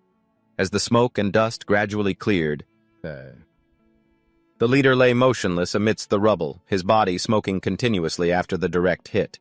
Yan Hao turned his back and walked away. He nonchalantly signaled to his comrades, "Let's get out of here first." The group quickly left on a large motorcycle. Jin Wan drove skillfully while Song Nui sat in the back, and Ngim Hao sat in the truck bed next to her like a true boss. When they reached a rest stop by a mountain, Tong Nui turned to look at Ngim Hao and asked, "I heard from Kim Owan that you requested leave from training to come to Chantuk Am to investigate someone." Ngim Hao looked thoughtfully into the distance, then asked her in return with a hint of doubt, "Don't tell me the person you need to investigate is those guys from before." Tong Nui sighed, lowered her head, and confessed, "Actually, I snuck out." Hearing that, Ngim Hao looked at her in utter disbelief. This kid. She can lie without even blinking. Kim Wan, who was in the middle of eating, suddenly chimed in with her analysis. "As for why those guys attacked you, based on my recent investigations, they're probably a local underworld gang." Tong Nui pointed towards the scattered bodies of the guards. "I discovered their base in these mountains, but I don't know what kind of evil they're plotting. However, they aren't who I'm here to investigate." She began to reveal the real reason along with an image of a terrifying monster. "I have an uncle who was infected by the red bone during an incident. He went missing after that. Intel said he was spotted here, so I came to investigate." Ngim Hao quietly pieced it all together, thinking an uncle infected with red bone. Why investigate in secret? Did the chief of staff forbid her seeing his expression? Tong Nui continued, her voice tense. "You still remember Lu Feng, right? My uncle's beastification is even more severe than Lu Feng's, and he's far more dangerous." She looked down at the military dog tag in her hand, her voice filled with guilt. "It's all my fault he ended up like this. That's why I have to protect him." Tong Nui clenched her fists, looking straight at Ngiem Hao with hope in her eyes. "Inviting you to join the Zi Shui team was my hope of borrowing your strength. To find a way to help my uncle become human again." Ngim Hao recalled her vague offers from before, and it all clicked. So that's what this was all about. Tong Nui was willing to defy the chief of staff to save her uncle. So the deal she mentioned back then was this. He smiled gently and agreed. "FX situation. I'm confident I can handle that. But a beastification like Lu Feng's, I honestly don't know if I can do anything about it. But I'll do my best to help you. That's our agreement." Hearing his promise, Tong Nui showed a rare, radiant, and gentle smile. "Thank you." Kim Wan suddenly shivered. He cheerfully broke the romantic atmosphere. All right. Now that everything's settled, let's get going." Tong Nui suddenly remembered something important and asked, "Oh, right, but why did you guys come here?" Ngim Hao looked at her and briefly explained his own goal. "Thak is awake. He told me that my little sister Xiao Shui was brought here half a year ago." The group advanced together into the gloomy mountain forest. Ngim Hao thought to himself, For the past few days, I've tried everything to get information, but most people here are hostile towards me. I have a feeling that all of these events are connected somehow. He clenched his fist, his eyes shining with determination. No matter what, I have to find my sister.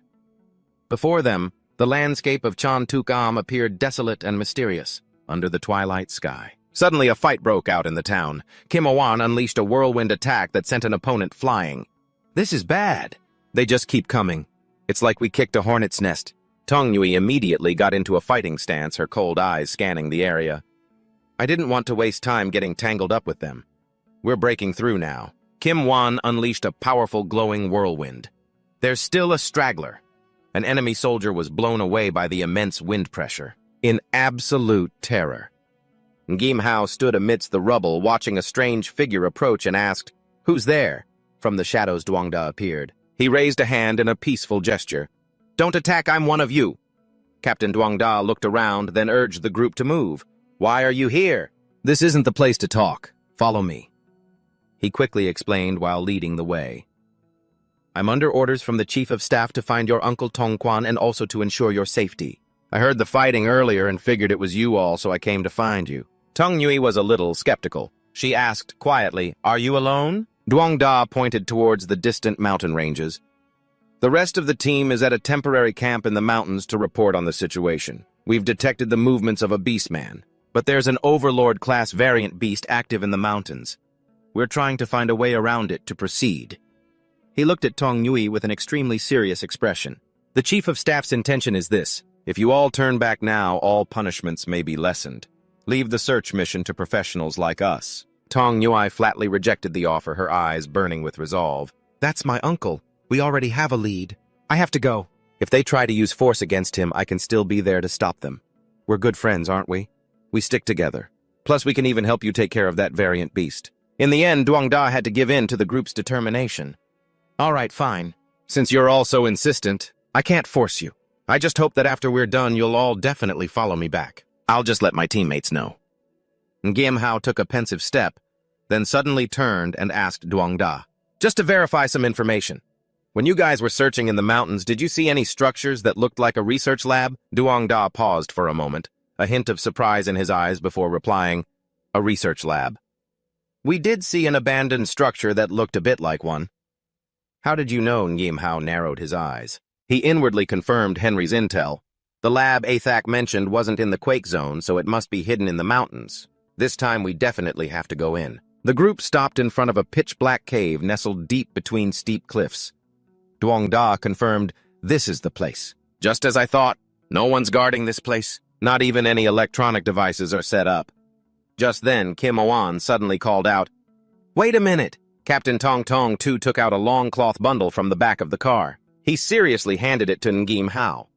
"I just went back to Kim Owan's car. I didn't get a chance to take this out earlier. This is for you." Ngim Hao asked, stunned, "Could this be?" Kim Wan gave a mischievous smile, enthusiastically explaining the surprise gift. "This is a grand gift for Ngim Hao. We used the Thunder Beast's core and 150,000 alliance points to upgrade your weapon." Ngim Hao gave a slight nod of thanks. Duangda, standing nearby, looked on with envy at the new equipment. "So when do I get mine? I'm the one who risked my neck to bring you all here." Tong Tu cut him off decisively.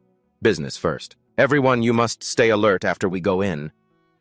They began to enter the dark tunnel. As they walked, Duangda guided them. "Just go straight ahead.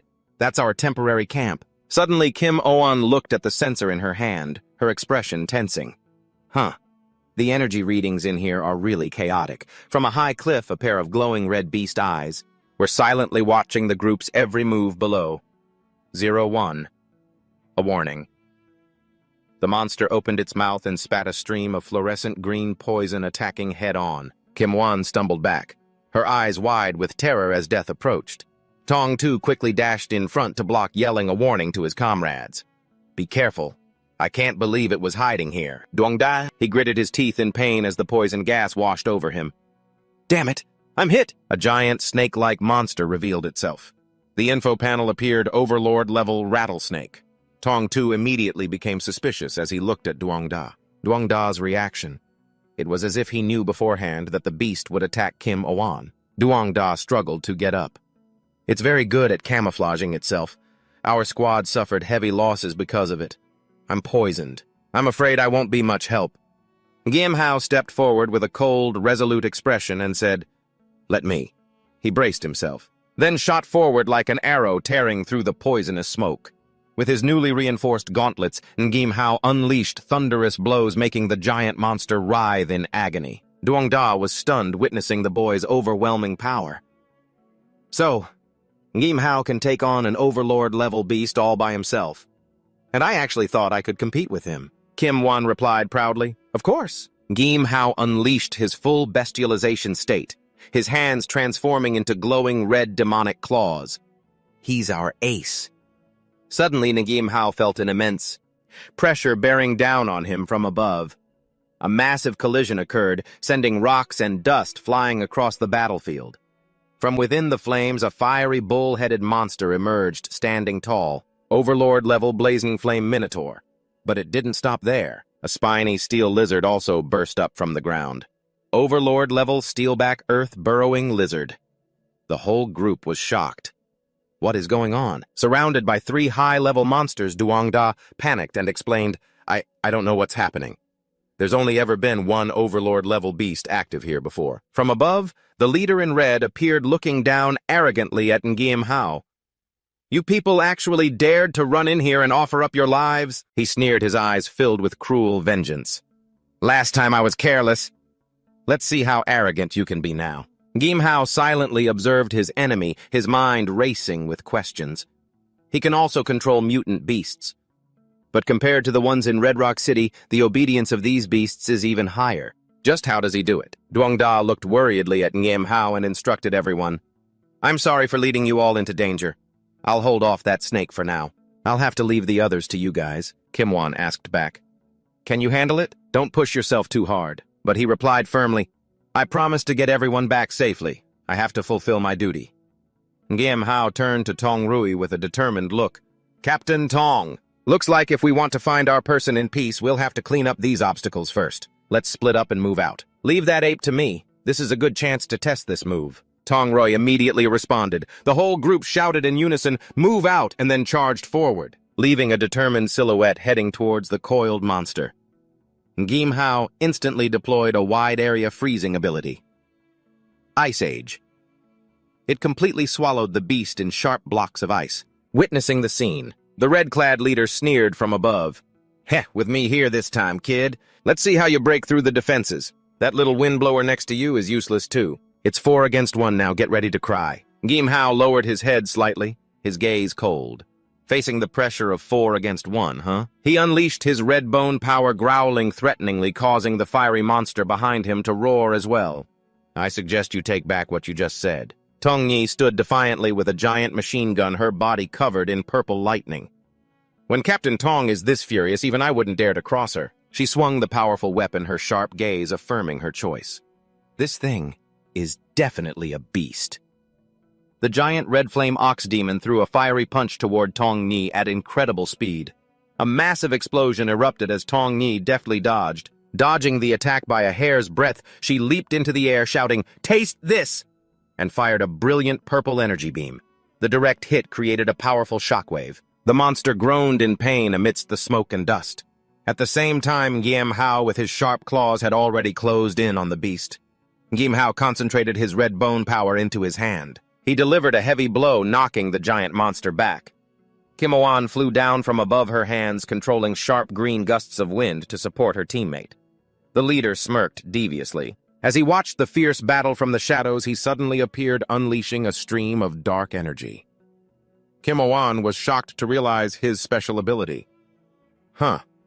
That guy can nullify elemental attacks. How? What a pain in the neck. The barbed steel monster opened its mouth and spat a blazing stream of fire directly at Kimoan's position. Gimhao rushed over just in time, pulling her away from the heat. The two stood firm amidst the desolate battlefield. Gimhao turned to Kimoan with complete trust. Kimoan, we've got it.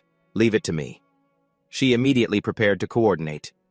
Gimhao unleashed his maximum power, a dense stream of red bone energy condensing in his palm. Kimoan shouted as she unleashed her ultimate move. Watch this, earth-soaring dragon fist. It formed a massive whirlwind. The combined attack created an earth-shattering explosion that engulfed the monster in a blinding light. The beast's colossal body was torn apart, revealing deep bleeding cracks as it collapsed.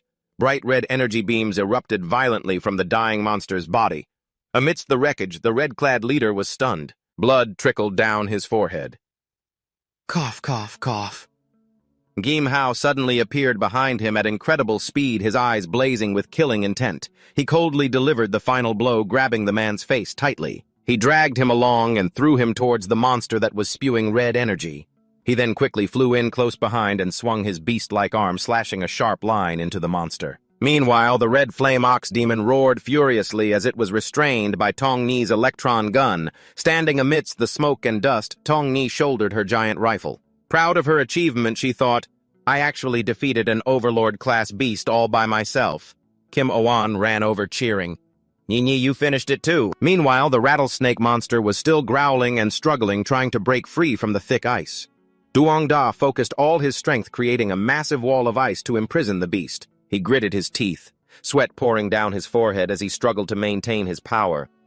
I can't let you interfere with the others, and Gim Hao and Tong Ni shot through the air. They coordinated their attack on the restrained rattlesnake monster.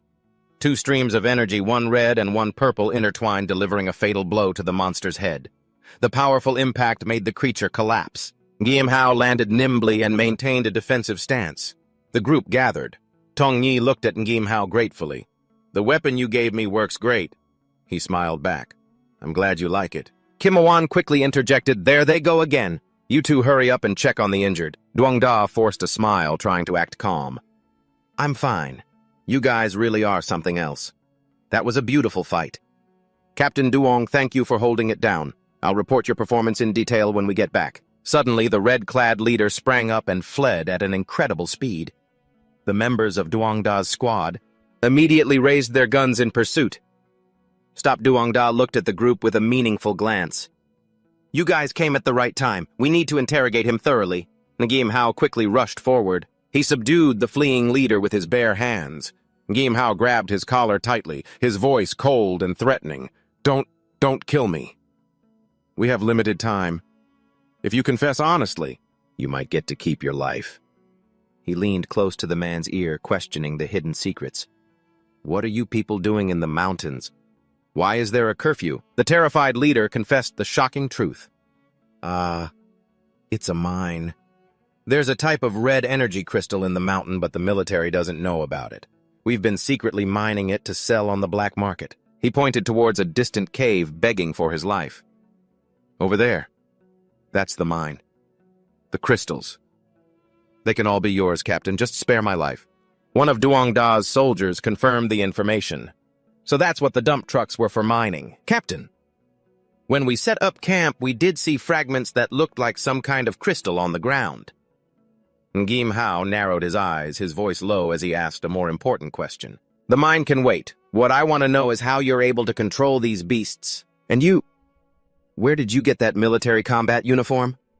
The leader stammered, afraid to tell the truth. Gim Hao lost his patience and tightened his grip on the man's neck. Speak. He panicked. It was someone who has been supporting us. They provided everything. Suddenly, the ground began to tremble. The beast let out a ferocious roar, its red eyes staring intently at the people standing at its feet. Gim Hao exclaimed in astonishment, It's still alive! The leader quickly broke free, a sharp knife in his hand, ready for another fight. The scene shifts to the Zhenzu Yin mine, where glowing red crystals emit an eerie light. A figure cloaked from head to toe walks silently among the jagged rocks. The stranger stopped before a cave filled with energy, whispering to themselves, This is the place. A gloved hand touched the crimson energy crystal. Inside, it began to vibrate violently. A wave of deep red light spread out intensely as the figure began to absorb the energy into their body. The cloaked figure endured the pain, thinking, this should suppress the erosion for a while. The red light from the stones illuminated the deep corridor leading outside. She took off her cloak, revealing a girl with fiery red hair and demon horns. Tilting her head slightly, she thought, The girl narrowed her eyes, sensing a strange energy fluctuation. She demanded in a low voice, Who is controlling the anomalous beasts? The scene shifts to a sunset sky enveloping the entire Zhenzu Yin Valley. At that moment, the leader charged forward. "First I'll kill this brat, then I'll use the chaos to escape!" Kim Awan gasped in horror, her pupils shrinking as she failed to react to the surprise attack. Splat fresh blood sprayed everywhere. Tang Yi. He had instantly rushed forward, catching the man's blade with his bare hand. With a cold gaze burning with killing intent, Tang Ye threatened his enemy in a low voice. "You're that eager to die. Then I'll grant your wish." The leader, drenched in sweat, trembled as he watched Tang Ye unleash his power. Just as the finishing blow was delivered, Yan Hao and Song Rui had taken down the demon ape. Song Rui, stunned by her teammate's decisiveness, shouted at Tang Ye. "But why did you kill him?" Tang Ye gave a detached smile, calmly wiping the blood from his glove. "Just a reflex. I didn't think much about it." Kim Wan, still trembling, protested. But there was still so much he hadn't told us. Standing over the enemy's corpse, Tang Ye calmly explained to reassure everyone. He was about to kill Kim Awan. The situation was too dangerous, so I couldn't hold back. "Is there a problem?" Song Rui thoughtfully observed Tang Ye's attitude. She was filled with doubt. "From what I know about Kim Wan, she could have definitely dodged an assassination attempt of that level. It seems Captain Tang is being a bit overprotective." Tang Ye smirked, a knowing smile on his face. "You're not wrong. I know everyone in Ji Shui is an outstanding member, but even if there's just a sliver of risk, I'm not willing to take that gamble," he stated firmly. "I'd rather make a mistake than let a comrade fall into danger." Song Rui sighed, accepting it. "All right then. Is your hand okay? We should head back to the temporary camp and get that treated." Meanwhile, Yan Hao silently watched them go. From a cliff top, a mysterious figure in a red cloak quietly observed the group. Military personnel, the girl thought.